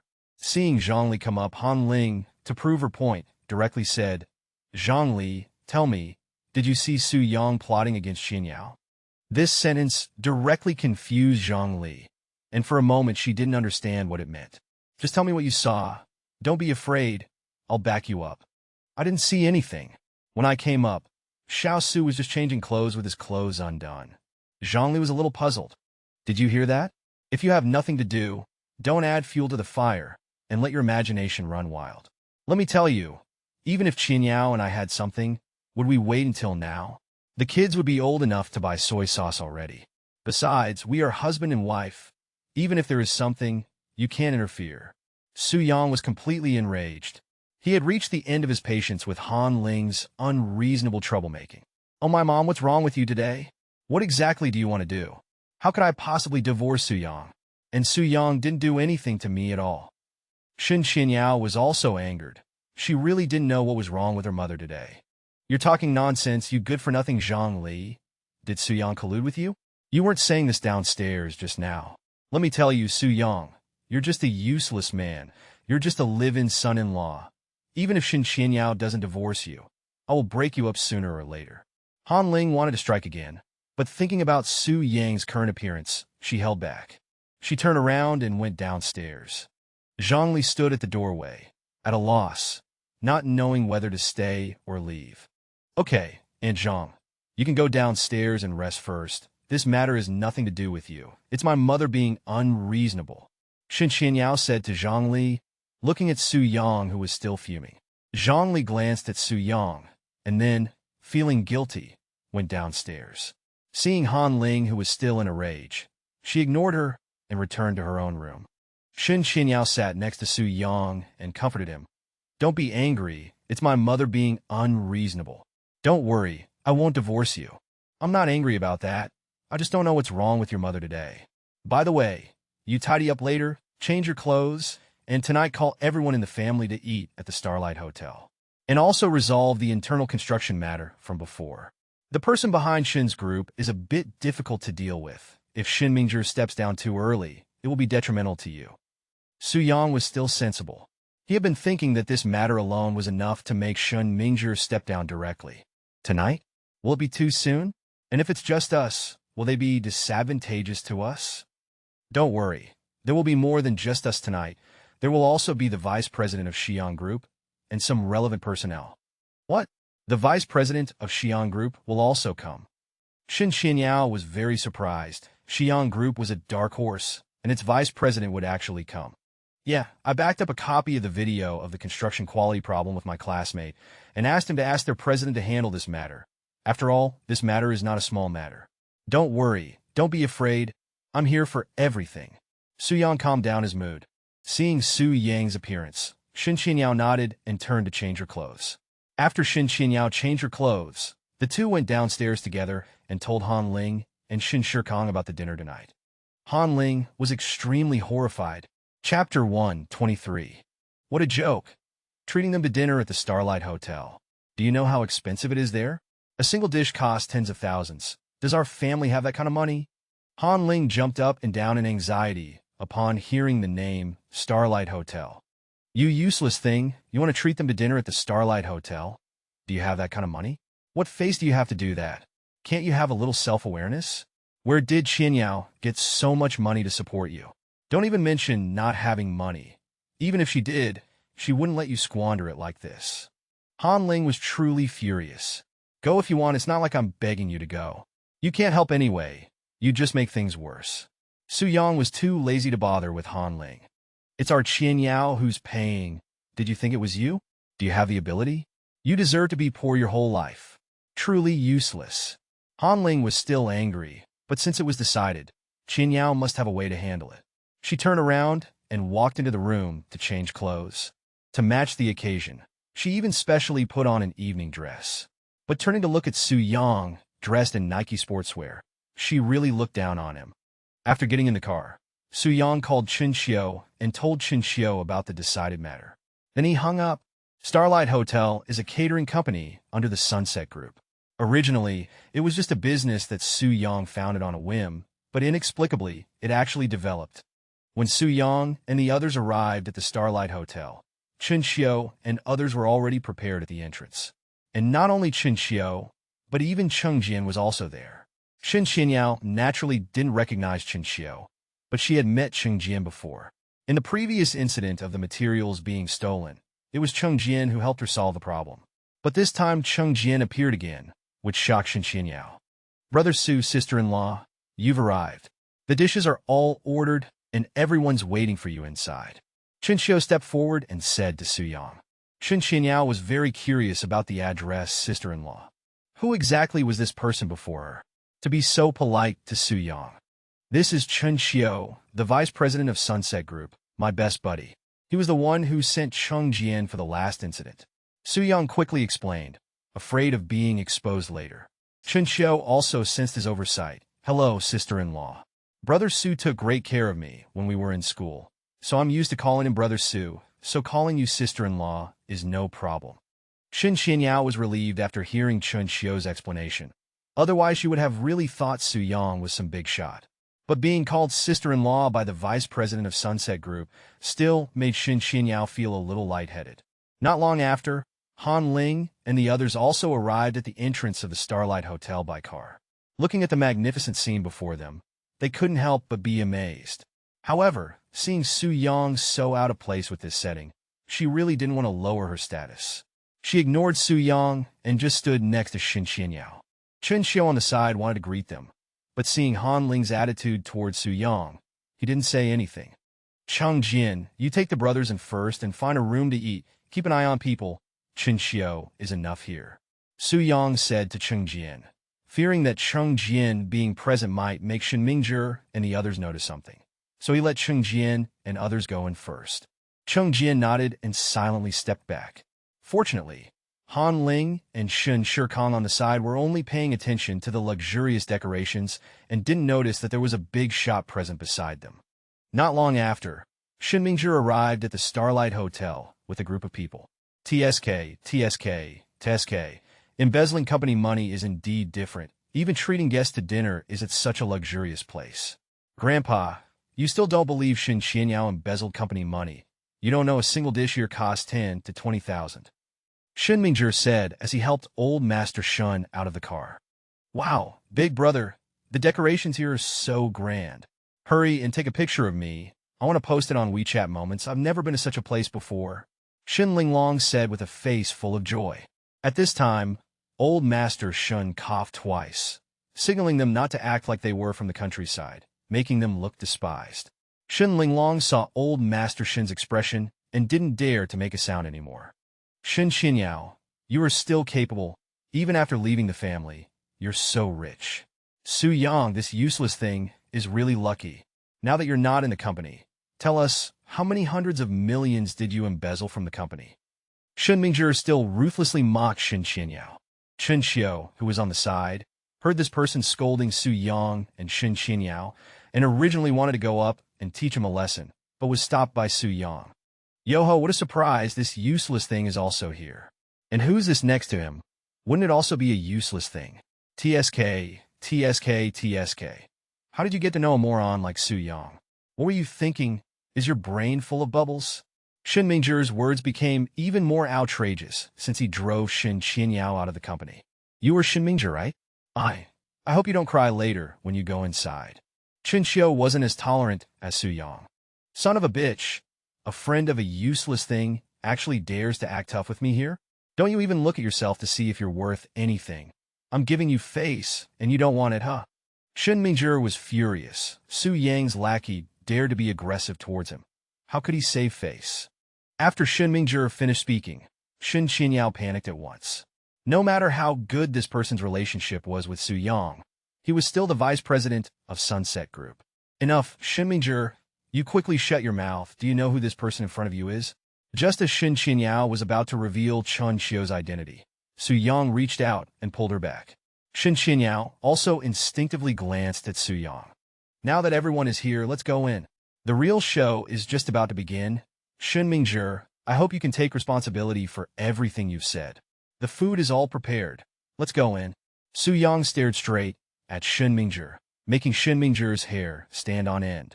Originally, Shen Mingzhi felt that being threatened by Su Yang like this was a loss of face. He was about to say something else when old Master Shen opened his mouth and said, Humph, when did it become acceptable for an outsider to interfere here? Qinyao, Qinyao, you have less and less respect for this old man in your eyes. Shen Shikong saw that old Master Shen had stepped forward and also went up and said, Dad, let's go in. The food is all prepared. If we don't go in soon, it'll get cold. Old Master Shen ignored Shen Shikong and walked inside directly, disregarding him. After going inside, Su Yang and Chen Xiao directly sat in the host's seats, completely disregarding old Master Shen. Su Yang had long lost any patience for this old man. Su Yang, you useless thing, what qualifications do you have to sit there? Is that a seat for you? You thing with no sense of hierarchy. Shen Mingzhi said angrily. Shut up. This meal is being treated by them. They're the hosts, we are the guests. Are you trying to take over the host role? Old Master Shen was so angry at Su Yang's behavior that his lungs were about to explode. But considering the delicious dishes on the table, he still endured it. Chapter 124. Watching these people get deflated, Su-Yang felt a little secretly pleased. Since everyone is here, let me introduce you. Chen-Chiu, my university classmate, and also the vice president of Sunset Group. Su-Yang had just finished introducing him when Shen Mingzhi, who was about to sit down, almost fell on his backside upon hearing Su-Yang's words. Staggering to his feet, he still couldn't believe Su-Yang's words. What nonsense are you spouting? A piece of trash like you has a classmate at Sunset Group? You who are constantly looked down upon in the Shen family. You're bragging without even drafting it, you. Whoever you are. Chen-Chiu, right? Are you an actor hired by this trash? How much did he pay you? I'll give you 10 times that. Tell me the truth. Chen-Chiu's first impression of Shen Mingzhi was already bad, and seeing Shen Mingzhi's still arrogant attitude made him even more disgusted. Without giving excessive explanation, he just silently took out a silver-white business card and placed it on the turntable of the table. It slowly rotated to Old Master Shen, leaving aside everything else. The texture on this silver-white business card and the logo of Sunset Group were unique, impossible to counterfeit at all. Old Master Shen's face became somewhat unsightly. He hadn't expected that Su-Yang really knew the president of Sunset Group. This made it understandable why the renovation project of the villa area of Sunset Group would have fallen on Chen-Chiu. Su-Yang must have been pulling strings behind the scenes. Just a broken business card. What can it prove? I have plenty of these broken things. Shen Mingzhi was still unconvinced. Yes, eldest brother is right. Who knows if this is fake? Counterfeiting can do anything nowadays. Even property ownership certificates can be faked, let alone a broken business card. Shen Linglong chimed in sarcastically. Seeing Shen Mingzhi's attitude, Old Master Shen raised his hand and slapped Shen Linglong in the face. Shut up for me, it's my fault for not disciplining you properly. Please don't be angry, Mr. Chun. Quickly apologized to Mr. Chun. Old Master Shen glared at Shen Mingzhi angrily. Old Master Shen slapped directly stunned Shen Linglong and also stunned Shen Mingzhi. They hadn't expected that the person in front of them was really the vice president of Sunset Group. However, under the pressure from Old Master Shen, they still apologized. Now that the introductions are done, let's eat first. Otherwise, I'm afraid some people might be looking at a table full of good food, but not have the fortune to enjoy it. Su-Yang said calmly. Seeing Su-Yang in this state, Old Master Shen and the others lost their appetite even more. They hadn't taken Chen-Chiu seriously before, and now they felt even more uneasy. What ability did Su-Yang have to invite them to eat in such a good place? They had always been against Su-Yang and Chen-Chiu. Shen Mingzhi dared not to pick up his chopsticks for a long time. Not only Shen Mingzhi, but everyone else dared not to touch their chopsticks. What's wrong? No one's eating? In that case, let's get straight to business then. Some things I can't say in another setting because the meaning would be different. Su-Yang picked up his chopsticks and put a piece of lobster meat into Chen-Chiu's plate. Chen-Chiu looked at everyone else's plates which were empty. Only hers had something on it. She didn't know whether to eat it or not, but seeing Su-Yang's gaze, she decided to let go and eat boldly. Su-Yang took out his phone and dialed Cheng-Jian's number. Soon after, Cheng-Jian also walked in with Liu Jinbao. Oh, what's going on? What a coincidence. I was wondering who President Shen was treating to dinner. Turns out it's the Shen family. Cheng-Jian was not one to let things go. Knowing that the Shen family was not good to Su-Yang, he mocked them as soon as he entered. Brother Cheng, why are you here? We are truly remiss in our hospitality. Old Master Shen immediately stood up when he saw Cheng-Jian, and others also stood up seeing Old Master Shen's attitude. At this moment, Su-Yang held Chen-Chiu down. Su-Yang, Chen-Chiu, what are you two still sitting there for? Didn't you see there are distinguished guests? Why aren't you standing up to greet them? Do you want to harm the Shen family? Old Master Shen said somewhat fearfully. Clearly, Cheng-Jian, as one of the three major powers, was still very influential. But Su-Yang looked at Old Master Shen with disdain. Grandpa, don't bother with him. This trash is just trash. If he wants to die, let him die. Anyway, he's already been expelled from the Shen family. This meal is also a farewell dinner we're treating them to. Right, Grandpa? Shen Mingzhi reacted quickly in order to draw a line. Yes, Brother Cheng, don't be angry. This dinner is a farewell dinner we're treating them to. Please don't be angry with me. Old Master Shen was also someone who bullied the weak and feared the strong. seeing his grandson's rare quick reaction. He also echoed him. Cheng Jin smiled, not saying anything, just silently watching Su Yang. Shen Xinyao became flustered seeing Cheng Jin's appearance, not knowing what to do for a moment.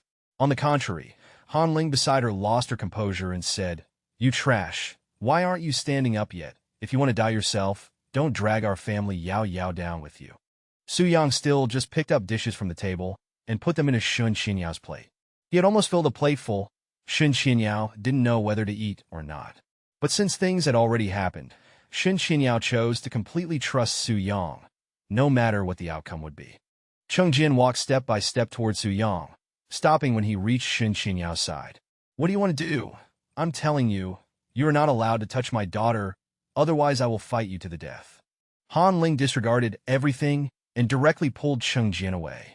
This scene stunned all the Shen family members, but they also felt fortunate that they had already severed ties, otherwise they would really be in trouble. Just when everyone was waiting to watch the show, Cheng Jin spoke. "You are her mother? You guys move aside. I want to sit here." These words from Cheng Jin's mouth petrified the Shen family, including Shen Xinyao's parents. A triad boss being pulled by Han Ling like that not only didn't say anything, but actually asked to sit here. Immediately after, Han Ling didn't speak, just pulled Shen Shikong to sit down, but in doing so, there was one less seat in the original just right arrangement. However, when everyone else sat down, only one seat was left. But at this time, standing were only Shen Mingzhi and old Master Shen. "Grandpa, you sit. I'm not like some blind things only caring about themselves." These words were undoubtedly directed at Su Yang and Shen Xinyao. "All right, I have another brother, Lu Jinbao, come in." As soon as Cheng Jin said this, Shen Mingzhi panicked. Wasn't Lu Jinbao supposed to be abroad? He had personally called to confirm, personally heard Lu Jinbao boarding the plane, and heard the ticket inspector urging him to hang up the phone. How could he appear here? A cold sweat couldn't help but break out on Shen Mingzhi's forehead, and he prayed that this person was just a namesake. Chapter 125. But Shen Mingzhi was completely wrong. The person in front of him was none other than Lu Jinbao himself. "You, weren't you supposed to be abroad? Why are you back?" Shen Mingzhi didn't expect it, did you? "I'm still here. You almost tricked me." Lu Jinbao's eyes were full of anger. "Who are you?" I don't know you." Shen Mingzhi, is your brain full of bubbles? Didn't you just say you knew Lu Jinbao when abroad? How come you don't know him now? Do you think everyone sitting here is a fool? Su Yang mocked mercilessly. "You're telling me now you don't know me? Back when you colluded with me to embezzle materials from the Xi'an group? Why didn't you say you didn't know me and wouldn't cooperate with me? Now you're telling me you don't know me." Lu Jinbao was extremely angry, wondering why he had cooperated with such a villain. "What are you talking about? I don't know you at all. The problem with the construction quality is Shen Xinyao's own issue. What does it have to do with me? You must also be an actor hired by Su Yang, this trash, and Shen Xinyao, this traitor." Even when being turned against, Shen Mingzhi still had to mock. Slap. Cheng Jin slapped the table, making the plates on the table jump. "Are you scolding me?" "Brother Cheng, I was talking about Su Yang, that trash, and Shen Xinyao. I wasn't talking about you. How dare I say anything about you?" Shen Mingzhi's heart jumped to his throat upon hearing Cheng Jin's words. "Lu Jinbao is my brother. You said my brother was bribed. Then tell me, how much money would it take to bribe me?" Cheng Jin looked furious. But the point of his anger was because Shen Mingzhi insulted Su Yang and Shen Xinyao. Chen Xiu slowly took out some materials from his briefcase, which detailed the materials and amounts that Shen Mingzhi colluded with Lu Jinbao to sell in batches to merchants. In addition, there was the process of how Shen Mingzhi communicated with Lu Jinbao to sell these materials. What Su Yang wanted to do this time was not only to suppress Shen Mingzhi, but also to severely slap old Master Shen in the face. To let old Master Shen know that the grandson he wholeheartedly supported and loved the most was a complete good-for-nothing. Originally, Shen Mingzhi wanted to argue back, but he was stopped by old Master Shen. "You rebellious son, shut up." Old Master Shen slapped Shen Mingzhi in the face, and this slap directly made the corner of Shen Mingzhi's mouth slightly bloody. The Shen family had never seen old Master Shen get so angry at Shen Mingzhi. This time, Shen Mingzhi had obviously made a grave mistake. It's interesting to say, the last time there was a problem within the Shen family, they owed Mr. Sue a favor, and this time it's repaid. But coincidentally, this time it concerns Xi'an Group, and it just so happens that the vice president of Xi'an Group is my good friend. However, what hasn't changed is that the problem still lies with Shen Mingzhi. Old Master Shen, your judgment is really getting worse and worse. Cheng Jian showed no mercy. If you want to slap someone in the face, you have to expose the scar and then hit it. It will hurt even more. Brother Cheng is right.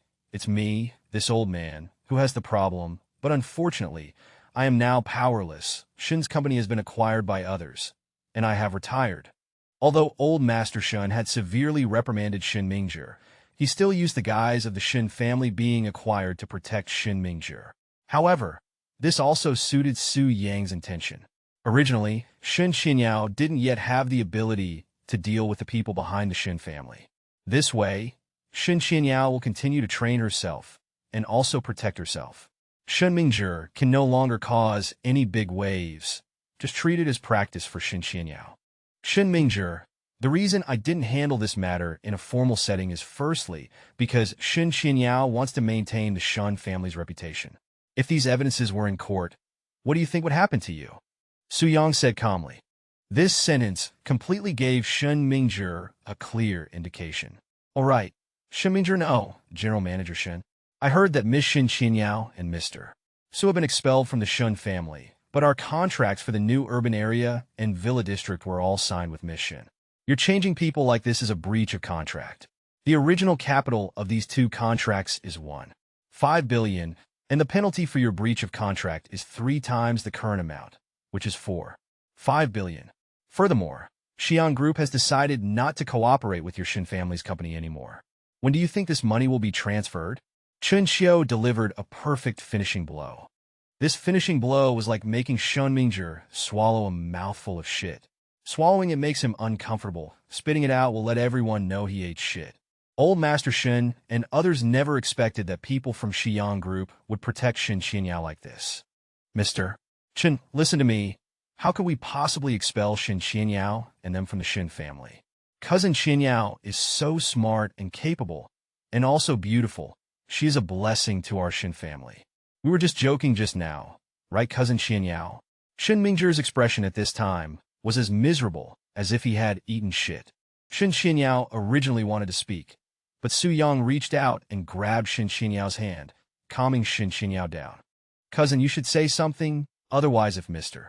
Chen misunderstands, wouldn't it be a family joke? Right, Cousin Xinyao, if you want the position of vice president of the Shen family, I can give it to you. It just so happens that your cousin has been a bit tired lately. Shen Mingzhi had no choice. It was impossible for the Shen family to take out 4.5 billion at once. So he could only bow his head to Shen Xinyao. No matter what conditions Shen Xinyao wanted, he would unconditionally satisfy them. Shen Xinyao glanced at Su Yang. Su Yang was just still eating his food, as if he had never eaten such delicious food before. On the contrary, Han Ling on the side couldn't sit still anymore. This was a very good opportunity. If she could take advantage of this opportunity to directly overthrow the Shen family, her good days would be coming. But with Cheng Jian and Chen Xiu here, Han Ling didn't dare to be presumptuous at all, for fear of displeasing these two big shots. Su Yang took out his phone, looking like it was none of his business, and sent a text message to Qianyao, clearly telling Qianyao that she only needed to get back her original position and the contracts. Nothing else needed to be taken care of. But she still had to wait. Wait until Old Master Shen spoke. Old Master Shen, seeing Shen Qianyao looking at her phone, thought that Qianyao's attitude was to not accept Shen Mingzhi's apology and submission. For the sake of the Shen family, he had to bow his head to Shen Qianyao again. Qianyao, child, Mingzhi already knows he was wrong. Just now, your cousin was just joking with you. Without my permission, how dare he kick you out of the Shen family, right? So don't be petty anymore. The company can't do without you. Chapter 126. Old Master Shen lowered his head to Shen Xinyao and Su Yang once again. Seeing Old Master Shen personally asking for her help, Shen Xinyao stood up, but still glanced at Su Yang. At this time, Han Ling was already extremely excited, eager for Qianyao to agree to the Shen family's request, so that she could also rise in social status. Grandpa, I agree, but the company should still be managed by my cousin for now. I still need to take good care of the project, and don't have time to manage the company properly. But if the Sunset Group's project is completed, I will definitely manage the company well. Shen Qianyao said according to Su Yang's intention. In fact, Shen Qianyao herself didn't understand why Su Yang didn't let her take over the company directly, but Shen Qianyao believed in Su Yang. Su Yang would definitely not let her down. When Shen Qianyao made this decision, it was simply unbelievable to everyone. This was a rare opportunity.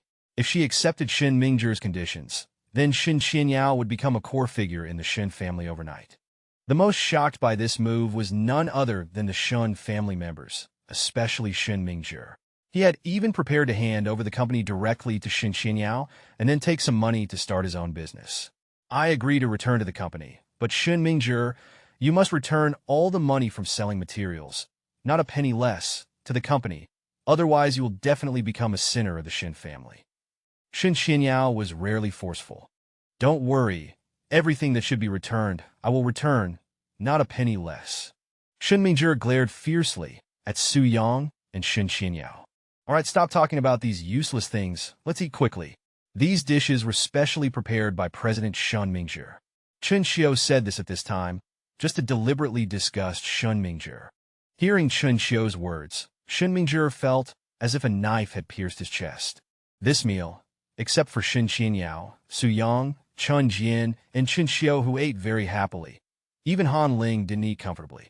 But this difficult time finally passed. Qianyao, you go back with Mom and Dad first. I still have something to deal with. It's so late, and you're going out again. Shen Qianyao was a little reluctant. After all, she still wanted to know why Su Yang didn't let her take over Shen's group. No choice after all. Someone helped us, and I have to thank them, Su Yang said, using thanks as an excuse. I should be the one thanking them. Why are you going? I want to go too. Shen Qianyao still insisted stubbornly. It's so late, it's not very appropriate. Qianyao, why do you care about this good-for-nothing? Let him do whatever he wants. You come home with me. I have something to ask you. Han Ling was afraid that Su Yang taking Shen Qianyao out would be up to no good, so she directly pulled Shen Qianyao away. Su Yang was very helpless. He really couldn't say anything about his cheap mother-in-law. He always felt that her IQ was sometimes offline. In today's situation, anyone with a clear mind could see that things were resolved so smoothly because of Su Yang. Otherwise, Shen Qianyao would have been kicked out of Shen's group long ago. Watching Shen Qianyao and her parents leave, Su Yang glanced at Cheng Jian and Chen Xiu, turned around and got into the car, and Chen Xiu and the two followed behind. Big brother, what's going on? How could things be exposed? Wasn't it foolproof? Shen Linglong asked with some doubt as she watched everyone leave. It must be that villain Su Yang, who used some tricks to make that useless Lu Jinbao change his mind. Otherwise, how could it have been exposed so quickly? Shen Mingzhi picked up the cup in his hand and smashed it forcefully. What a waste, big brother. Why do you think Shen Qianyao would give up such a good opportunity? With this move, she could have directly taken over the Shen family's company and called the shots from now on. Who knows what that bitch is up to? But there's one thing I find strange. It's understandable that Su Yang, that good-for-nothing, has a good relationship with Chen Xiu of Sunset Group, and God help. But why would Cheng Jian, the underworld boss, also help Shen Qianyao? Shen Mingzhi was a little puzzled. Cheng Jian's reason makes sense, but no matter what, it wouldn't be such a coincidence that he caught them both times. Hey, big brother, have you noticed? Cheng Jian's eyes when he looks at Shen Qianyao are very strange, and Han Ling, the cheap woman, treated him like that, but he didn't even look angry, didn't even say a word, and even sat next to Shen Qianyao. Do you think it could be? Shen Linglong caught a lot of details and made a bold guess at this time. Damn, it's really hard to say. That little bitch Shen Qianyao, there must be something fishy, and Su Yang, that cuckold, is still sitting there eating calmly. What a useless wimp, but if Shen Qianyao really has something going on with Cheng Jian, then we will be too passive. Shen Mingzhi slammed the table angrily. Big brother, what should we do now? Let's take it one step at a time for now. I will never let Shen Qianyao, that stinky woman, off. After Shen Mingzhi finished speaking, he turned and walked out of the room. Just as he was about to walk out, he was stopped. Sir, you haven't paid the bill yet. The waiter called out to Shen Mingzhi. Pay the bill? Take it to swipe. Shen Mingzhi suddenly remembered that he had said that it was his treat, and he wished he could slap himself. But this meal was just a little less entertainment for Shen Mingzhi. The waiter took Shen Mingzhi's card and slowly left. Wait, help me pack up the things in the private room. Shen Mingjie remembered that there were still many dishes left on the table and said. However, this behavior made the waiter glance at Shen Mingjie with some contempt. Not long after, the waiter came back. Sir, your total consumption is 1.43 million, discounted to 1.4 million, but your card has insufficient balance. Do you have another card? What? 1.4 million? Are you fucking robbing me? Believe it or not, I'll sue you. This meal is at most tens of thousands. Shen Mingjie said angrily. Yes, sir. All the dishes add up to 130,000, but there are 4 bottles of 1982 Lafite on the table, and the current market price has reached 300,000 per bottle. Then that's fucking 730,000 for the dishes. You fucking want more than 1 million from me. Are you taking me for a fool? Are you insulting my intelligence? That's right, sir. The crystal glass you just broke was specially customized from EC Raw, or the patterns and designs on it are all hand-carved. The market price of one glass is 700,000. You wouldn't happen to be short of money, would you? Our restaurant prohibits dine and dash. As the waiter spoke, his expression became stern. Several strong security guards at the door also stepped forward when they saw that the situation was not right. Chapter 127. Shen Mingjie originally wanted to fly into a rage, but seeing these strong security guards, he deflated like a punctured balloon, becoming listless. How much is on this card now? How much more is needed? Shen Mingjie asked carefully. Your consumption this time is 1.4 million, and there's only a little over 600,000 on the card. You still owe 800,000. Shen Mingjie almost fainted upon hearing this. This one meal had eaten up his savings of 5 years. Of course, the money from previously reselling materials was on another card, but that money couldn't be touched, nor dared he touch it. He couldn't help but turn his gaze towards Shen Linglong. Shen Linglong was somewhat at a loss, as her money had all been spent on Vingpa Balbal cosmetics and clothes, and her savings were only a little over 300,000. But even added together, it was still 500,000 short. Big brother, I'll leave my card here. Can you let me go back to get it? I guarantee I'll bring back every cent of the money, and I won't ask for a discount. Is that okay? Shen Mingjie panicked. Do you think I'm a fool? Is there anyone who skips out on a meal and comes back to pay? I really will come back. Look, this is my business card. I'm the vice president of Shen's group. How could I possibly do something that violates my credibility? You're Shen Mingjie. I heard last time that someone named Shen Mingjie had his materials for his sister's project robbed. Wouldn't that be you? Damn it. Then I'll stay here. Can you let my sister go back to get it? The waiter saw Shen Mingjie's repeated requests and finally agreed to let Shen Linglong go back to get the money. As soon as Shen Qinyao got into the car, Han Ling couldn't wait to start questioning Shen Qinyao. You silly girl, why didn't you seize such a good opportunity? If you had accepted the Shen family's company, we wouldn't have to suffer grievances anymore. What are you thinking, you dead girl? Oh, Mom, didn't I say? I have the Sunset Group's project on hand. I can't get away. And after this incident, how could I dare to take on the position of the company's vice president? Shen Qinyao was unwilling to tell Han Ling that Su Yang wouldn't let her accept the company, so she took all the responsibility upon herself. Anyway, Han Ling wouldn't keep blaming her. Have you been with that good-for-nothing Su Yang for too long, and your brain has become stupid? You can hand over the Sunset Group's affairs to others, and besides, you can let your dad help you manage the company. When you're done with the Sunset Group's project, you could take over the company. Wouldn't that be the end of it? Han Ling was really a bit annoyed that such a great opportunity slipped away right before her eyes. Oh, Mom, there are still Shen Mingjie spies in the company, and Shen Linglong in them. What if something goes wrong? Dad, as the acting president, can't escape responsibility. And do you think Dad can beat them? Shen Qianyao was really a bit helpless.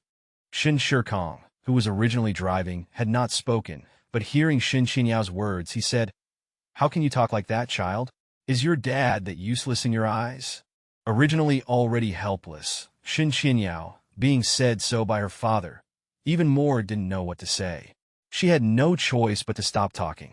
What's wrong? Did the girl say something wrong? Haven't all these things been solved by the girl herself? What up have you been? Can you deal with a petty person like Shen Mingjie? You didn't even dare to fart at the family meeting, and now you're talking big here? Why don't you go find your old man to talk to? Although Shen Qianyao's words were unpleasant to hear, based on Han Ling's understanding of Shen Shikong, he really couldn't beat Shen Mingjie, that kid. Shen Shikong didn't say anything after hearing Han Ling say this. But Han Ling was different. Seeing Shen Shikong not even fart, she felt even more disappointed in Shen Shikong. Su Yang drove the car directly to Forget Love Water Bar. With Chen Xiu's joining, Zhengming's Forget Love Water Bar had gotten rid of Sunset Group support and could already operate on its own. Brother Chung, Boss Su, you've arrived. There's just one booth left. Please come inside. The waiter greeted everyone with enthusiasm. Coming to the booth, Su Yang and others. After Zhengming and Sha Zichang arrived, the group finally gathered together for a good drink. Brother Su, how is it? Isn't this bar different with Chen Xiu's joining? Zhengming looked smug. This feeling was as if he had created success himself. Yeah, it's simply like adding wings to a tiger. If I had known this, I should have transferred Chen Xiu over sooner. Su Yang also said with gratification. Brother Su, you say that, but actually I still want to stay in the company. After all, those are all my hard work. Chen Xiu said a little regretfully. But as soon as these words came out, Su Yang became a little unhappy. Chen Xiu saw Su Yang's state and quickly said, Brother Su, I'm not complaining. I'm just a little reluctant to part with it. Chen Xiu, you and Cheng Jian know what I want to do. You two are the earliest people to follow me. I'll let Cheng Jian get involved in the underworld because he is not only loyal and brave, but also resourceful. But he is not smooth enough in dealing with people. Although he can also do business, he is not as intelligent and smooth as you. Su Yang said calmly. Yes, Brother Su, I understand, but you can't be confined to just one Sunset Group. Sunset Group's ultimate destiny is only to be influential in Jiangling City. This small place, but my goal is Beijing, is the Su family. If you keep being so preoccupied with the position of Sunset Vice President, then you can go back to me tomorrow, and I'll let Tianyi take over your position. Su Yang was obviously angry. Su Yang's arrangement was to let Tianyi manage Sunset Group after Jiangling City was conquered. And after Jiangling City was unified, Sha Zichang would take over, and the rest of the people were to follow his footsteps to attack Beijing. But Chen Xiu's attitude was very infuriating to Su Yang. Brother Su, Chen Xiu doesn't mean that. He's just reluctant to part with those broken projects under his hands. Cheng Jian helped Chen Xiu smooth things over. I'm sorry, Brother Su. I know I was wrong. I will definitely not let you down. Chen Xiu finally realized that Su Yang was not embracing his current situation, but was already preparing to start attacking Beijing, attacking the Su family. This made Chen Xiu's always gloomy and somber heart finally brighten up. A good man aspires to be in all corners of the land. If he is always confined to Jiangling City, then the prospects are still only limited. All right, it's still early when Jiangling City is unified. That will be when we prepare to set off. Have you chosen where to open the new fighting arenas? Su Yang didn't say too much. Drawing cakes to satisfy hunger is ultimately useless. Chosen, there are 3 locations, all located in the most prosperous areas of Jiangling City. One of them is in our new urban area. As for the other 2, one is in the city center, and the other is ready-made, but it's just opposite Smile Face Buddha's fighting arena. Chen Xiu said the locations he had selected in these days. Chapter 128. Smiling Buddha's Territory?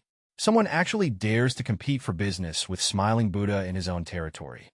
Who is this person? Su Yang hadn't expected that someone would dare to steal business from Smiling Buddha and was instantly intrigued by this person. Sorry, Brother Su. There's really no information about the owner of this shop. All negotiations are handled by an agent. But it's said that the owner used to be a fighter under Smiling Buddha, but something happened during that time that made him defect and start his own business, Chen Xiu said with some disappointment. In fact, Chen Xiu was also very interested in this person. You guys go investigate this matter. Also, are there any other issues with these 3 locations? Brother Su, are we opening 3 stores at once? Isn't that a bit too flamboyant? Moreover, we don't have that much startup capital, Zhengming said with some concern. But as soon as he said this, he was stared at by Cheng Jian and Chen Xiu. Zhengming felt a little flustered, not knowing what he had said wrong. Chen Xiu, this is the first time I've heard someone say our brother Su is poor. Yeah, me too. What are you two talking about? I'm talking about the startup capital. We don't have that much money. Isn't Sunset Group also preparing for the construction project? Zhengming said speechlessly. Is there any difference? Although they knew Zhengming was worried. Saying that Su Yang didn't have the startup capital to open a store was like saying that the kennel didn't have money. All right, don't worry about the money.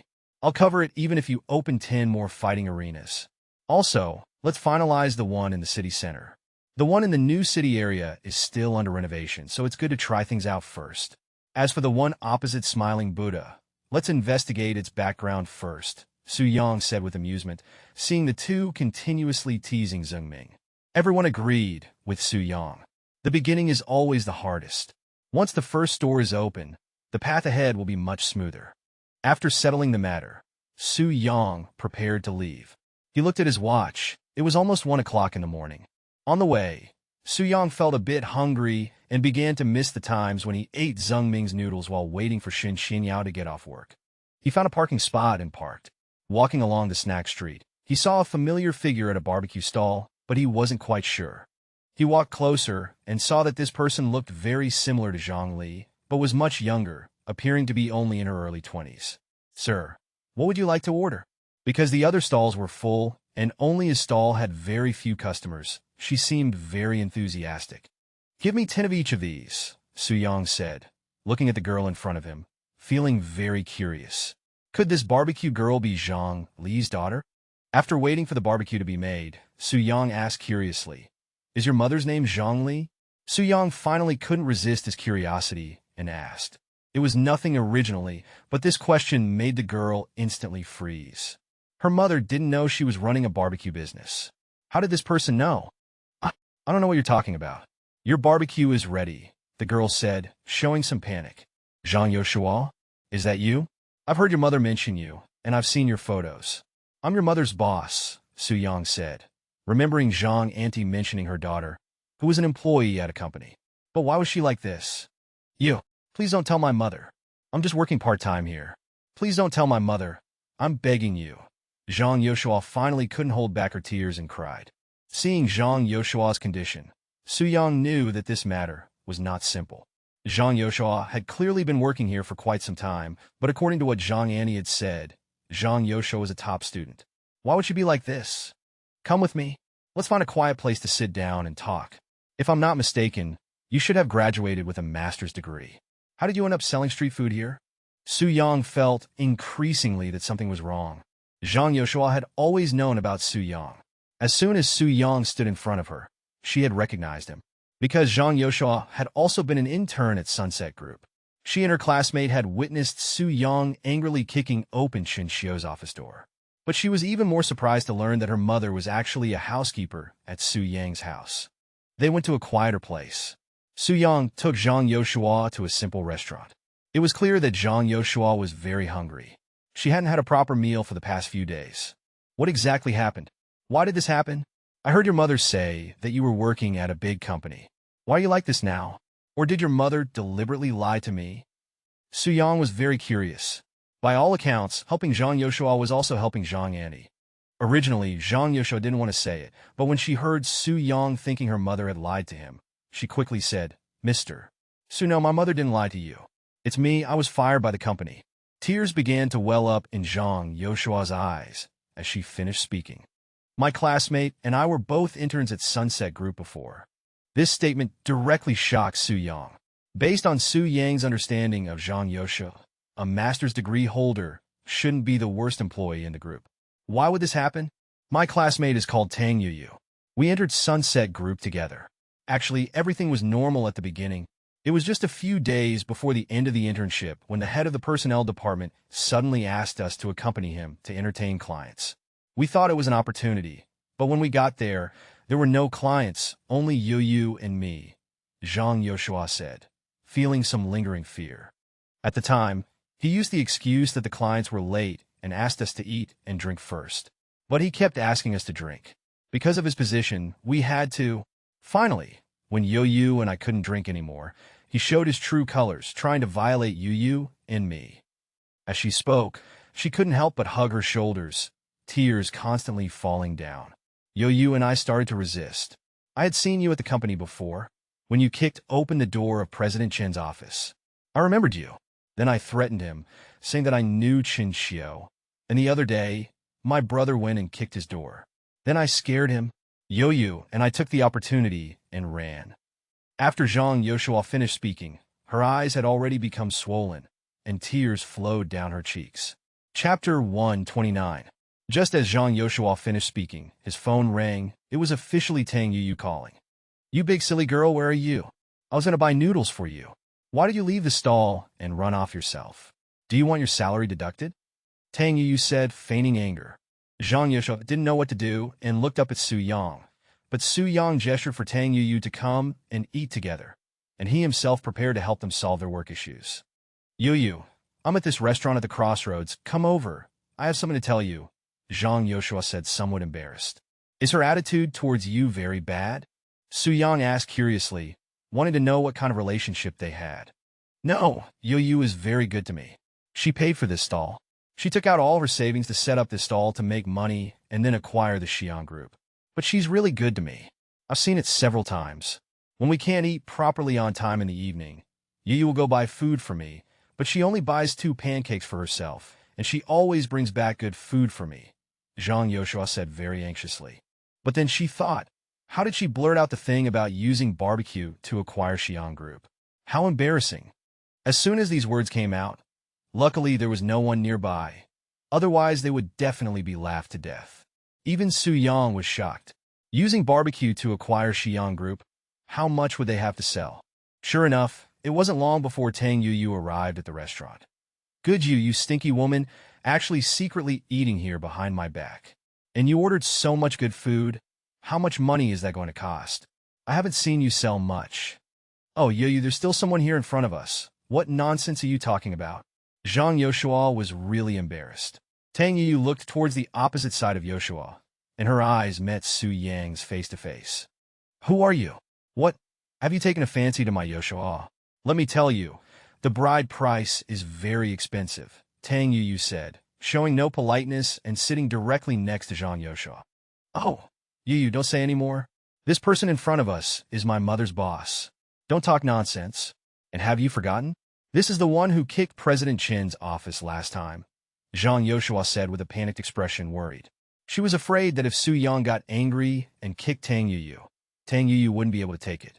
"Hello, my name is Su Yang. You can consider me Zhang Yoshua's older brother. After all, her mother works for me. If you have any grievances, you can tell me, and I'll think of a way to see if I can resolve them." "Huh? You're that tough guy?" P3.You seemed to recall what happened that day. She suddenly said in surprise, "Forget it. This matter. Maybe even you can't resolve it. I'll just continue selling my barbecue," P3.You said with a sigh. "Since you really want to use selling barbecue to acquire my Xi'an group, then I have no objections. You just continue to work hard. Zhang Yoshua, take this business card and go find your deputy general manager Tian. Just say it's from me, and then tell him what happened. He will handle this matter properly." Su Yang took out a business card of Chunqiu from his bag. Zhang Yoshua nodded with some doubt. But at this moment, P3.You sitting next to her couldn't sit still anymore. Looking at the business card of Chunqiu in Zhang Yoshua's hand, she became inexplicably excited. Isn't this Deputy General Manager Chen's business card? Are you saying it's really useful? Then I'll go too. After all, a good girl like Zhang Yoshua might get bullied in the company if I'm not there. Who will protect you?" P3.You looked at Zhang Yoshua beside her with a bit of playfulness. Su Yang didn't mind this girl's personality. If she really had the ability to stay in the company, it wouldn't be impossible. "It's getting late. You two should go home and rest first. Here, this is for you, as compensation from Xiang. I still have things to do, so I'll leave first." After Su Yang finished speaking, he took out 20,000 yuan from his bag, placed it on the table, and handed it to Zhang Yoshua. He turned and left. He just left like that? I still don't know if he has a girlfriend. He's quite handsome, though, P3.You sighed, looking at Su Yang's figure. Then she followed Zhang Yoshua and began to eat heartily. "My mom said he's been married for several years already." It was already nearly 2 o'clock in the morning. After returning home, looking at the barbecue in his hand, which was a little cool, he skillfully walked to the kitchen, opened the microwave, and put the barbecue in. With a ding sound, Su Yang picked up the tray and arranged some fruit, then walked upstairs. He quietly pushed open the door. At this time, Shen was not yet asleep, but just silently closed her eyes, waiting for Su Yang to return. But Su Yang, who already knew everything about Shen, how could he not know that Shen was not asleep at this moment? Su Yang looked at Shen, smiled mischievously, picked up a skewer of grilled meat, and waved it in front of Shen Qianyao's mouth. Shen Qianyao actually hadn't eaten much of the dishes at the banquet. If Su Yang hadn't served her food, Shen Qianyao might not have eaten at all. After all, the scene was too grand. Not to mention that she hadn't eaten anything on the way home. At this time, Shen Qianyao's stomach was already empty. Shen Qianyao silently swallowed a mouthful of saliva, but this slight movement was impossible for others to notice. But the person in front of her was not just anyone. Su Yang saw the slightly moving Adam's apple and couldn't help but laugh. It smells so good. It's been a long time since I had barbecue. I didn't eat properly at night. This drink is slightly cool just right, Su Yang praised softly. But this really made Shen Qianyao quite hungry, especially her already empty stomach, which actually growled. Hearing this sound coming from Shen Qianyao's stomach, Su Yang also turned to stare at Shen Qianyao's stomach. "My dear wife, aren't you getting up yet? Our son's hungry and protesting," Su Yang said with a grin. Shen Qianyao, who was already very shy, became even more embarrassed when she heard Su Yang's words. "Oh, you're so bad. You knew I wasn't asleep, and you're still teasing me like this. Aren't you annoying?" She reached out, made a fist, and gently punched Su Yang on the shoulder, but then sat down beside Su Yang and started eating. "By the way, Su Yang, did you pay the bill? Didn't you say you were treating them to dinner?" Shen Qianyao asked somewhat curiously. "Huh? Pay the bill? Didn't Shen Mingzhi say he was going to treat us to dinner?" Su Yang said with an innocent look. "Oh my, you're really getting worse and worse. That meal probably wasn't cheap, was it? What do you think? All the ingredients were top-notch, carefully selected. And did you think the tableware you were using was ordinary? The knives and forks had handles of ivory and were made of real gold. The plates and water glasses were all high-quality crystal. If a set of tableware was damaged, it would cost more than 10,000 yuan. Just one water glass alone would be tens of thousands." Su Yang thought for a moment and said. Chapter 130. "What? Just one cup costs hundreds of thousands? That's terrifying." Shen Qianyao was a little surprised. This one cup directly cost as much as a car for her family. Of course, it said that all the cups are made of the most famous crystal from the EC. Each one is custom-made and purely handmade. And with Shen Mingzhi's personality, he will definitely break a cup when he leaves. He'll have to pay for that, Su Yang said smugly, his mouth full of greasy food. "That's true. It will be enough to make Shen Mingzhi's heart ache for a while. But there's still something I'm very curious about. Why didn't you let me directly take over Shen's company?" Shen Qianyao recalled the events at the gathering, feeling puzzled. "It's simple, because if you become the president of the company, then you will become the target of public criticism. Otherwise, why was it that when the company was first acquired, you were initially the vice president, but in the end it was changed to Shen Mingzhi? It's very obvious that the Su family's purpose in acquiring this company might be you." Su Yang couldn't tell her the whole truth, but it was necessary to tell Shen Qianyao the essential facts so that she could prepare herself early. Shen Qianyao's situation in the Shen family was already difficult, and after hearing Su Yang's words, she felt it became even more difficult. But she always felt that Su Yang seemed to know something. Seeing Shen Qianyao not speaking, Su Yang opened his mouth and said, "How is it? Not bad, right? It's delicious, but it's too greasy. It's easy to gain weight at night." Shen Qianyao wiped the grease from the corner of her mouth. "I was waiting for you to say that. Wait a minute, I'll go downstairs to get a bottle of red wine." After saying that, he put down the skewers in his hand. Because it was late at night, Su Yang carefully opened the door and quietly brought a bottle of red wine from downstairs. "Want some? It helps with sleep and is also good for your complexion." "Sure, just right for celebrating today's victory. Just one thing, eating so much so late is too easy to gain weight." Although Shen Qianyao was already a married woman, what girl doesn't love beauty? Just do some exercise, and it'll be fine, just to help digest. Su Yang glanced at Shen Qianyao meaningfully. "Oh, you're annoying. You're still sleeping on the sofa, as usual." Shen Qianyao teased Su Yang after hearing his words. "What's going on?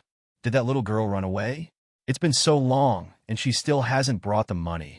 The waiter looked at the time. It was almost time to get off work, and the money still hadn't been sent, feeling very dissatisfied as he looked at Shen Mingzhi. "I'll call and ask. It should be soon." Shen Mingzhi was also a little flustered. This meal was simply the most embarrassing thing ever.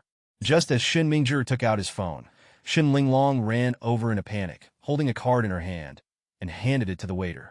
After swiping the card, the waiter glanced at Shen Mingjie and Shun Linglong with disdain and turned to leave. Big brother, are you okay? Did they make things difficult for you? Shun Linglong asked worriedly. Shen Mingjie shook his head. The resentment in his heart towards Shen Qianyao and Su Yang had already reached its peak. He clenched his fists and walked towards the door. Seeing Shun Mingjie's appearance, Shen Linglong didn't dare to speak, and silently followed behind Shen Mingjie. Shen Mingjie didn't say a word and directly sat in the driver's seat. With a set of smooth movements, the car started instantly. Shen Linglong sat on the side, her heart beating rapidly, not daring to say a word, clutching the seat belt tightly, really afraid that Shen Mingjie would do something out of line. Driving fast all the way, Shen Mingjie became more and more angry. The expression on his face almost twisted together. Seeing the cars on the side of the road, he overtook them, honking the horn incessantly. Finally, they reached the mountaintop. With a sudden brake, the car stopped. Shen Linglong couldn't withstand the inertia and lunged forward, then hit the back of the seat heavily. Seeing the car stop, she got out of the car, her stomach churning, and finally couldn't help but vomit. Shen Mingjie didn't care at all, and roared angrily towards the bottom of the mountain. Why is everyone siding with Shen Qianyao and that useless Su Yang, Chen Xiu too, Cheng Jin too? Why exactly? Shen Qianyao, you dog-born bitch, I swear, I will make you die a horrible death. Chen Xiu, so what if you are the vice president of Xiang Group? Sooner or later, I will make you all kneel down and beg me. I will trample you all under my feet. After saying that, he began to laugh wildly. Shen Mingjie's crazy appearance made Shun Linglong stop vomiting. Looking at Shen Mingjie's appearance, she didn't dare to speak, just stood silently on the side. After Shen Mingjie's madness subsided, Shen Linglong cautiously stepped forward and asked, Big brother, what should we do next? The money for this meal. I took out all of Mom and Dad's savings over the years. What should we do? Shen Mingjie glared angrily, striking Shun Linglong's heart directly. At this time, Shen Mingjie was somewhat possessed, and in his eyes, not only hatred, but also a hint of murderous intent appeared. He stretched out his hand and grabbed Shun Linglong's neck.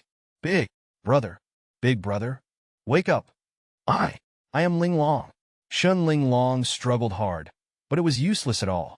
No matter how Shen Linglong called out to Shen Mingjie ignored her completely. At this time, Shen Mingjie was already possessed, completely unable to distinguish the situation in front of him. Finally, Shen Linglong couldn't help it and slapped Shen Mingjie in the face. Shen Mingjie's pupils trembled slightly, and Shen Linglong then broke free from Shen Mingjie's loosened hand. Linglong, what's wrong with you? Shen Mingjie just wanted to step forward, but Shen Linglong was so frightened that she took a step back. When Shen Linglong recovered, she realized that Shen Mingjie seemed to be sober. She tentatively stepped forward and said to Shen Mingjie, Big brother, you were so scary just now, and you kept calling me Shen Qianyao, wanting to kill me. I'm sorry, Linglong. Big brother's mind was full of Shen Qianyao just now, so I might have mistaken you for Shen Qianyao. Shen Mingjie looked at his sister in front of him with rare guilt. Even if the whole world is against him, he still has such a sister by his side. It's okay, big brother. I understand you. Shen Linglong stood up at this time. Looking at Shen Mingjie in front of her, her hands involuntarily clenched into fists. Big brother, what should we do now? Because of this incident, the family's money has been used up. Shen Linglong quickly loosened her hands, not letting Shen Mingjie notice. Shen Mingjie didn't notice Shen Linglong's state at all, just said indifferently, all the 10 million yuan consumption this time will come from the company's funds. I want to make Shen Qianyao's reputation ruined. And tomorrow, convene a company meeting. I want to start over and deal with Shen Qianyao properly. Shen Mingjie turned around, resting his hands on the guardrail, looking at Jiangling City at the foot of the mountain. Shen Linglong placed her hand on Shen Mingjie's back, seemingly concerned, but whether there was another meaning. Chapter 131. Silently nodded, and at the same time withdrew her hands from behind Shen Mingjie's back. Don't worry, big brother, I will help you. Shen Linglong's hands trembled uncontrollably, but she finally said calmly. Afterwards, neither of them spoke much. After Shen Mingjie had a good venting session, he also calmed down and sat quietly in the back seat. Shen Linglong drove Shen Mingjie home. Just as Shen Linglong was on her way home, she suddenly received a phone call. Is this Shen Linglong? I want to see you at Happiness Road. Masha Bar. Who are you? And why should I meet you? I've lived in Zhongling City for over 20 years and have never heard of any Masha Bar. Once you get there, you'll know. This is your chance. This sentence was full of profound meaning, and Shen Linglong also realized from it that the person who had arranged to meet her was not simple. After the mysterious person hung up the phone, Shen Linglong stepped on the gas pedal and sped towards Masha Bar. Aunt Jiang, why are you meeting Shen Linglong? What use is she? The person making the phone call was none other than Jiang Yu from the Su family in Beijing. Shen Mingzhi can't cause any big waves now. But this Shen Linglong, although I haven't had contact with her, according to the information, she is a chess piece that can be used well. You handle this matter. Coincidentally, you will be taking over a large group in the future. Jiang Yu looked at the girl opposite her gently. Oh, Aunt Jiang, what are you saying? These will all belong to brother Su Yang in the future, and I will only assist him. The girl said somewhat shyly. Following the address, Shen Linglong arrived at the so-called Masha Bar. But the building in front of her didn't look like a bar at all. Walking inside, the width of the entire hall was the size of 2 or 3 bars. But even more breathtaking was the interior decoration, which showed astonishing financial resources. The entire bar was divided into 3 floors. The outermost layer was a noisy atmosphere. Walking further inside after entering a door, the scene completely changed from noisy to quiet. Although there was only a door separating them, you couldn't hear the noise from outside at all. The atmosphere on the second floor was a quiet bar, very relaxing. Continuing to move forward, the luxury inside was completely incomparable to the outer 2 floors. In a sense, this bar was completely combining 3 types of venues into one. The first floor was a mixed bag, the second floor was similar to a place for middle and upper class people, and the third floor was completely not for ordinary people. It was completely a gathering place for high-class individuals. Just as Shen Linglong was about to dial Jiang Yu's number, someone walked over at this moment. You are Shen Linglong, Ms. Shen, right? Come with me. Our boss asked me to wait here specifically for you. Looking at the handsome young man in front of her, Shen Linglong didn't say much and silently followed behind the young man. Arriving at the innermost part, the layout of this room was completely different. What was presented before her eyes was a feeling of health and elegance. President Jiang, Miss Shen has arrived. After the young man finished speaking, he turned around and went to greet other guests. Hello, President Jiang. I am Shen Linglong. May I ask why you have asked me to come here? Even if Shen Linglong were oblivious, she could see that the strength of the person in front of her was completely incomparable to the Shen families. What is your opinion of your Shen family? Jiang Yu said, taking a sip of the tea in her hand. I don't know what President Jiang means by this. Our Shen family doesn't seem to remember knowing a great figure like you. There was a hint of sarcasm in Shen Linglong's words, but when she said them, there was no discomfort at all. The reason Shen Linglong spoke like this was entirely because she was certain that the person in front of her was not from Zhongling City at all. She wasn't worried about any retaliation. Maybe she was just a nouveau riche. You really have no manners. Who gave you the nerve to speak like that? Just because others can't see it doesn't mean you can play your little tricks here. The girl couldn't stand Shen Linglong's disdain for Jiang Yu and said angrily, Shen Linglong, you're really something? Do you know who acquired your company? As soon as these words were spoken, Shen Linglong panicked. Only people within the Shen family knew about this, but the person in front of her actually knew. What this represented was obvious. Shen Linglong immediately lowered her stance and said, I'm sorry, President Jiang, I didn't mean to offend you. May I ask if President Jiang has any instructions for me by meeting me in private? This is the president of the company, Chinya Miss Chun. Let her talk to you. Jiang Yu finished speaking and no longer paid attention to Shen Linglong. President Chun, hello? Shen Linglong hadn't expected that this young girl beside Jiang Yu would have such great ability. She looked even younger than herself, yet she had directly become the president of Shen's group. Really no manners. Since you are a member of the company, I won't say much more. I am fully aware of Shen Mingzhi's actions in the company. His time in office may not be too long. As for you, you do need to improve yourself, both in character and professionally. Chunya said, looking at Shen Linglong with disdain. The intention of these words was very clear. Shen Mingzhi would soon be eliminated by the company, and she was the most promising person to take over. Yes, Miss Chun. However, subordinate has a question. When the Shen family began to be acquired, Shen Qianyao was in charge, but later it became Shen Mingzhi. I wonder if there is any arrangement for this. Shen Linglong was a bit curious, thinking in her heart that Jiang Yu seemed to want to use Shen Mingzhi to do something, but she wasn't sure. Some things, you should know what you should know, and for things you shouldn't know, you don't even have the qualification to ask, understand? Jiang Yu's words directly sent a chill down Shen Linglong's spine. However, since Jiang Yu said this, Shen Linglong also confirmed that Jiang Yu seemed to want to use Shen Mingzhi to get rid of Shen Qianyao. After all, everything Shen Mingzhi did was targeted at Shen Qianyao. As for why they wanted to replace Shen Mingzhi, the answer was obvious, because Shen Mingzhi couldn't cause any big waves anymore, and they wanted to use her to do things.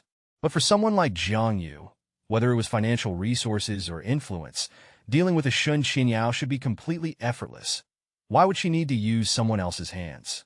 Shen Linglong was very smart, and quickly deduced from the previous attitude and language of the conversation that the person they wanted to deal with was Shen Qianyao. But what she didn't understand was, Shen Qianyao was just a very ordinary girl in their eyes. Why would it be necessary to go to so much trouble to deal with her? Qianyu was not someone who just talked, and instantly saw through Shen Linglong's thoughts. Some things, you better mind your own business, otherwise the consequences are something you can't bear. Also, don't mention today's matter to anyone.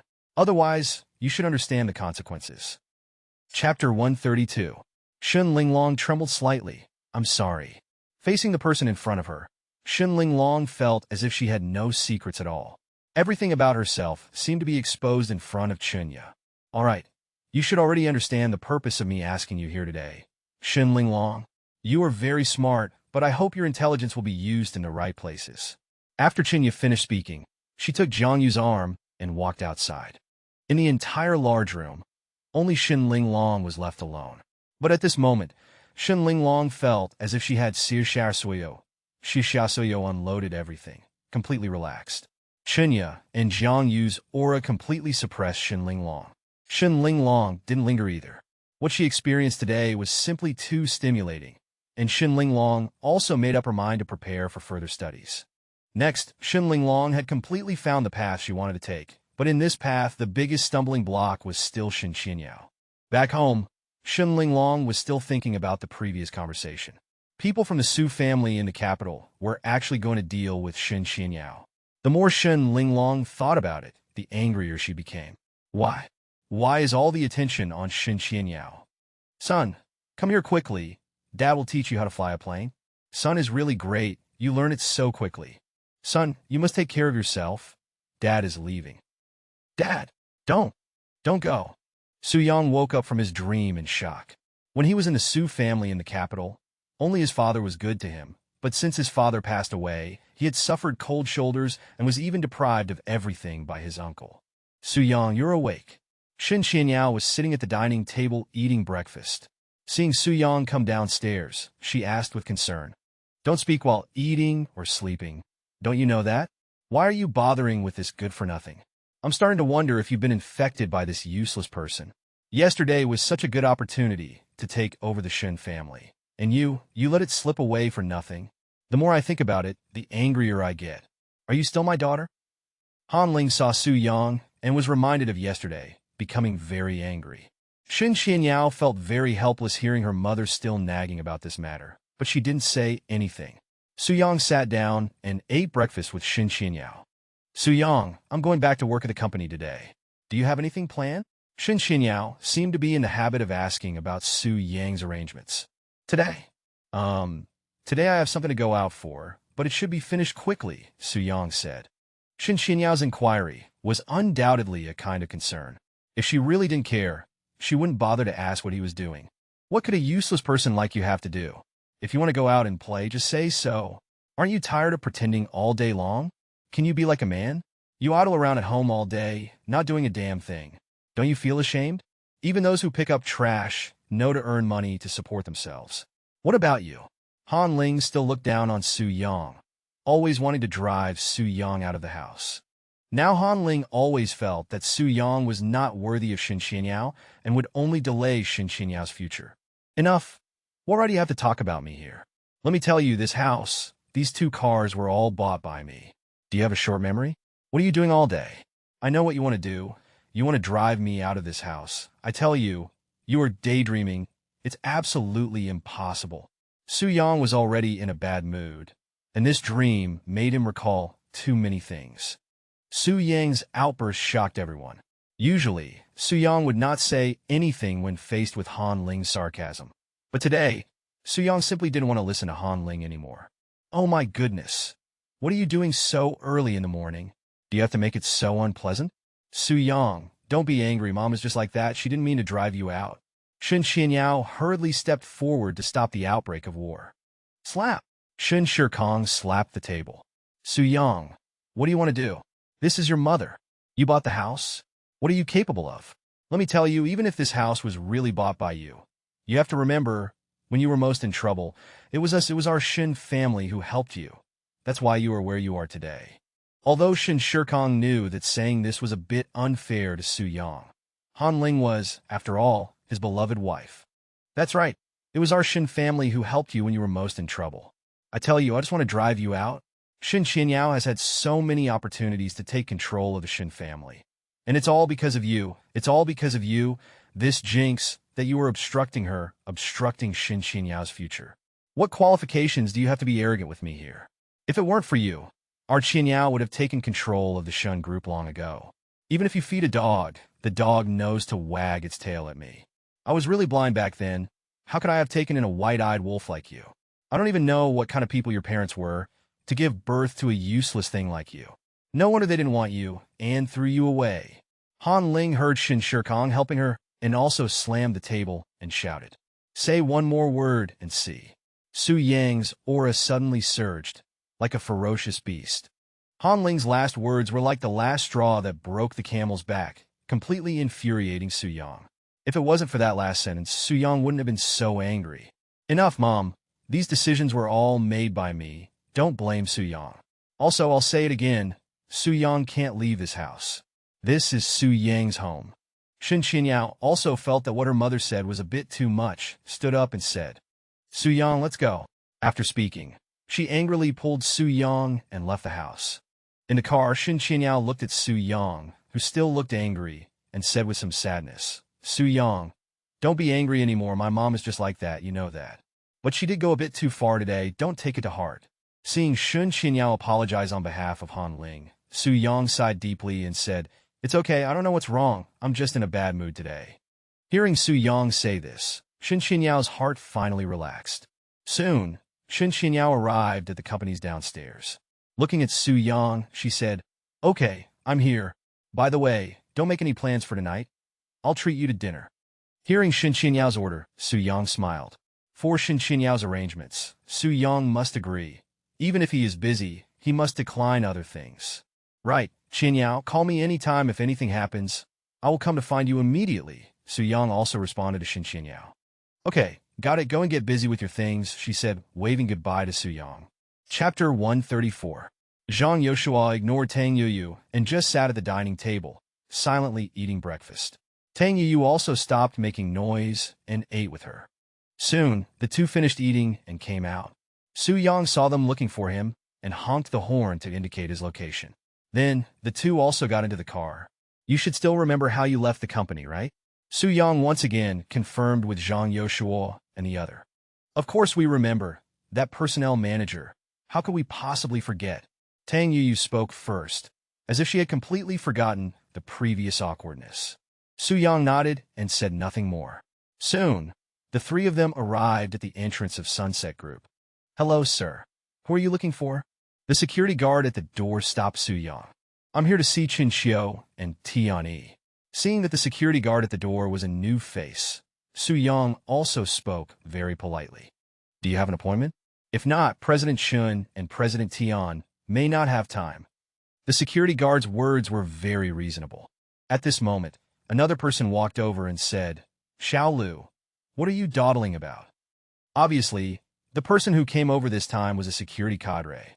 Otherwise, he wouldn't speak in such a tone. "Captain, this gentleman wants to see President Shen and President Tian, but he doesn't have an appointment." "Wants to see President Shen and President Tian?" This security captain first sized up Su Yang and Zhang Yoshua. He had some impression of the two women behind Su Yang. Are you stupid? Don't you know that these two women were fired by the company? And they still want to see President Shen and President Tian. Are President Shen and President Tian people that just anyone can see? The security captain angrily scolded the security guard surnamed Liu. Su Yang was very angry when he heard this person speak. When did the company he built with his own hands become such a company full of snobbery? Why are you talking like this? Can you speak properly? Although we were fired, doesn't that mean we don't have the right to request to see the president? P3.You couldn't help but roar at the security captain. Get lost quickly. Don't hinder our work here. It's really bad luck to encounter troublemakers early in the morning. The security captain showed no apology, but instead became even more aggressive. What kind of person are you? You're just a small security guard. What qualifications do you have to stop us from seeking justice? P3.You was very angry. Oh my, don't talk about seeking justice. Who in the whole company doesn't know that in order to become employees of the company, you went to seduce the personnel manager? And what happened? You tried to steal a chicken, but lost the rice instead, and were directly fired, right? It's simply ridiculous. Thinking that you have some looks and want to climb up. Keep dreaming. Get lost quickly. Don't be an eyesore here. Just standing here is damaging the company's image. And you still come here to distort the truth. The security captain looked at P3.You and Zhang Yoshua with extreme contempt. You're talking nonsense. How could we possibly seduce that scumbag? Zhang Yoshua couldn't bear it anymore. She could be wronged. She could endure grievances. But she could never let her innocence be damaged. As she spoke, tears welled up in her eyes. Do you have evidence? If you have the ability, then produce evidence. If you don't have the ability, then get lost quickly. It's really disgusting. Just looking at you makes me nauseous. The security captain was very unfriendly to the two of them. Su Yang sighed deeply. On the way here, he had already thought of the worst-case scenario, being slandered, but there was nothing he could do. Although the security captain was arrogant and domineering, what he said was not wrong at all. Then what evidence do you have to say that we seduced that scumbag? Why are you slandering us? P3.You saw Zhang Yoshua tearfully shedding tears of grievance, and said while comforting her, Captain, calm down. They're after all girls, and I feel like they don't seem like those kinds of people. The security guard surnamed Liu saw Zhang Yoshua's aggrieved appearance and tried to persuade him. You motherfucker, shut your mouth. Do you have the right to speak here? I'm telling you, letting them block the entrance here is already violating company regulations, delaying employees from going to work, and delaying the company's interests. Can you bear the responsibility? If you don't want to do it, then motherfucker, get lost. There are plenty of people who want to replace you. What a waste. The security captain heard the words of the security guard surnamed Liu and directly pointed at his nose and scolded him. Damn it, I quit then? What kind of stuff are you? I think you took bribes. And also, motherfucker, do you know how to speak properly? I was being polite to you to give you face. What kind of thing are you to scold me here? If I quit, I quit. Sunset Group is full of such low-quality goods. I really won't do it anymore. The security guard surnamed Liu finally couldn't bear it anymore and threw the hat on his head to the ground. Then, watching the departing security guard, Su Yang didn't speak and turned to walk towards the security guard. You're good? What's your name? My name is Liu Zhe. Brother? Are you the brother of these two girls? Did you hear about what happened at the company? Let me tell you, when you encounter this kind of thing, you might just have to suffer in silence. After all, they have great power. I think you should just take what you can get and stop while you're ahead. Liu Zhe advised Su Yang. That's not necessarily the case. Some things, innocence is more important than a position. What you said is also right. Although that idiot captain is uncultured, what he said is not wrong. You still have to pay attention to evidence. Otherwise, there's still no way. Liu Zhe still sighed helplessly, expressing his regret for Zhang Yoshua and the other. Yoshua, do you think Su Yang is playing us? If he really knew Jingcheng, how could he endure such anger? P3.You complained a little. I don't know either, but I don't want to seek justice for my job anymore. I want to seek justice for our innocence. Zhang Yoshua wiped the tears from the corners of her eyes becoming very firm. On the other side, Su Yang said to Liu Zhe, you come with me too. I'll have Jingcheng and Tian come to pick us up. Brother, don't talk big. If you really knew Jingcheng and Tian, would you still need to endure such anger here? Liu Zhe still didn't believe Su Yang's words. How about a bet? If Chun Xiu and T.You really come, how about you return to your original position? Oh my, okay. What if you lose? Lu Zhe couldn't help but find it funny seeing Su Yang's insistence.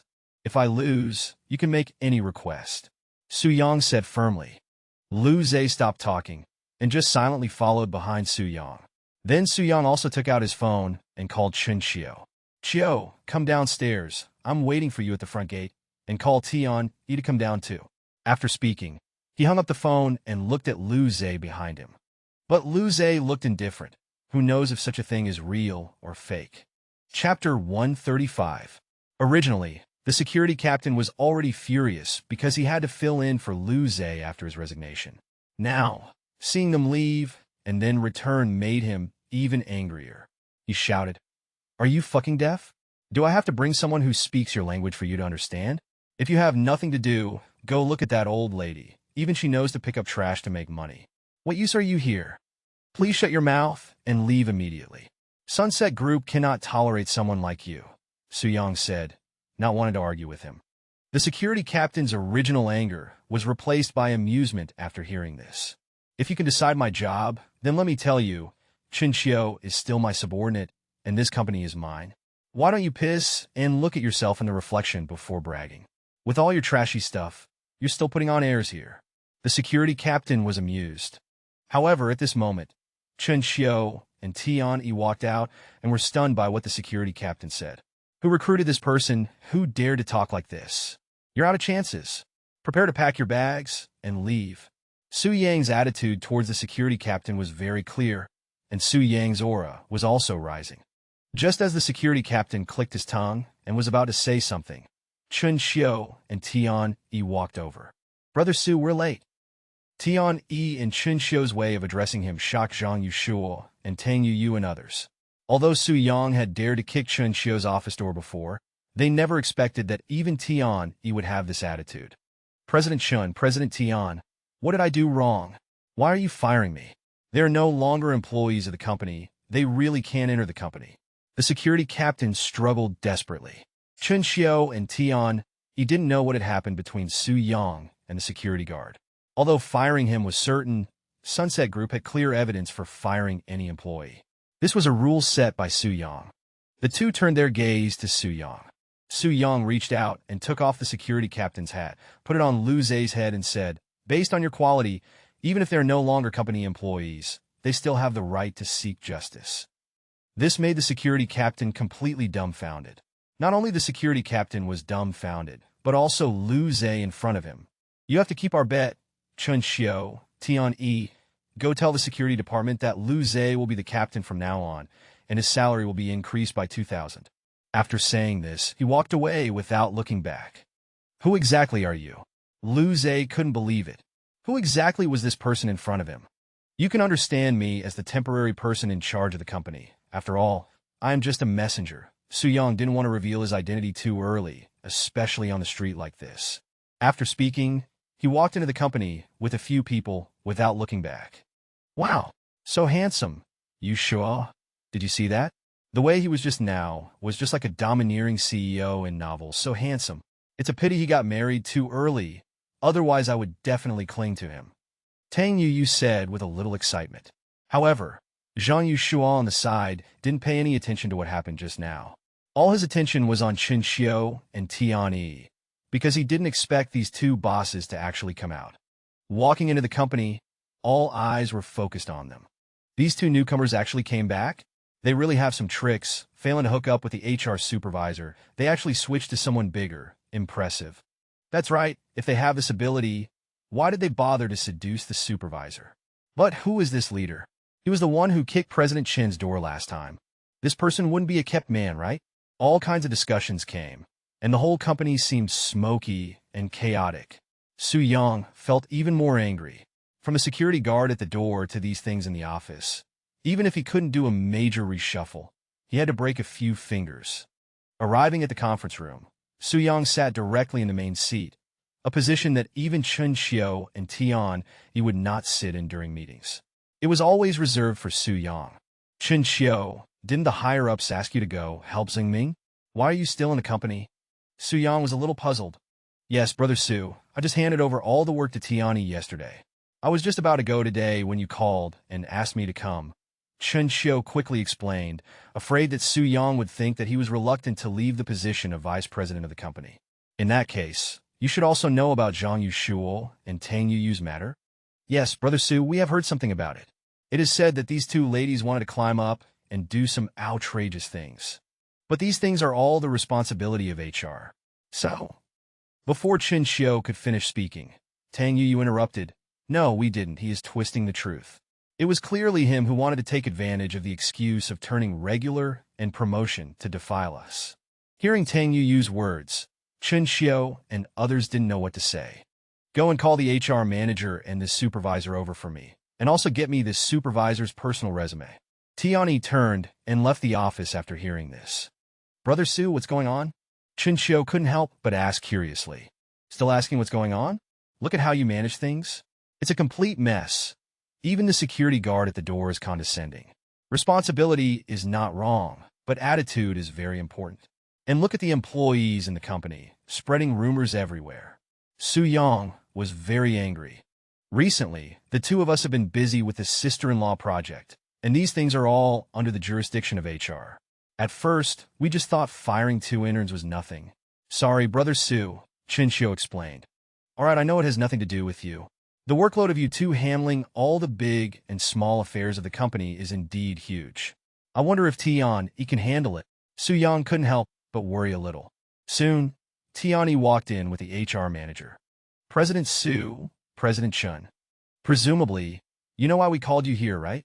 Yes, President Su, about Zhang Yushuo and Tang Yuyu's matter. I am aware of it, but I didn't investigate it in depth. And this is the HR supervisor's file. After speaking, he put the information in his hand in front of Su Yang. Su Yang looked at the HR supervisor standing next to him. Before Su Yang could speak, he took the lead and said, President Su, I don't think this matter can be blamed on President Shen, President Tian, and Manager Wang at all. This sentence made everyone present curious. Did the HR supervisor intend to confess his guilt without investigation? In front of everyone, they only heard the HR supervisor righteously say, I think my approach is correct. After all, what I fired are 2 scumbags of society for the company. Chapter 136. Do you think what you did was right? This matter is not for you to decide. All of you are suspended with pay for investigation.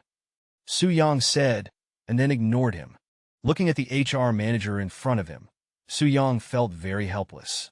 Being away from the company for years had resulted in the company becoming like this. Chen Xiu announced that a company-wide meeting will be held today. Okay, Brother Su. Chen Xiu agreed and turned to leave the office. Su Yang arrived at the meeting room, turned on the company's large screen, and then went to his office to start the video conference. In about half an hour, all the important personnel of the company gathered in the meeting room, waiting for Su Yang. These years I haven't been at the company, and as a result, the company is becoming more and more out of shape, even to the point of slandering other people's innocence. Some people are even bribing and buying off company staff. Is this how you repay the company? Su Yang's words came from the speakers in the meeting room. Everyone was very surprised after hearing this, looking at each other, not knowing who Su Yang was talking about. Perhaps some people have not crossed the company's bottom line, but some that I already know about will definitely not be let off lightly. After speaking, Su Yang opened a file, which was clearly a video. In the video, a company employee was meeting with Shen Mingzhi. Liang Quan, as the project leader of the company, you actually accepted bribes. Do you know what this represents? Su Yang said calmly. President Su, listen to me. Things are not as you think. This is slander. I don't remember ever having such a thing. Liang Quan was a little flustered. Su Yang knew Liang Quan would say this, so he then opened up a bank statement analysis he obtained from the bank. In Liang Quan's details, there was a transfer of 2 million from Shen Mingzhi's card. This time, Liang Quan was completely in despair. He slumped into his chair, not saying a word, silently waiting for the verdict. Afterwards, Su Yang said to Chen Xiu, You have worked at the company for many years, but you have managed it into this state. Now I announce the removal of Chen Xiu from all positions, and everything will be taken over by Tiani. Su Yang took this opportunity to dismiss Chen Xiu from his position. This announcement shocked everyone present. Chen Xiu, as a veteran figure in the company, was also being dismissed, and a sense of fear arose in their hearts. Furthermore, I announced that the captain of the security department is dismissed due to various aspects damaging the company's image, and will be replaced by security guard Lu Wei as the new security captain. Just as everyone was discussing, the door of the meeting room was pushed open by a lady. This person was the company receptionist, who brought in a USB drive. Su-Yang was curious and asked Tian-Yi to put the contents of the USB drive on the company's computer and project it. The content above was all about the HR manager's actions regarding Zhang Youshou and Tang Yuyu. The HR manager was shocked when he saw the content of the video. How could there be such a video? Tian-Yi asked the receptionist. Who gave you this information? The receptionist said, a middle-aged gentleman said to give this video to you, and all the truth will come to light. Tian-Yi, after hearing this, naturally knew that someone must have secretly helped. Who this person was self-evident, so he directly stared at the HR manager and said, do you have anything else to say? The HR manager was silent. Before I leave the company, I announce one last instruction, to allow Zhang Youshou and Tang Yuyu to return to the company and become permanent employees. After Chen Xiu finished speaking, he turned and left the meeting room. The things to be resolved today are only these. All personnel involved are to be dismissed, Su-Yang said and turned off the video. Tian-Yi saw Su-Yang end the meeting and continued. The president's meeting has been clearly announced, so next, the entire company will be taken over by me. All personnel mentioned just now are dismissed and must leave the company immediately. Tian-Yi was very decisive. As the saying goes, a new broom sweeps clean. Since he was worthy of being the president, he had to be decisive. The HR manager, the security captain, and Liang Quan, who was just implicated, were all disheartened and silently walked out of the meeting room. Chen Xiu walked out, but did not leave the company immediately. Instead, he entered Su Yang's office. Chen Xiu knew Su Yang's intentions and did not complain about Su Yang, but he was still a bit reluctant in his heart. After all, he had built this company up with his own hands. However, for his future prospects, Chen Xiu didn't mind these things. He just silently followed behind Su Yang. Su Yang saw Chen Xiu enter his office, turn around, and left the company with Chen Xiu. You kid, you've already been fired from the company, and you still want to announce instructions. Are you itching for a beating? Su Yang joked. Chen Xiu chuckled awkwardly. After all, the company was always handled by me, but since it's the last time anyway, might as well indulge myself. Su Yang smiled without saying a word and took Chen Xiu back to Forget Love Water Bar. Everyone in the bar already knew Su Yang and Chen Xiu. Chen Xiu led Su Yang to a hidden office, and at this time, Zheng Ming also walked in. Brother Su, you guys are here. Has the company matter been dealt with? Zheng Ming asked jokingly. However, this was no longer about the office matter. Chen Xiu also said unrestrainedly, do company matters need you old geezer to manage? Both of them laughed loudly. Looking at the harmonious scene of the two in front of him, Su Yang was also very gratified. Go call Cheng Jian and Sha Ziqiang to come over. In the following period, we will focus on unifying Jiangling City, Su Yang said decisively. Chen Xiu and Zheng Ming saw Su Yang's state, exchanged glances, and both knew that Jiangling City was about to be thrown into chaos. Zheng Ming took out his phone and sent a message to Cheng Jian and Sha Ziqiang and started waiting. Feeling bored, Su Yang said to Chen Xiu, is there any news about the investigation you were asked to do on the boxing gym opposite Smiling Buddha? Chen Xiu heard Su Yang's words, took out a file from his backpack, and handed it to Su Yang. While Su Yang flipped through the file, Chen Xiu said from the side, it's been investigated clearly. The owner of this boxing gym was once a capable subordinate of Smiling Buddha, but due to some reasons, he turned against Smiling Buddha. He independently opened this boxing gym to confront Smiling Buddha, but has repeatedly encountered obstacles and is unable to continue. Su Yang was very shocked when he saw the information.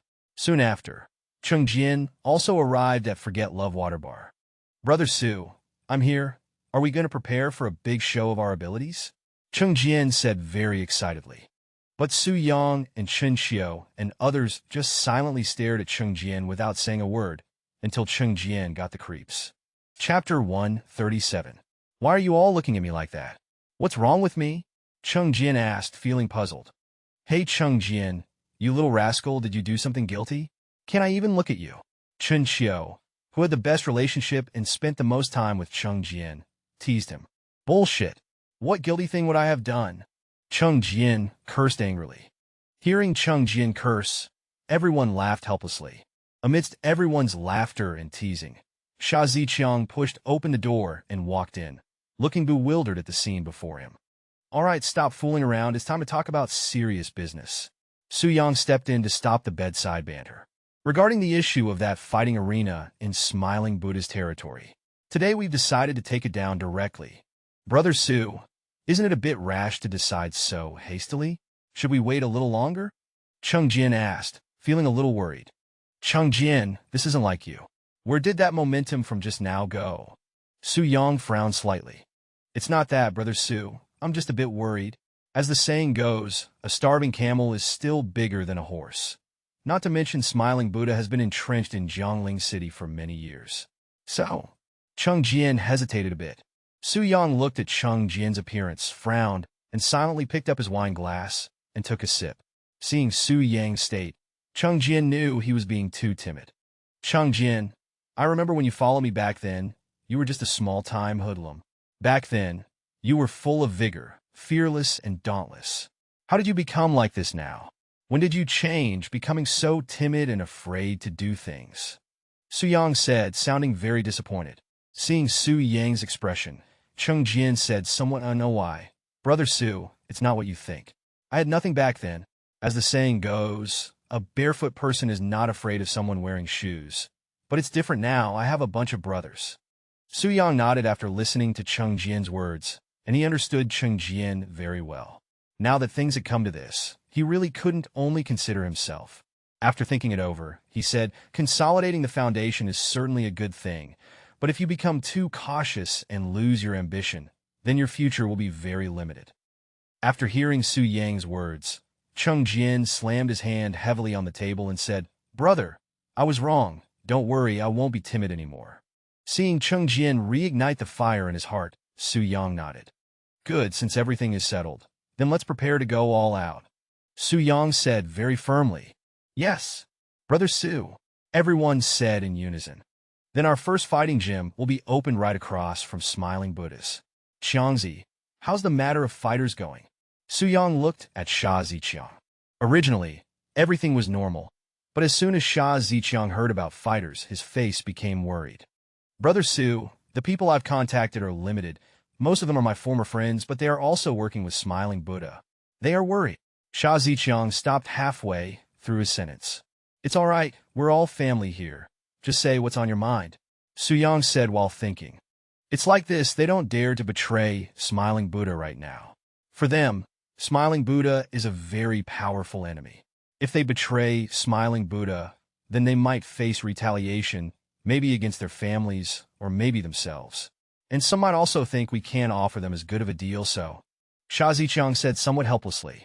Su Yang understood this very well. As the saying goes, no one gets up early without a benefit. Facing benefits and personal safety is very important. You go tell them, if they're willing to come, we can guarantee the safety of their families and ensure their benefits. If they are not willing, don't force them. Also, as for the matter of fighters, I will solve it. Su Yang said decisively. If we don't have fighters, we can hire them. If not, then we can train a batch ourselves. I believe with you, nicknamed God of Slaughter, here, we will definitely train a group of experts. Su Yang said after considering it. This reminder was an unconscious stroke of genius. Right, if we can't hire them, why not train a batch ourselves? Brother Su is right. If we can't hire people, we can train a batch ourselves. We can be very assured about people like that, and they won't betray us. But manpower. Sha Ziqiang was still a bit concerned. Cheng Jian, hearing Sha Ziqiang worrying about manpower, felt uncomfortable. It was as if he was being ignored. You don't need to worry about manpower. Cheng Jian has plenty of manpower there. I think it should be easy to train a batch. After saying that, he glanced at Cheng Jian. Brother Su, what are you saying? If I were just recruiting a bunch of good-for-nothings to be my brothers, then there's no point in me being in the game. Cheng Jian said with a proud expression. And I do have a few capable guys here right now, with extraordinary skills, so they can immediately participate in some basic training and then be Toru into the plan. As Cheng Jian spoke, he called for some people to come in. Looking at the 10 burly men walking in, Su Yang couldn't help but nod. These 10 people were very robust looking, and at first glance, they looked like seasoned veterans. These men are about right. They can hold the line for a while. Also, Sha Ziqiang, you mobilize these men for training or to assist you. As long as you can train them, everything is easy to talk about, especially in terms of funding. Don't worry about not having enough, just ask the company for it. Seeing the people in front of him, not only Su Yang, but even Sha Ziqiang was very impressed. Don't worry, Brother Su, I also have manpower for training in this area.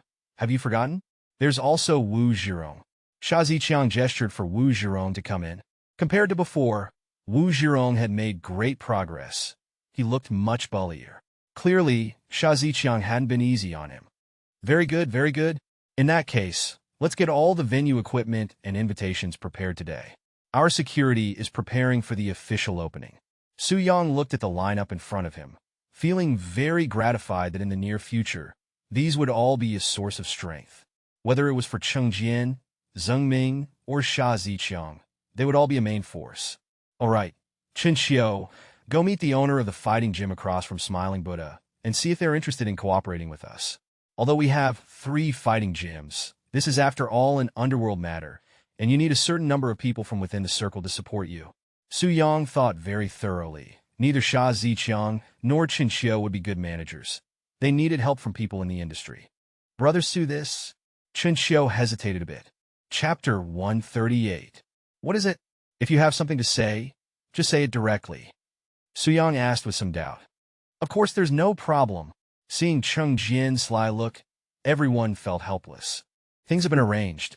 The next steps are up to you guys. After Su Yang finished speaking, he got up and left for Get Love Water Bar. Checking the time, Shen Xinyao was also about to get off work.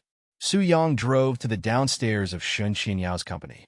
At this moment, Shen Xinyao happened to come downstairs and saw Su Yang, who was waiting for her.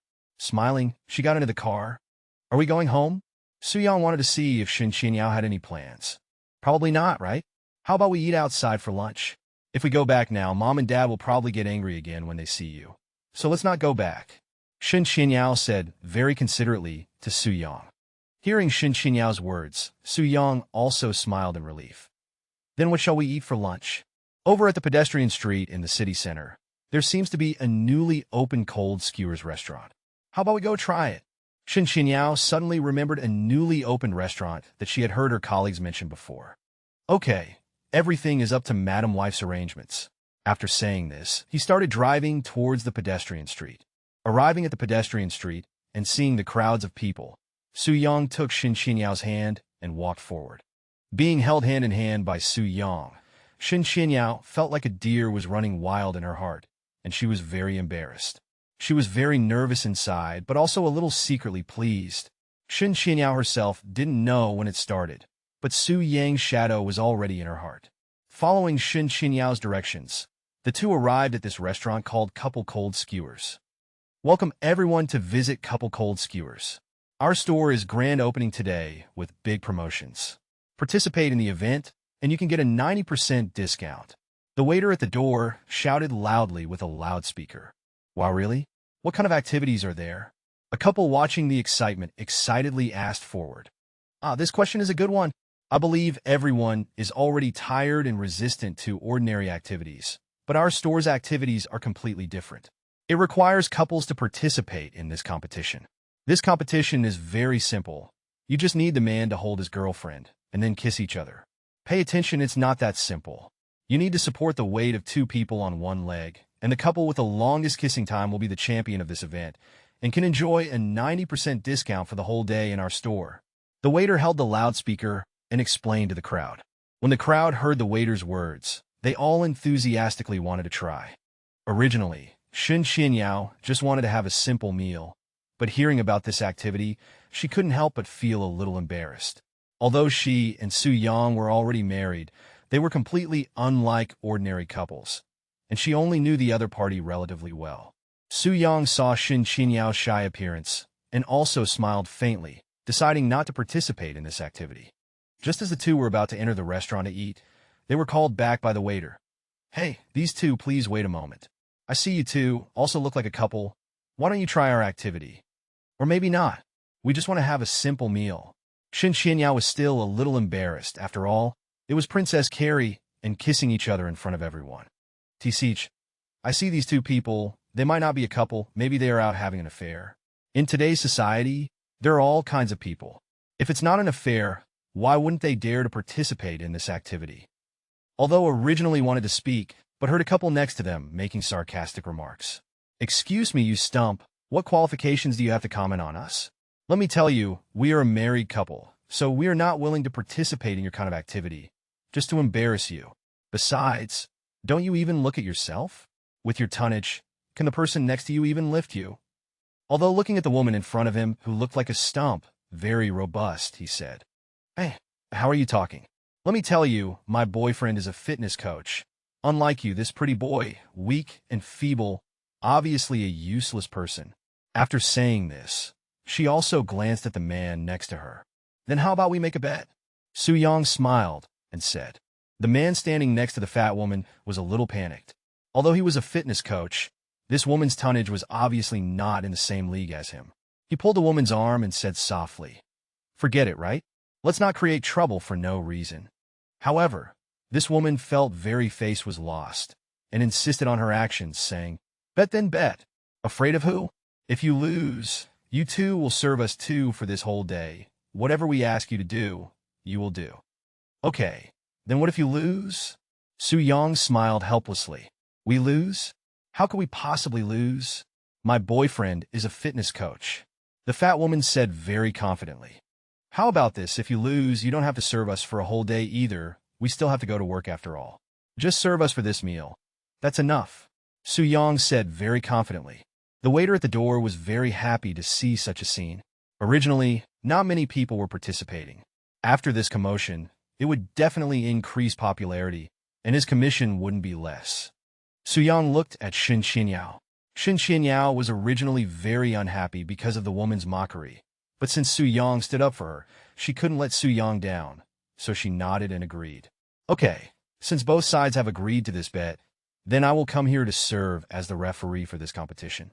Of course, at the same time as the competition, if other couples want to participate, they can still participate. The waiter said very excitedly, Come, please have the two couples come to the front. Are you both ready? If you are ready, then the competition begins. After the waiter finished speaking, he pressed the stopwatch timer in his hand. Su-yang easily princess carried Xinyao, looking at Xinyao with a gentle expression. Xinyao, however, became a little embarrassed by his gaze. Su-yang was a little nervous inside. After all, it was the first time kissing Xinyao in front of everyone. The crowd saw Su-yang's gentle appearance and were all very envious. Then Su-yang slowly moved closer to Xinyao. Xinyao was extremely nervous at this time, just silently closing her eyes, waiting for Su-yang. However, on the other side, the fat woman, their performance caused everyone to burst into laughter. Look quickly, they are too funny. One audience member laughed until their stomach hurt, bending over and straightening up while saying, Chapter 139, only to see the fitness coach's cheeks flush red, the veins on his entire arm bulging, as he struggled to lift one leg of the fat woman. However, the fat woman wrapped her arms around the fitness coach's neck and used her other leg to kick upwards with force. The fitness coach stopped, took a deep breath, and suddenly exerted force. With a crack, it sounded like the fitness coach's back went out. However, this sound was accompanied by the fat woman completely placing her leg on the fitness coach's arm, which caused everyone to burst into laughter. When it came to the next action, the fitness coach, with flushed cheeks, looked at the fat woman in his arms, but was unable to bend his neck down. Just as the fat woman forcefully hooked her arm and puckered her lips to kiss the fitness coach suddenly bent over, unable to bear the fat woman's weight, and heavily threw the fat woman to the ground. Due to overexertion, saliva flowed from his mouth and dripped onto the fat woman's face. The outcome was obvious. They lost the competition. 10 minutes had passed, and couples had successively given up the competition, not a few of them being due to their girlfriends feeling sorry for their boyfriends. Just as Xinyao and Su-yang were lost in their own world, they completed the competition and won the final victory. The fat woman angrily kicked the fitness coach with her foot, constantly cursing him, calling him a useless piece of trash. Just as the fat woman and the fitness coach were about to leave, the waiter called out to them, "Since you made a bet in front of everyone, I hope you can honor it. Do you want to be people who break their promises?" When the crowd saw the two were about to leave, they also started to jeer. Forced by the situation, the two finally followed Su Yang and Shen into the restaurant. Su Yang and Shen found a window seat on the second floor, sat down, and watched the lively crowd below. "Go! Hand this menu to the front desk and bring 2 bottles of water back." Su Yang and Shen ordered their food and handed the menu to the fat woman. Shen privately messaged Su Yang, "Is this going too far?" After seeing the message, Su Yang looked at Shen then shook his head and said, "Some people just deserve to be punished. Besides, it would be one thing if they were talking about me, but they were talking about you. I won't allow my wife to be slandered in the slightest." Shen just smiled awkwardly and didn't say anything else, quietly waiting for a delicious lunch. Soon, the food was served. Su Yang and Shen were eating, while the fat woman and the fitness coach could only silently serve on the side. While the two were eating, they suddenly saw a short, stout man leading a slender woman walk in and also sit by the window. An originally normal scene, but it made the fat woman fly into a rage. Her eyes widened in anger, staring at the short, stout man sitting behind. She finally couldn't help but pick up the scalding hot water and splashed it over. "You heartless bastard, you actually cheated on me with another woman." The fat woman's words stunned everyone. And everyone present was from the couples who had participated in the competition earlier. This scene made them very curious. Even Su Yang and Shen became gossipy. Only to see the man stand up in a panic, looking at the woman in front of him, somewhat unable to believe his eyes. "Weren't you out getting a beauty treatment? Why are you here?" Obviously, this man was the fat woman's husband. Watching the two constantly arguing, Su Yang said to Shen indifferently, "So the one keeping a gigolo is here."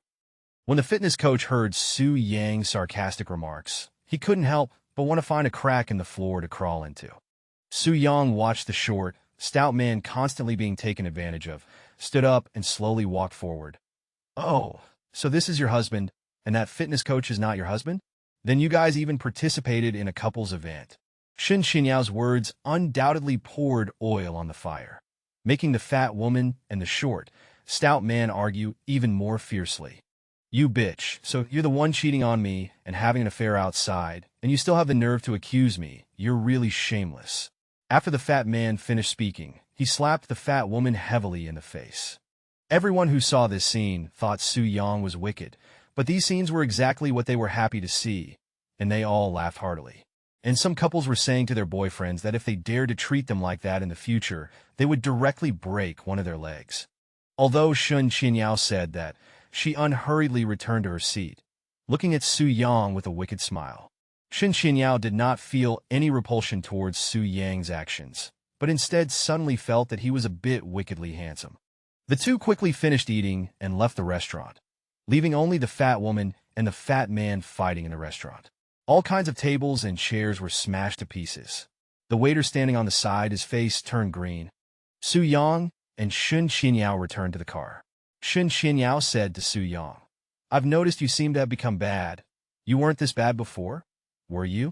Listening to Shen curiosity, Su Yang also smiled indifferently and said, "It's still the same sentence. Who told them to provoke my wife?" After speaking, he drove away from the pedestrian street. This farce further enhanced the relationship between Su Yang and Shen and Shen happily returned to the company to continue working.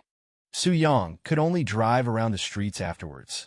Then on the other side, Jiangyu received news, learning that Su Yang was preparing to unify the underworld of Jiangling City. Then he frowned. If Su Yang was not completely eliminated in Jiangling City, then Su Yang would not return to the Su family to complete the marriage agreement. Chinya, hearing the news, felt a little melancholy. Does Su Yang really hate me that much?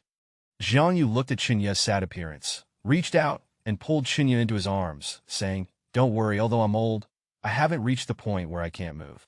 I will definitely make that brat Su Yang marry you. In my eyes, my daughter-in-law is only you. Go help me contact Su Yang's subordinates. Let's try to see if we can buy them off and have them work for us." Zhang Yu wanted to start with the people around Su Yang to completely defeat Su Yang. Yes, President Jiang, I will do it now. The butler waiting on the side finished speaking and turned to leave the office. At this time, Chen Xiao, Cheng Jian, Zheng Ming, Sha Ziqiang, Wu Zhirong, and others were all in Forget-Me-Not Bar, continuing to discuss matters related to the Fight Club. Hearing someone knock on the door, they couldn't help but look curiously towards the door. A middle-aged person who looked like a butler walked in, wearing a tailcoat, giving off a feeling of attending a ball.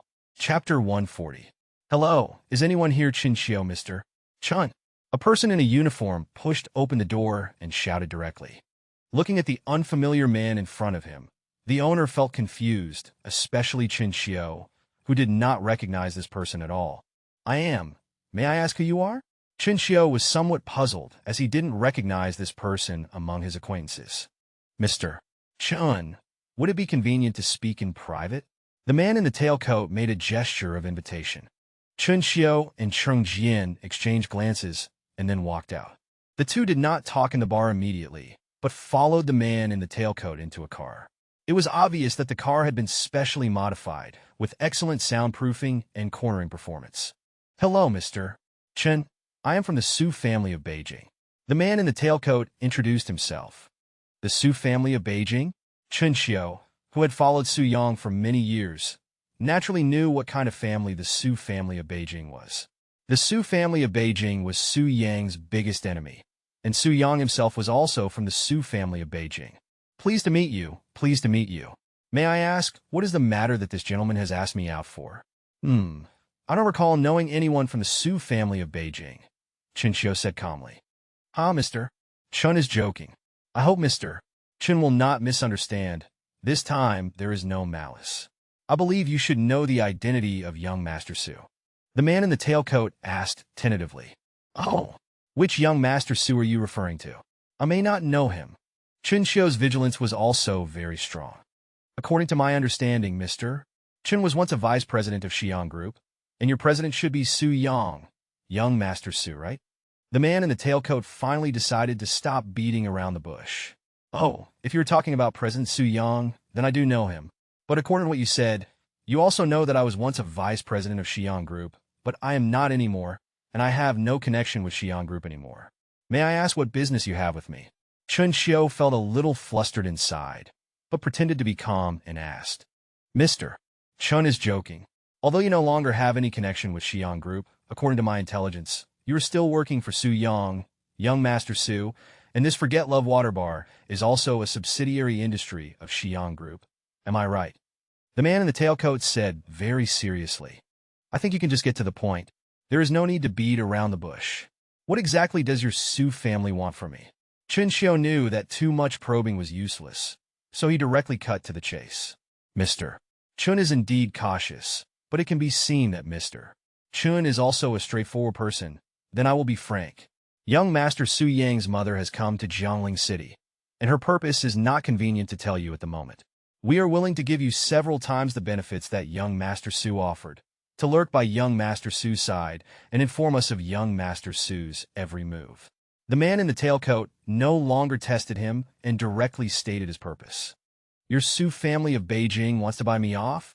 I just want to be a worker who follows company arrangements quietly and do not want to participate in too much of your family struggle. Moreover, President Su's treatment is already not low.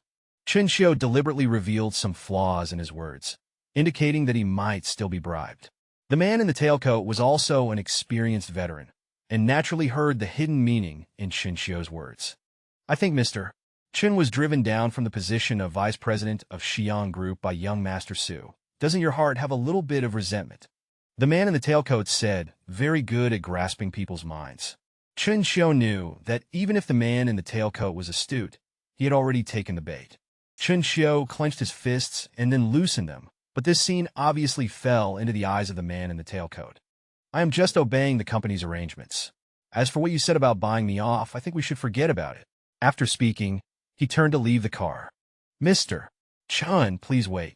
If our goal is achieved, then you may eventually be the president of Xi'an Group. You also know that the Su family of Beijing does not care about this little bit of business. With your intelligence, you should understand what I mean. The man in the tailcoat still said calmly. Xi'an Group, it is indeed a company I built up with my own hands. Chun Xiu pretended to be tempted and sat back in his seat, but he looked much more melancholic. The state that Chun Xiu showed was not only for the man in the tailcoat to see, but also because he was indeed reluctant in his heart. The man in the tailcoat just smiled and said nothing when he saw Chun Xiu's state. He thought he had completely grasped Chun Xiu's mind. But what he never expected was that the state Chun Xiu was showing now was deliberately following his script. Mr. Chen, here is a card. There is not much in it. Just take it as a greeting gift. I believe you will make the wisest choice. No one can shake the position of the Su family of Beijing, no matter who it is. The man in the tailcoat said calmly, and placed the card on Chun Xiu's side. Chun Xiu saw the card next to him, and couldn't help but curl up the corner of his mouth, and then said calmly, although I, Chun, am not a wealthy person, I am not very poor either. Chun Xiu's words wanted to ask if the amount in this card was satisfactory to him. Don't worry, Mr. Chun, this card contains a number you can't even imagine. I hope we can cooperate happily. The man in the tailcoat thought he had settled Chun Xiu and was very happy in his heart. Forget it, I said. I, Chun, am not a very money-hungry person, so I think we should end this matter here. Chun Xiu made a decisive decision, pulled open the car door, and walked straight down. Seeing this scene, the man in the tailcoat was a little stunned. Obviously, his decision was wrong. Perhaps this man would not be moved by money, but in this world, no one can resist the temptation of money, power, and status. The man in the tailcoat followed Chun Xiu's footsteps, got out of the car, and stopped Chun Xiu, saying, Mr. Chun, I believe you are a smart person. This is my business card. Please take it. The Su family of Beijing can give you everything you want, so please consider it again. Take this card too. I said it's just a greeting gift. If Chun Xiu did not take this card, then it was obvious that Chun Xiu would not go against Su Yang.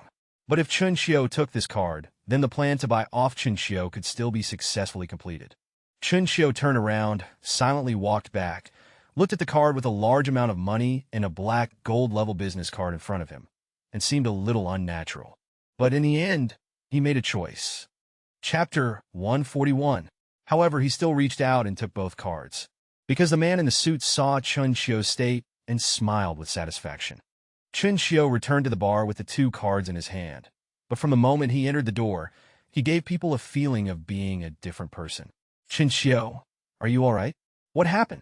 Zheng Ming asked with concern. Nothing, just thinking about some things. I'll go back first. Call me if anything happens. Chun Xiu said, and left Forget Love Water Bar. Chun Xiu sat in the car, took out his phone, and dialed Su Yang's number. Brother Su, where are you? I have something I want to tell you. Chun Xiu said decisively. What's wrong? Did something happen in the fight club? Although Su Yang was a little puzzled, he asked, had something happened so soon after he left? Let's meet in person.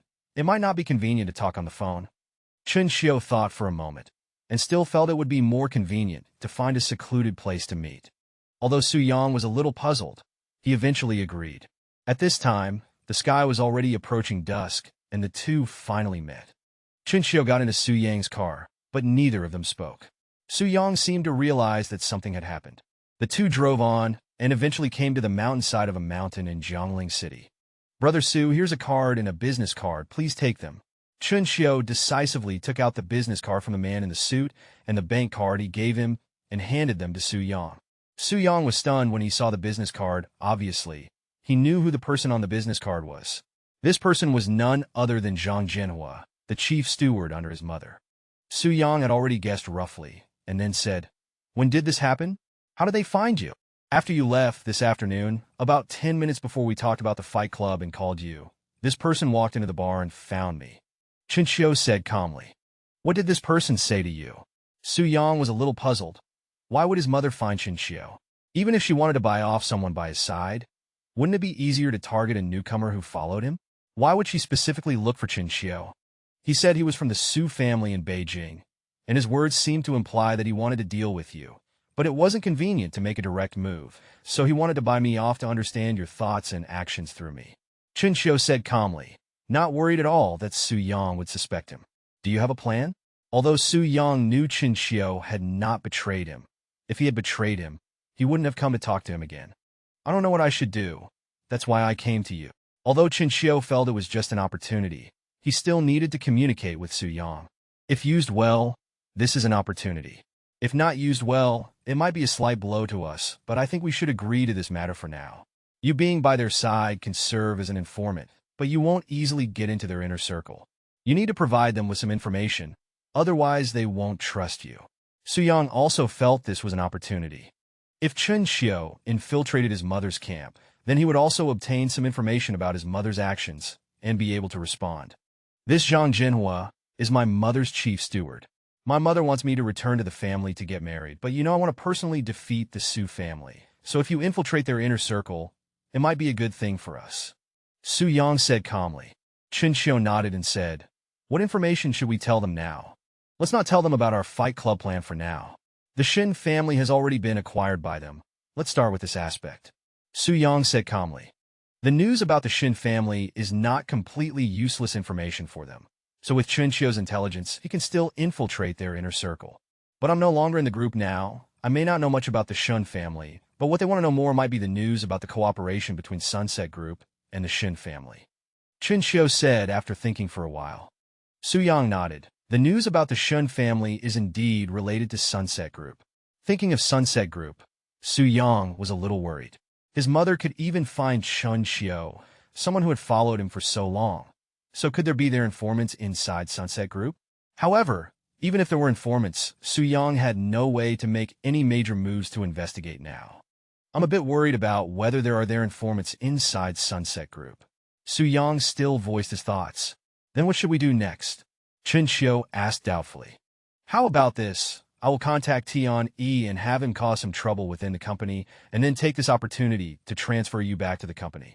I will try to arrange for him to do it more secretly, so that it won't arouse their suspicion. Su Yang still decided to transfer Chen Xiu back to the company again. But if we do this, won't it seem too sudden? Wouldn't they be more suspicious? Chen Xiu was also a little worried. Don't worry, it's just transferring you back to the company. But for them, you are still by my side, knowing my every move, so it won't cause too much suspicion. It's you. After returning to the company, you have to help me carefully investigate whether there are their informants within the company. Su Yang said calmly. Don't worry, Brother Su, you can rest assured about my work. Chen Xiu was very confident after getting the plan. Su Yang saw Chen Xiu's relieved look and a little proud, and couldn't help but slapped him on the head and said, Stop talking nonsense. My work, I'm completely assured.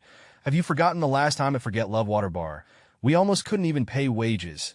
And the issue of project quality, I tell you, if there is another mistake this time, I will directly send you to the 18th level of hell. Chen Xiu couldn't help but shrink his neck when he heard Su Yang's words, and then said, Don't worry, Brother Su, I won't make the same mistake a second time. This time, I will definitely handle this matter beautifully. Su Yang was very happy to see Chen Xiu's confident look. Returning to the car, Su Yang sent Chen Xiu back. With this matter resolved, Su Yang could completely focus on preparing his plan.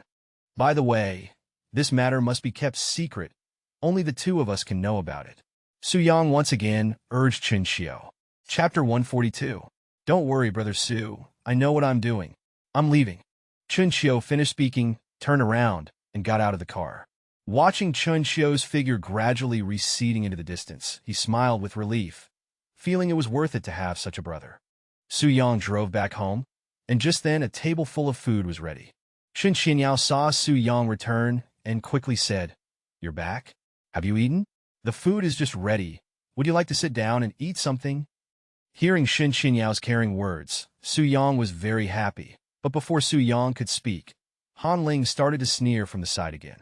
Eat? What are you eating? Do you even have the face to eat? You don't do anything all day, and you even made our Qianyao come home by herself in the evening. How can you have the face to sit at this table and eat? Every word Peng Ling said was very sharp. But every time, Shen Xinyao would step in to smooth things over, saying, Oh, Mom, don't say that. Su Yang must have his own things to do, and he already told me he had things to do in the afternoon, so don't complain about Su Yang like that. Su Yang didn't expect that Shen Xinyao, who never lied, would actually tell her first lie in her life for his sake. Originally very depressed, Su Yang now felt relieved. With such a wife, willing to do things against her principles for him, what was there to be angry about? Qianyao, I know you're siding with him, but you didn't need to lie to me like this. Han Ling didn't expect Shen Qianyao to lie to her, for Su Yang's sake. Mom, what are you talking about? When have I ever lied to you? Shen Qianyao said, somewhat guiltily. Who do you take me for? I'm your own mother, who raised you for over 20 years. What kind of tone are you using? What kind of attitude is that? Do you think I wouldn't know? What kind of bewitching soup has this person fed you that made you lie to me? Han Ling was very angry. She had never thought her daughter would lie to her. Oh, Mom, I really didn't. Shen Qianyao went all out, deciding to deny it to the end. Fine, I'll ask you.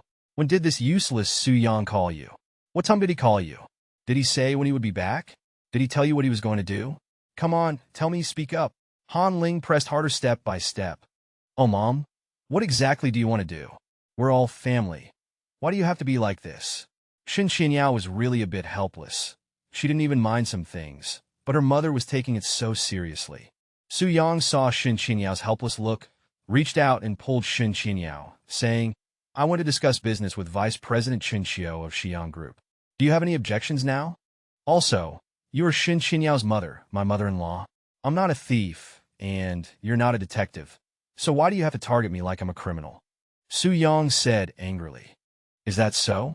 Then you should also remember that because my daughter hasn't divorced you yet, I have to guard against you everywhere, lest you do something outrageous. Han Ling said, filled with a sense of justice. Su Yang hadn't even said anything yet, but Shen Qianyao, hearing about the divorce, became anxious first. Oh, Mom, why are you bringing this up again? I said I won't divorce Su Yang. Humph. This matter is not up to you to decide.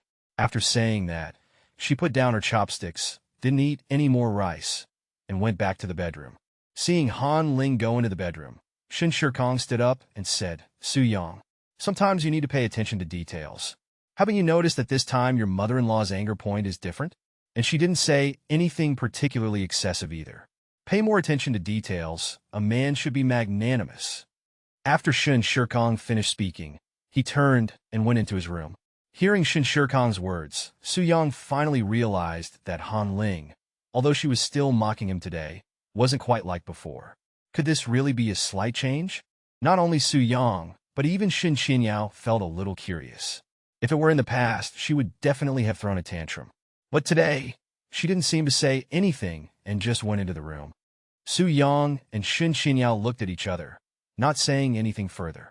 Young Master Su, hurry up and eat, or the food will get cold, Zhongli said softly, standing aside and watching the scene before her. Su Yang, hearing Zhongli's words, didn't say anything more, just sat down and silently accompanied Shen Qianyao to eat. Su Yang could taste that these dishes felt different from usual. Today's dishes were very fragrant and delicious. Aunt Zhang, where did you buy these vegetables? They're quite good. Let's buy vegetables from this place in the future. As she said this, Shen Qianyao nodded in agreement. No, this is from my niece. She had someone send it to us from the countryside. It's vegetables from our village, grown without any chemical fertilizers, all using organic fertilizer. If you like to eat them, I can open up the front yard in the future and plan a little bit. If you agree. Zhongli was very happy that Su Yang and Shen Qianyao liked to eat vegetables from her hometown. Just as Su Yang was about to agree, Han Ling came out. No, this is the city, not the village. It's really embarrassing if people pass by and see that our yard is full of vegetables. What would it look like? Han Ling said angrily. How about this, Aunt Zhang, in the future? Have your family send some vegetables here from time to time, and I'll give you a 2,000 yuan raise. What do you think? Su Yang felt that eating these vegetables was very beneficial to the family's health. Seeing that Su Yang didn't insist on cultivating vegetables in the garden, Han Ling didn't say anything more, picked up her water glass from the table, and went back to the room again. No need, young Master Su. If you like to eat them, I'll just have my family send some over often in the future. These things aren't worth much. Zhongli was very happy and didn't want to accept Su Yang's money. Then it's settled. In the future, have your family send some vegetables here in advance every day, and I'll increase your salary, so don't argue anymore. After all, eating these vegetables is very good for our health. Su Yang and Shen Qianyao put down their chopsticks, very satisfied, and said, Okay, fine, then I'll go back to my room after I clean up. Zhongli was very happy and went back to her room. Su Yang and Shen Qianyao nodded and went upstairs. Back in the room, Shen Qianyao spoke first. What did you do this afternoon? You made me get scolded. I really did go discuss business with Vice President Jingcheng.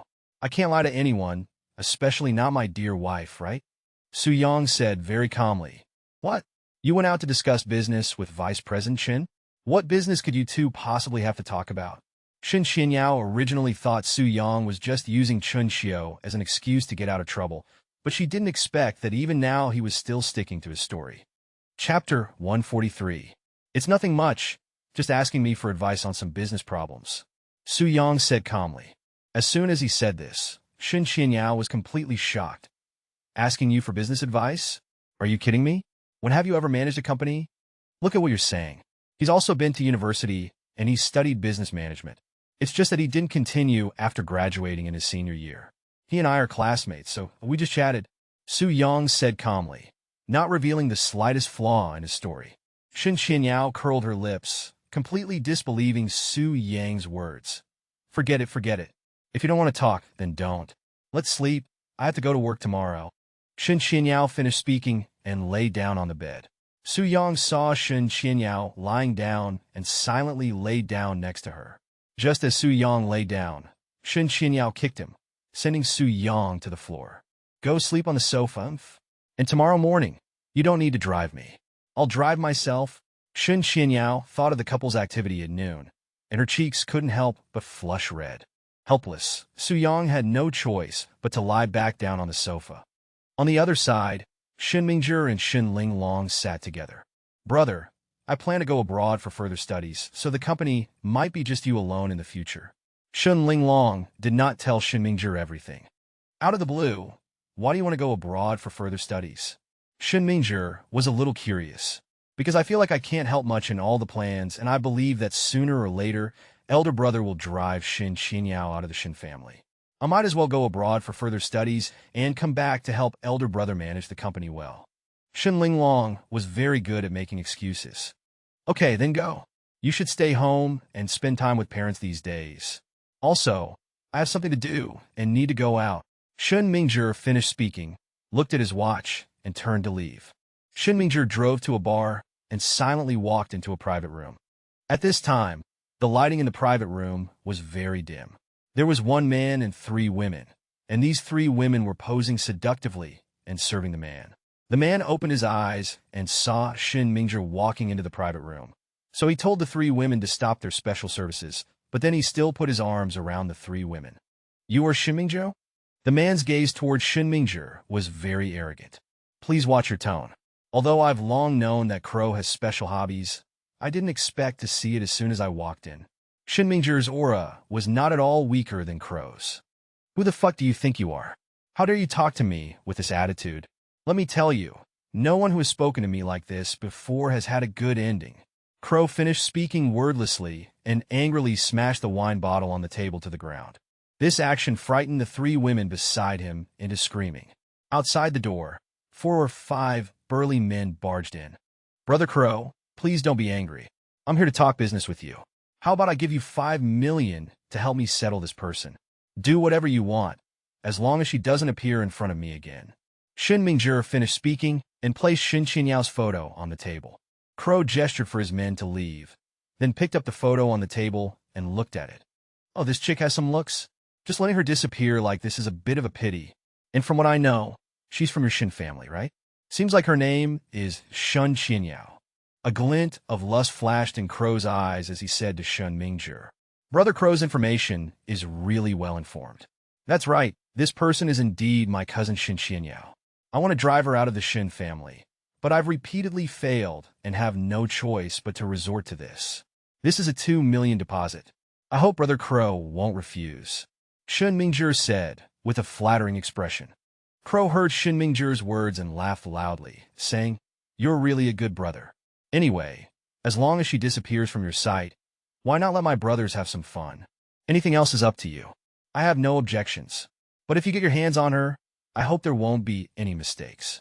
This is her home address, this is her daily route, and time to go to work. The rest is up to you guys to figure out. Shen Mingzhi calmly placed the information about Shen Xinyao on the table. Don't worry, Brother Shen. Taking money and eliminating disasters for people is the rule of our trade. Leave the money and see him out. After speaking, he started playing with the 3 women beside him again, immediately causing a flurry of panicked giggles from the women. Shen Mingzhi calmly stood up, tidied his clothes, and turned to leave the bar. Back in the car, Shen Mingzhi did not leave immediately, but silently stared at the empty street in front of him. Shen Qinyao, you just wait and see. You won't have a chance to appear in front of my eyes again in the future.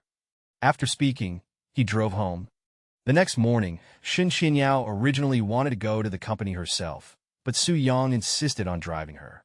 Shen Qinyao couldn't resist Su Yang and had to compromise. Shen Qinyao and Su Yang hadn't eaten breakfast in the morning. When they passed a breakfast shop, Su Yang decided to get out of the car to buy a breakfast for Shen Qinyao. So he asked Shen Qinyao to wait in the car. But just as Su Yang arrived at the breakfast shop, suddenly a van stopped next to Su Yang's car. One by one, fierce-looking men tried to forcibly open the car door. Shen Qinyao quickly locked the car door and, seeing the scene in front of her, trembled all over. Su Yang also realized that something was wrong and immediately turned around and ran towards Shen Qinyao's direction. A burly man saw that Shen Qinyao had locked the car door and, holding a baseball bat, prepared to smash the car window. Shen Qinyao was frightened by this action and covered her head with her hands.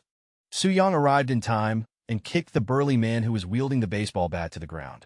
The other accomplices saw their companion knocked to the ground and rushed towards Su Yang. But with their skills, how could they be a match for Su Yang? Su Yang dodged their attacks in a few moves and took advantage of the situation to counterattack decisively. Several burly men realized that they were no match for Su Yang and immediately returned to the van to retreat. Su Yang ignored them and just gently tapped on the window to signal to Shen Qinyao that she was safe.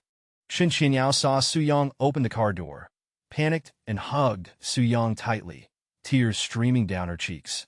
Okay, it's all right, they've been chased away by me. Be good, don't cry. Su Yang comforted Shen Qinyao, trying to reassure her. Although he didn't continue to take Shen Qinyao to the company, he started the car and immediately returned home. Chapter 144. Back home, Su Yang helped the panicked Shen Qinyao to the sofa. This scene was just seen by Shen Qinyao's mother, Han Ling. What's going on? What happened? Han Ling was very worried about her daughter and hurriedly asked. Shen Qinyao didn't respond, just nervously grabbed Su Yang's arm. After a long while, Shen Qinyao finally calmed down a little. Okay, Qinyao, it's all right now. Who are they? Do you know them? Why did they come for you? Su Yang was very puzzled. Shen Qinyao's personality would definitely not provoke these kinds of people. No, I don't know either. I don't recognize them. Shen Qinyao was still flustered. At this time, Su Yang was quickly thinking, who exactly wanted to target Shen Qinyao? Su Yang suddenly thought of his mother. Could it be? Good, you useless thing, did you provoke someone outside? And then they came for revenge, taking it out on our Qinyao. Let me tell you, if our Qinyao suffers even a little bit of harm because of you, I will absolutely not let you off. Han Ling angrily pulled Su Yang up from the sofa. After considering it, Su Yang didn't say anything, turned around and walked out of the house. Cheng Jian, you go immediately and check a license plate number for a van. Zhang A 1347. No matter what, you have to find it for me. Wait for me at Forget Love Bar in half an hour. Su Yang was extremely angry and dialed Cheng Jian's phone. No matter when or where, Shen Qinyao was his bottom line. Anyone who dared to touch it, Su Yang would absolutely not let them go. Cheng Jian knew something big had happened, otherwise Su Yang wouldn't be so angry. He immediately got out of bed to gather his men. Su Yang was still uneasy and called Tianyi again. Tianyi, immediately check the license plate number Zhang A 1347 for me. Use all of the company's connections. I want to hear useful information within an hour. Tianyi was very panicked. Although he didn't know what happened, he knew something big must have happened and immediately started using the company's connections. Half an hour later, Su Yang arrived at Forget Love Bar. Su Yang didn't say a word and went straight to the room on the second floor of Forget Love Bar. Su Yang sat angrily at the table waiting. Before long, Cheng Jian, Zheng Ming, Chen Xiu, Tianyi, and Xia Ziqiang all arrived in front of Su Yang. Everyone didn't dare to say a word, silently waiting for Su Yang to speak. Brother Su, it's been checked, but this license plate number is fake. What happened? Cheng Jian reported the information he got to Su Yang. This morning, when I was sending Shen Qinyao to work, a group of people wanted to kidnap Shen Qinyao. I didn't clearly remember what the kidnappers looked like, but I only remember the license plate number. Su Yang appeared very calm, but there was a deep anger in his eyes. Brother Su, could it be? Chun Xiu said halfway and didn't continue.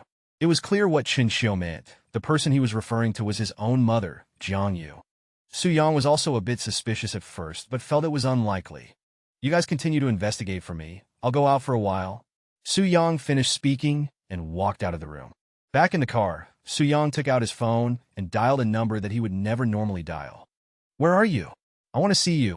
Su Yang's heart was a bit chaotic. After learning the address, Su Yang immediately rushed to the location. The nanny opened the door, wanting to ask Su Yang who he was, but Su Yang didn't even wait for the nanny to speak and walked straight in. The person Su Yang came to this place to find was none other than his own mother, Jiangyu. At this time, Jiangyu had just prepared 2 breakfasts and placed them on the dining table. I have something to ask you, Su Yang asked impatiently. Sit down and have breakfast first. It's been a very, very long time since we, mother and son, have eaten a meal together. Whatever it is, sit down and talk about it after eating. Jiangyu calmly sat at the dining table and took a sip of milk, said. At this time, the nanny heard their conversation and consciously returned to her room. Su Yang was silent, sat at the dining table, looking at all the dishes he loved to eat. He had no appetite at all, and hurriedly said, Was it you who did it? Impudent. Have you forgotten the family rules? Jiangyu saw Su Yang's angry appearance. Don't mention rules to me. This is Jiangling City, not the capital, let alone the Su family. I'm here for nothing else, just to ask you if it was you who found people to try to harm Xinyao. Su Yang asked very angrily. Aunt Jiang, is breakfast ready? Before Jiangyu could speak, a tall woman walked down from upstairs, asking sleepily. Miss Chun, breakfast is already on the table. The vegetables at home are used up. I'll go out and buy some. After speaking, Aunt Jiang walked out of the house. Chunya looked up at the dining table and saw a familiar back. This back gradually became taller in Chunya's eyes. Brother Su Yang, is that you? Chunya asked somewhat excitedly. Su Yang turned his head upon hearing the sound, and what came into view was an unfamiliar face. Su Yang was a bit curious. When did he get a younger sister? Who is this? When did I get a younger sister? Is she your illegitimate daughter outside? Also, did you find people to threaten me and Xinyao? Su Yang was a bit surprised. Jiangyu listened to Su Yang's words, turned her head to look at Chunya, and calmly said, This is Chunya, the eldest princess of the Chun family in the capital, and also your marriage partner. Also, do you think if I wanted to deal with Xinyao, I would need to use those dirty tricks? She's not worthy. Chunya, you're that little girl from back then? Su Yang remembered when he was a child. There was a little girl who often played with him. He vaguely remembered that he even saved her once. Yes, Brother Su Yang. You remember me? Brother Su Yang. Do you remember? When I was little, I said I wanted to be your bride. Now I'm grown up. It can be realized. Chunya was very happy that Su Yang could remember her from when she was little. That was just a game, moreover. How long has it been? And I'm already married. You should bless me. Su Yang said calmly. But Brother Su Yang, I've been waiting for you. For you, that might just be a game, but not for me. It's different for me. I kept it in my heart for more than 20 years. I've always remembered. Chunya said excitedly, grabbing Su Yang's arm. Chunya, if you really like me, you should bless me. I should go. I still have many important things to do. Su Yang had gotten the answer to his purpose of coming here and didn't want to have too much entanglement with Chunya. Su Yang pushed away Chunya's hand, turned around, and left Jiangyu's house and returned to his car. Chapter 145. After Su Yang returned to the car, he once again came to forget Love Water Bar. Seeing that Chen Xiu and others were waiting for him to leave, he went in and sat down. Brother Su, how did it go? Chen Xiu asked with concern, wanting to know some answers. Currently, my direction is locked on 2 people. One is Smiling Buddha, and the other is Shun Mingzhi. Su Yang's eyes were very firm. Chen Xiu nodded, pondered, and then said, Smiling Buddha? If Smiling Buddha knew about our plan, it would be impossible for him to know that Brother Su is our ultimate boss. That's right, although we are going against Smiling Buddha, based on my many years of knowing his personality, he would definitely make a big show of smashing our venues first and wouldn't directly engage in these petty tricks. And it's directly targeting Brother Su and sister-in-law Qinyao. Sha Ziqiang said calmly. All the clues pointed to one person, and that was Shun Mingzhi. Everyone agreed with their deductions, carefully looking at Su Yang to see what the next step should be. Let's do this, Chung Jin. You first go visit Shen Mingzhi, roughly inquire for some information, and test him out. I like to have evidence in what I do. Su Yang said calmly. Since the target was already locked, he was not afraid of anyone. Brother Su, why don't we just get rid of him? Why bother with so much trouble here, especially considering the losses he caused last time, which could directly put him in jail for life? Why go through so much trouble? Chung Jin asked, puzzled. The reason I'm keeping him now is because I still have use for him. He's just a pawn in my hand. Keeping him naturally has a great purpose. There were some things Su Yang couldn't openly say to everyone, so he could only not tell them for now. Chung Jin saw that Su Yang didn't mean to reveal too much, so he stopped asking. With the matter decided, Su Yang also turned around and left Forget Love Water Bar. He drove back home, and at this time, Shen Qinyao's mental state had recovered to normal. Han Ling saw Su Yang come back from outside and said angrily, "Get out of here, get out of this house." Su Yang didn't know what crazy act Han Ling was putting on again. He had just come back after finishing business, and he was scolded again. "Good, you heartless and ungrateful thing. Qinyao has been protecting you every day, and this is how you treat her, getting injured outside and not even knowing to comfort her, and still going out to fool around. You quickly get out of here, get out of this house." Han Ling was very angry. "Mom, what are you doing?" Su Yang went out. Maybe he went to investigate who did it. "What are you doing?" Shen Qinyao was very annoyed. In other families, the relationship between mother-in-law and son-in-law was particularly good, but in her family, why was it different? He went out to investigate. What can he find out? Does he have connections or ability? What does this good-for-nothing have? All day long, he only knows how to fool around and is useless in everything else. Look at other people's sons-in-law, and then look at mine, simply the most useless of the useless. Han Ling was very dissatisfied. Qinyao had been frightened and was still protecting Su Yang. "I found out the license plate was fake, and I don't know who these thugs are yet, but I speculate that Shen Mingzhi did this." Su Yang ignored Han Ling and calmly said the information he knew. Han Ling was stunned for a moment after hearing Su Yang's words, not expecting Su Yang to actually investigate. "Are you brainless? You still dare to openly investigate people? Do you still want Shen Qinyao to be retaliated against? You say it's Shen Mingzhi, then it's Shen Mingzhi? All day long, just finding excuses. Can you reflect on your own reasons?" Han Ling was a little afraid that Shen Qinyao would be hurt again. Listening to Han Ling's words, Su Yang felt very speechless. Not knowing what to say, investigating was wrong. Not investigating was also wrong. He just helplessly sat on the sofa. "All right, stop talking. Xiao Su didn't do nothing." Shen Shikong felt it was a bit unsightly and dissuaded Han Ling. "Shut up. Stay on the side. If you didn't have no status in this family, would our family have fallen to this point? All day long, you just know how to read your broken books." Han Ling also knew she couldn't say anything more about Su Yang. "What's wrong with me reading books? Reading books is to cultivate self-improvement." "Really?" Shen Shikong didn't want to refute Han Ling's face and said silently, "All right, shut up. You really are." Han Ling also sat on the sofa in a huff. "Okay, Mom. Today it really was thanks to Su Yang. I was originally going to go to work by myself, but luckily Su Yang sent me. Otherwise, if I encountered such a thing, you might not be able to see me now." Shen Qinyao glanced at Su Yang and said very thankfully, "Thankful for what? He sent you to work? Isn't that what he should do? You're idle at home all day. What's wrong with sending you to work?" Han Ling still retorted Shen Qinyao's words. "Oh, okay, Su Yang.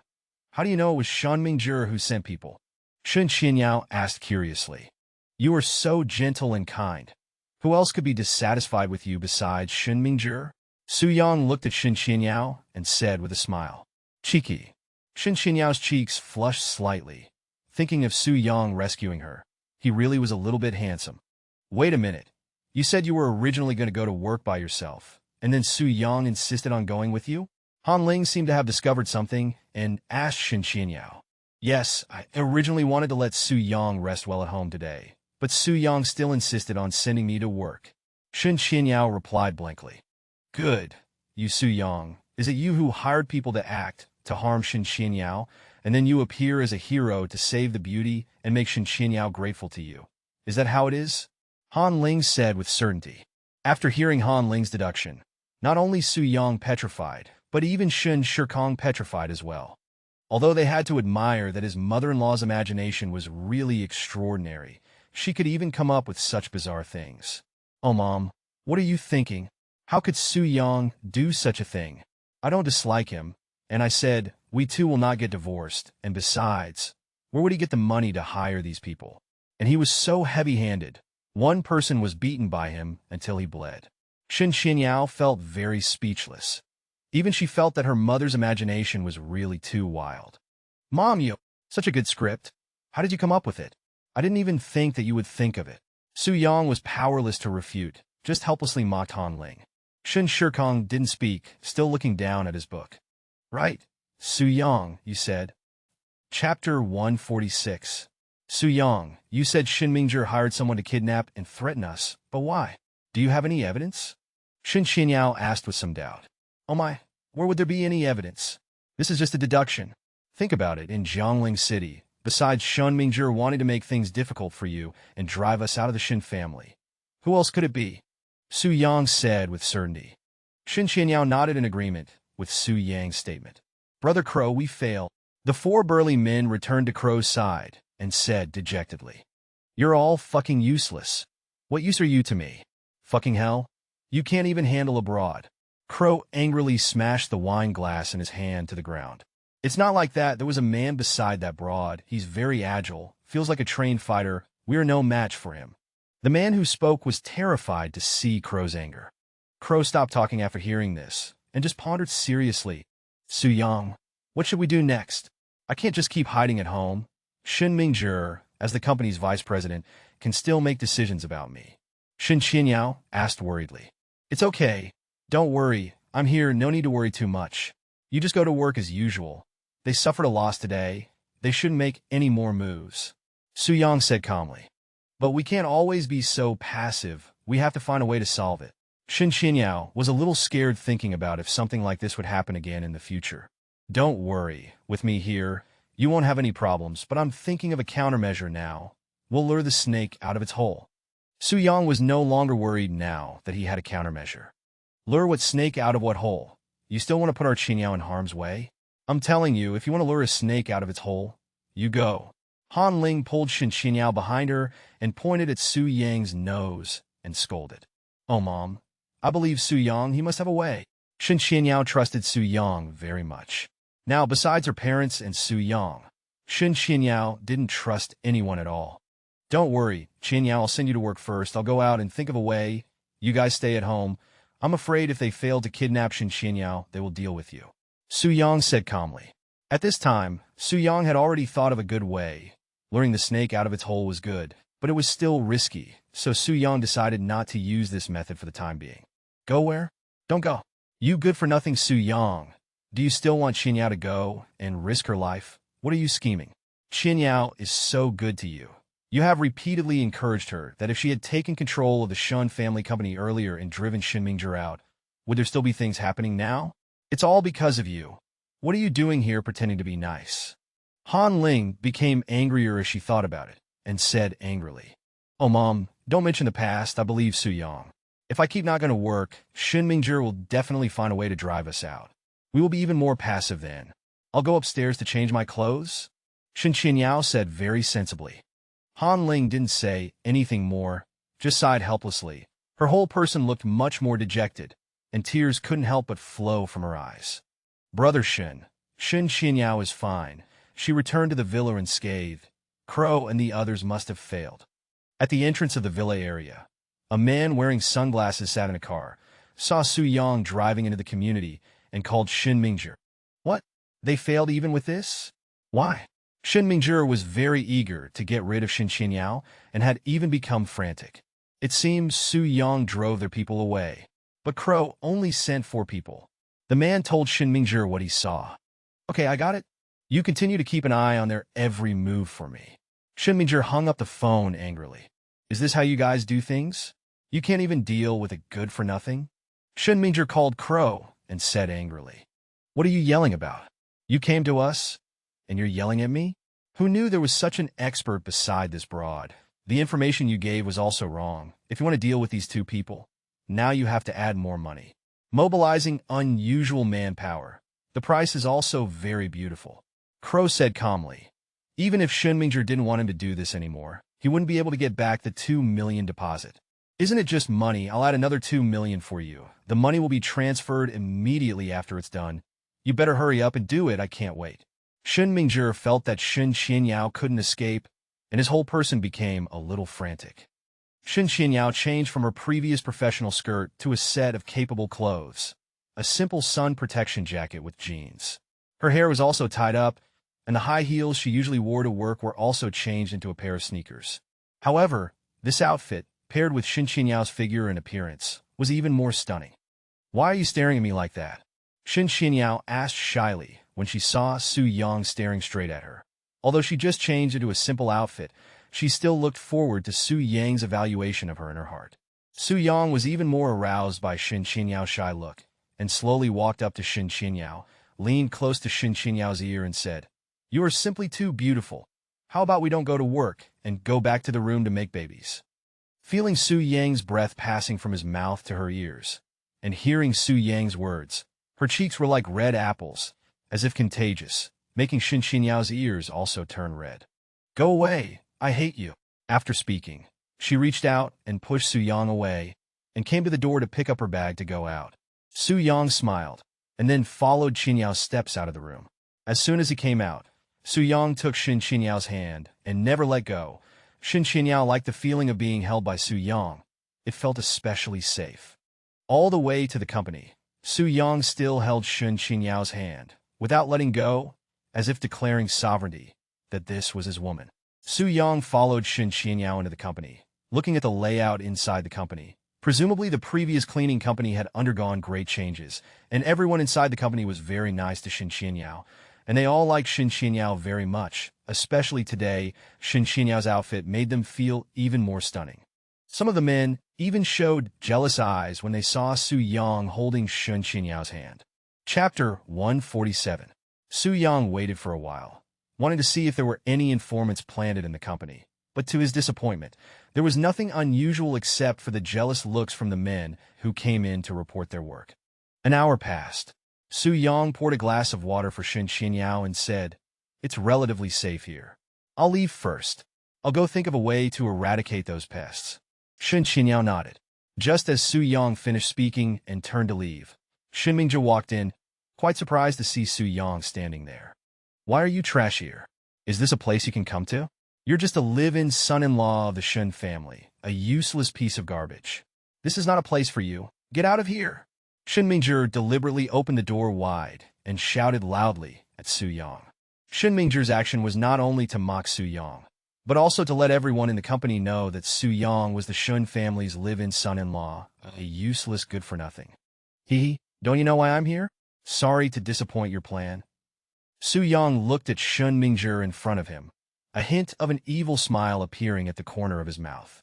Su Yang's aura involuntarily made Shen Mingzhi feel as if he had fallen into an ice cellar, his whole body shivering from Su Yang's smile. However, he quickly composed himself and said, I don't know what you're talking about, but what I do know is that this is not a place for you to come. Besides, I'm here to check the quarterly reports." Shen Mingzhi stood up. "I invited Su Yang here. You have no right to drive him away. Moreover, this is my office, and what you want is right here." Shen Qianyao slammed a thick stack of documents on the table. At this time, the employees outside also noticed the commotion on Shen Qianyao's side. "So, this is Manager Shen's husband. I've always heard he's a useless bum. I finally saw him today. He's quite handsome, but too bad he's a pretty boy. I despise people like that the most.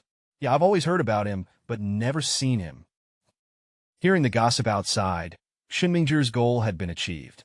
Although he couldn't eradicate Shen Qianyao immediately, and she escaped this time, a little mockery and making them the center of attention was still something he could do.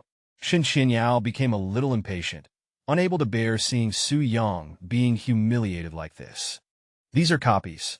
The originals are locked in the safe. Take them and get out of my office immediately."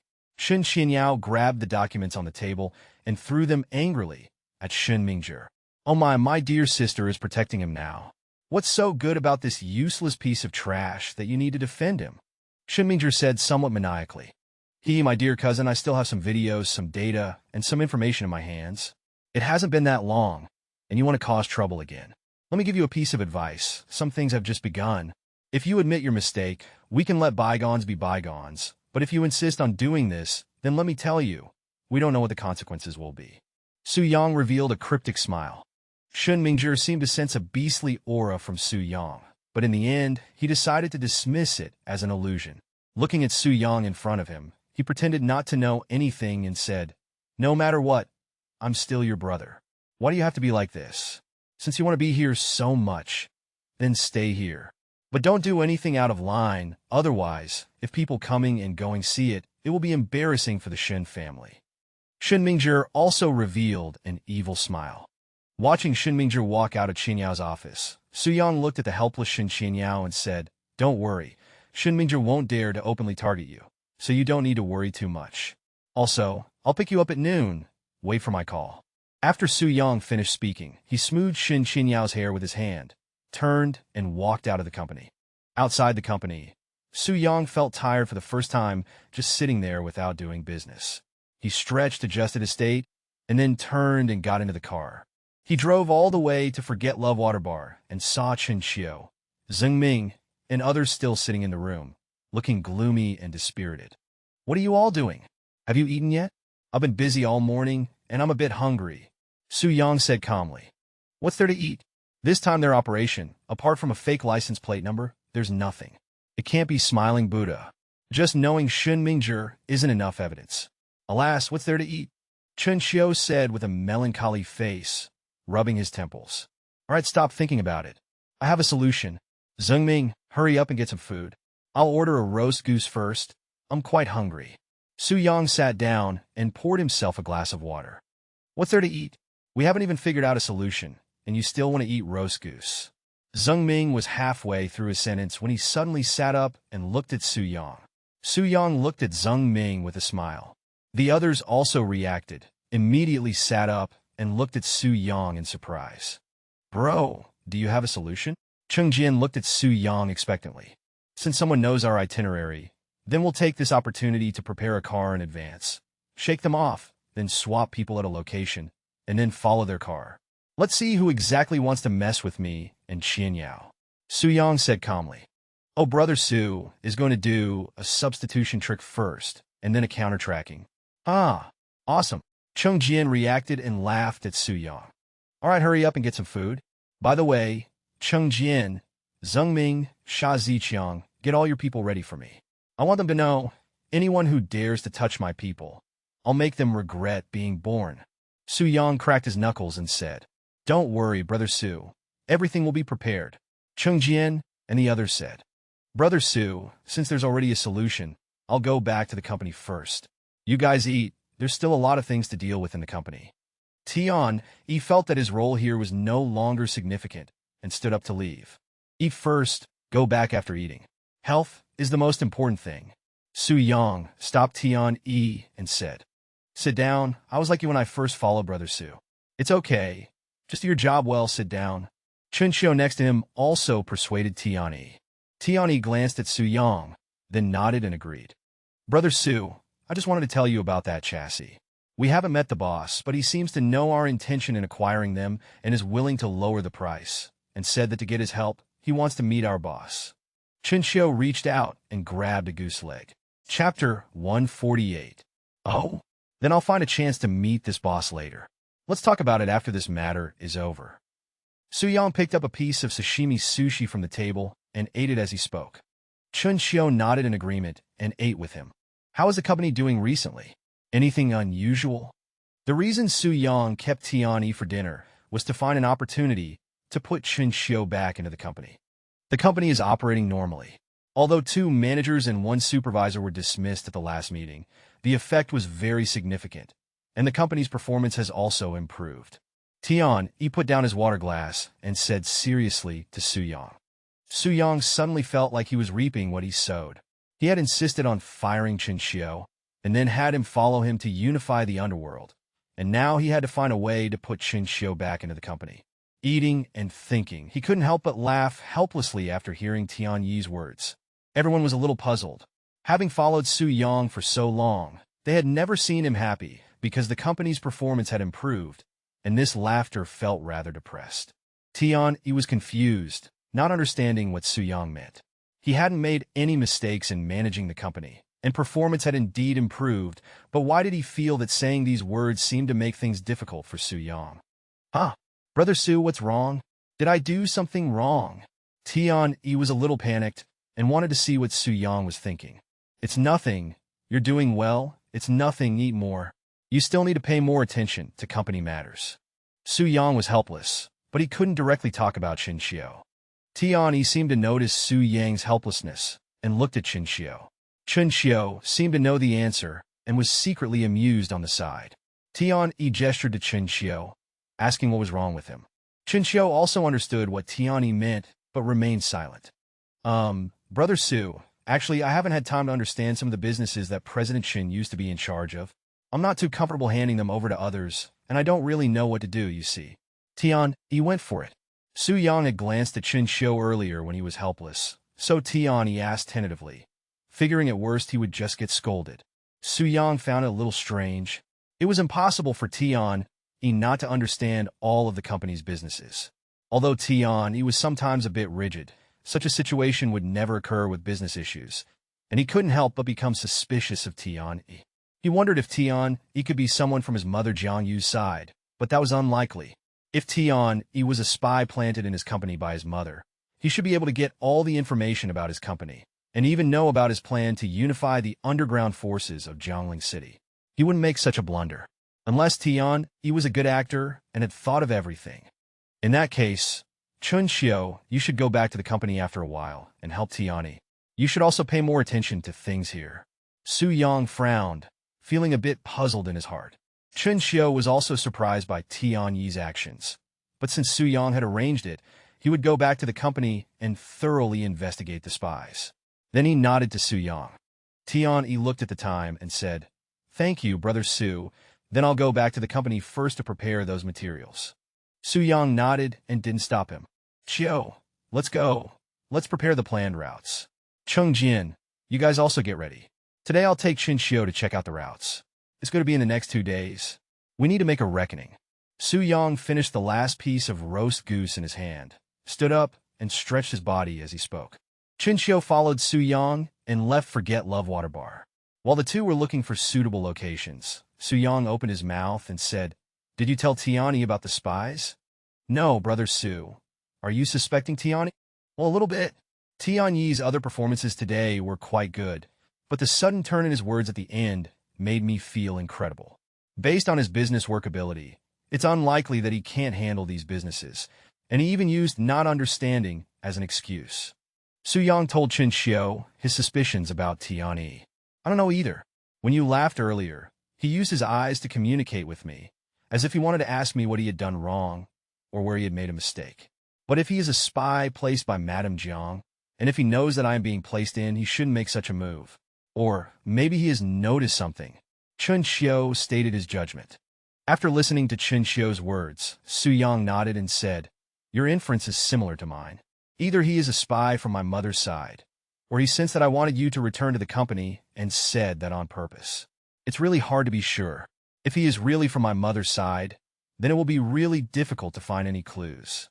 Yes, I will pay more attention to him after I go back, and I will also pay attention to other people in the company." Chinxiu took a deep breath and said. He was also very worried in his heart. "Well, but we can set a direction, such as the company's senior management. Grassroots employees don't provide much information to my mother and them. We can focus on observing people at the manager level and above in the company." Chinxiu expressed his idea, believing that senior executives have more information and are easily bribed. What you can think of, my mother and them can certainly think of, but it's true that there's no good reason to bribe grassroots employees. But for those newly hired employees, especially those who can easily approach senior executives, these people are worth paying more attention to. This kind of reverse strategy is often very effective. Su Yang smiled faintly and said. After listening to this, Chinxiu also agreed. Those at their level are veterans who have been through many battles, and they can definitely think of it too. After looking at a few streets, they did find a few very suitable places. Su Yang looked at the time and dropped Chinchou off nearby, then drove back to the downstairs of Shen Qianyao's company. When he arrived downstairs at the company, it was just time to get off work. Su Yang got out of the car and walked into the company. Because of what happened this morning, everyone knew Su Yang's identity, and the security guard at the door didn't stop him, just asked roughly what Su Yang was here for, and then let him through. Qianyao, let's go home first. I have good news to tell you.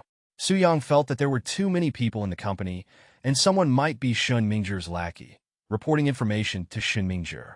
Shen Qianyao nodded and followed Su Yang's pace to the car, preparing to go home. Chapter 149. Shen Qianyao got into the car. It had been too long since she wore flats, and these shoes were still cheap items she bought from a street stall a long time ago. They were very uncomfortable to wear, causing her calves to feel stiff. She unconsciously wiggled her calves in the car. What's wrong? Are your shoes very uncomfortable? Su Yang noticed the details of Shen Qianyao's actions and asked. A little bit, it seems the shoes have shrunk a bit. I didn't notice it this morning, but now that I've relaxed, I feel a bit uncomfortable, and my calves are also very stiff. Shen Qianyao said, pinching her calf with her hand. After hearing Shen Qianyao's words, Su Yang drove towards the commercial street. Huh, where are we going? Aren't we going home? Shen Qianyao asked, a little curious. Aren't your shoes uncomfortable? I'll take you to buy a new pair of shoes so you won't be uncomfortable anymore. Su Yang turned his head and smiled very gently at Shen Qianyao. Hearing Su Yang's words, Shen Qianyao was very happy, very pleased that Su Yang could be so considerate of her in every way.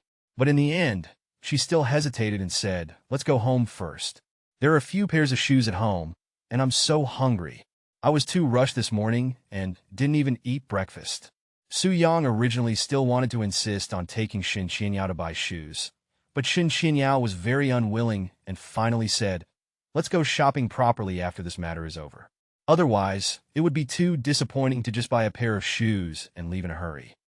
In the end, Su Yang couldn't resist Shen Qianyao and agreed to buy shoes after this matter was over. Then take off your shoes first, otherwise it's not good for your feet. What if the blood doesn't circulate? Then I'll have to carry you to and from work every day. Su Yang deliberately scared Shen Qianyao. That's true. And you don't want to carry me to and from work? You don't want to hold me that much. Shen Qianyao also felt that it would be much more comfortable to take them off, and then, with a bit of playfulness, pinched Su Yang's ear and said, ouch, my wife. I was wrong. I want to hold you. How can I not want to? I wish you would hang on me every day. As Su Yang spoke, he picked up one hand and grabbed Shen Qianyao's hand. Shen Qianyao just wanted to act a little playful, but when Su Yang grabbed her hand like this, she suddenly felt a little shy, and listening to Su Yang's words, she unconsciously thought of yesterday's couple's activity. Stop talking nonsense, drive properly, Qianyao said happily, without any intention of pulling her hand out of Su Yang's grasp, thoroughly enjoying the feeling now. The two were silent, and after passing a traffic light, Su Yang jokingly said to Shen Qianyao, wife, have you not washed your feet these days? Why do I smell a scent? As he spoke, he let go of the hand holding Shen Qianyao's hand and brought it to his nose to smell it. Shen Qianyao was stunned by Su Yang's words and unconsciously looked at her feet, then said, really? Really? I wash my feet every day. Shen Qianyao felt a little embarrassed and silently put her feet back next to her shoes, no longer hugging her legs. Of course there is. If you don't believe me, smell it yourself. Su Yang secretly chuckled and took out his phone, turning on the camera, aiming it at Shen Qianyao, waiting for the best opportunity. Shen Qianyao was a little skeptical, and when she was about to lift her foot to smell it, she just happened to notice Su Yang's little trick, seeing the phone camera pointing directly at her. You're so mean. You're actually teasing me. I won't smell it. Come on, you smell it. Saying that, she lifted her foot and stretched it towards Su Yang's face. At this time, because of the traffic jam, Shen Qianyao was not worried about any accidents. Su Yang smiled and grabbed Shen Qianyao's foot and said, it doesn't smell at all. It's still very fragrant. As he spoke, he used his other hand to tickle the sole of Shen Qianyao's foot. This made Shen Qianyao laugh nonstop, and she had to beg for mercy. The originally boring traffic jam, because of this matter, instead made Shen Qianyao very happy. But this scene completely fell into the eyes of a small car driving alongside them. The man in the car looked at Su Yang and Shen Qinyao fooling around and couldn't help but sigh and say, "Sigh, this stench of love. It's reached me here." After speaking, he lit a cigarette and waved his hand towards Su Yang and Shen Qinyao's direction. Su Yang and Shen Qinyao noticed this scene and also heard the man's words. Shen Qinyao's face instantly turned red. She withdrew her foot that was being held by Su Yang and gave Su Yang a resentful look. Even Su Yang felt a little embarrassed by this scene. Soon the traffic resumed, and Su Yang directly drove the car back home. When they arrived at the door of their house, Su Yang parked the car and got out first, saying, "Come on, my wife, I'll carry you." As he spoke, without waiting for Shen Qinyao to refuse, he directly picked Shen Qinyao up in a princess carry. Put me down. I can walk myself. It would be bad if others saw us." Shen Qinyao was very shy. Su Yang saw that Shen Qinyao was not being obedient and kissed Shen Qinyao while carrying her, saying, "If you are not obedient again, I will kiss you again, and besides, you are my wife. What's wrong with me carrying you? It's only natural. And besides, aren't your shoes uncomfortable? Isn't it comfortable for me to carry you?" Shen Qinyao was so frightened by Su Yang's actions that she didn't dare to move anymore. If this scene were seen by Shen Qinyao's mother, Han Ling, she would definitely be angered to illness. Seeing that Shen Qinyao was not moving, Su Yang also smiled and said, "That's more like it. Let's go home." Saying that, he quickened his pace and ran towards the house, and Shen Qinyao was also frightened by this sudden acceleration and hugged Su Yang's neck tightly. Back home, Su Yang put Shen Qinyao down, and at this time, the meal was also being prepared. "Aunt Zhang, what are you making?" Su Yang was in a very good mood and asked Zhang Li, who was busy in the kitchen. "Nothing. Madam wanted to eat noodles, so I plan to make some plain noodles." Zhang Li was very content. Although she had suffered a lot of anger from Han Ling at the beginning, as time went by, Han Ling no longer targeted her. "Then make a few more bowls, Qinyao, and I will also eat. I want 2 bowls." Su Yang smiled. It had been a long time since he had eaten noodles. Soon the plain noodles were ready, and Zhang Li called everyone to eat. "Eat, eat, eat. All you know is to eat. Have you thought of a solution yet? Can you be more attentive? Also, what is going on with you carrying Qinyao back at the door? Explain it to me clearly." Han Ling noticed that Su Yang had carried Shen Qinyao back home before and immediately asked, "Oh, Mom, we came back for lunch because we thought of a solution, so we came back to tell you. Su Yang carried me into the house because my shoes were very uncomfortable, very tight, and then I asked Su Yang to carry me back." Shen Qinyao quickly helped Su Yang explain, extinguishing the flames before the war began. Chapter 150. "Su Yang, quickly tell us, what's your plan?" "Let me tell you, brat, if you dare to let Shen Qinyao take risks, I absolutely will not agree." Han Ling interrupted before Su Yang could speak. Su Yang understood Han Ling's feelings very well. Of course, if there was a better way, he certainly wouldn't want Shen Qinyao to risk herself. "Don't worry, this time it won't be something dangerous like luring the snake out of its hole, but it still has a certain degree of risk. This time we're going to use stealing the beams and pillars." Su Yang grinned and said confidently. Hearing Su Yang's words, everyone was very surprised.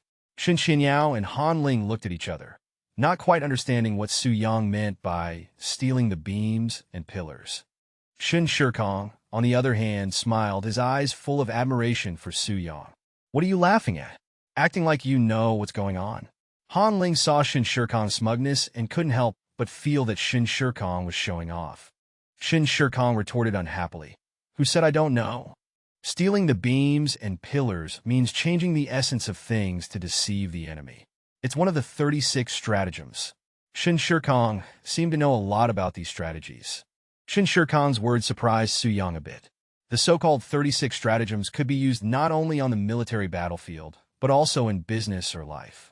But what puzzled Su Yang was if Shen Shikong knew these things, how could he be constantly scolded and looked down upon in the Shen family? Easy to say, but it's like you can actually do it. Han Ling wasn't ignorant of what stealing the beams and pillars meant, but just felt like there was no way to implement it. "It's possible. I want to see suitable locations today, and also found someone to help. If those people dare to follow me and Qinyao, we can get useful information," Su Yang said calmly. "Ah, you found helpers? Who would help you? Although you often go out, You shouldn't know many people. Shen Shikong was very curious and wanted to test where Su Yang's confidence came from. He was clearly just a live-in son-in-law. It would be fine if he knew some ordinary people, but the result was that he could get to know influential figures like Chen Xiu and Cheng Jian. Especially at the last dinner. Chen Xiu showing up could be explained by the Sunset Group learning about the quality issues of their company's project and intervening. But what about Cheng Jian? Cheng Jian had already helped Xinyao once, to help a second time. Although he said in front of everyone that he was Chen Xiu's friend at the time, there was no need for him to help Xinyao. Shen Shikong was a little puzzled, but he didn't know that Su Yang was paying attention to him at all times. I contacted Chen Xiu, and he agreed to ask Cheng Jian for help. And we've already chosen the location, so everything is ready except for the crucial element. Su Yang still had to tell the plan after Shen Shikong's surprise to reassure Han Ling. But what Su Yang didn't know was that saying this made Shen Shikong feel even more that Su Yang was not simple. Cheng Jian, why does he always help us? The first time the decoration materials were robbed, Cheng Jian helped, and the last time it was also Cheng Jian who helped with the project quality issues. And this time it's him again. Why exactly? Not only Shen Shikong, but even Shen Xinyao felt unbelievable. Oh, didn't I say Chen Xiu and I are best buddies and I've helped them before, right? So of course they'll help us. Su Yang didn't expect them to be so perceptive and had to make up an excuse to muddle through. But just as Shen Xinyao was about to open her mouth again, Su Yang looked at the time and interrupted Shen Xinyao. Hurry up, we have an hour before work. Don't be late, Su Yang said, getting up and pulling Shen Xinyao beside him to walk out the door. Su Yang cleverly ended this opportunity for them to get to the bottom of things. Little Crow, what did you call us here for? At this time, several burly men were sitting opposite Crow. If Su Yang were present, he would definitely know that these people were the ones who followed Smiling Buddha and fighting. Hey yo, Wolf bro, what's with you? I've already come out to work with Buddha. Why are you still calling me Little Crow? That was so many years ago. Crow was very depressed to be called that. If it were someone else with Crow's personality, he would definitely break a leg, but the people in front of him were different. The burly men in front of him were several boxers who followed Smiling Buddha in fighting. The person who spoke was called Wild Wolf. Both his speech and behavior were extremely wild, especially when fighting. When he got angry, he didn't care about anything and would directly fight to the death. There was once such an example, and so far he had only lost to the Killing God once. Yeah, Little Crow, you've left us brothers and are doing quite well for yourself. We thought you had already forgotten about us. The person who spoke was nicknamed Shoes and was known for his viciousness, especially his boxing technique, which was even more tricky, making it hard to defend against. How could I? No matter how rich I become, I will never forget the time we fought together back then. Wolf Bro is still the big brother. Scorpion Bro, you are still my second brother. And there's also third brother, Seven-Step Snake, fourth brother, Little Monkey. How could I forget you guys? Crow scratched his head and said to the man who spoke, You kid, back when we were training in boxing, you were the most useless. If it weren't for our sworn brotherhood, you don't know how badly you would have been trained by Buddha's men. Even Little Monkey is stronger than you. Seven-Step Snake said.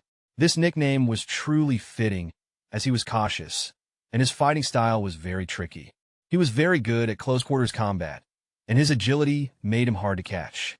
Okay, big brother, second brother, third brother, why do you have to bring up fourth brother? And call me Little Monkey? I'm not the Little Monkey from back then anymore. I'm also very strong now, okay. The person called Little Monkey was very dissatisfied. This person was very agile, even more agile than Seven-Step Snake, and his fighting style was even more chaotic, hopping and jumping in the cage like a monkey. What's wrong, Little Monkey? Are you saying you want to spar with me? I'll break your monkey legs. Crow also joked with Little Monkey. Hey Crow, don't really look down on Little Monkey. Let me tell you, the current Little Monkey is no longer the Little Monkey of the past. Only we can call him Little Monkey. In the eyes of others, this kid is a gorilla. Not like before his popularity. If Little Monkey and Seven-Step Snake go on stage together, the most popular one will be Little Monkey. Wild Wolf spoke up for Little Monkey. You kid, not bad.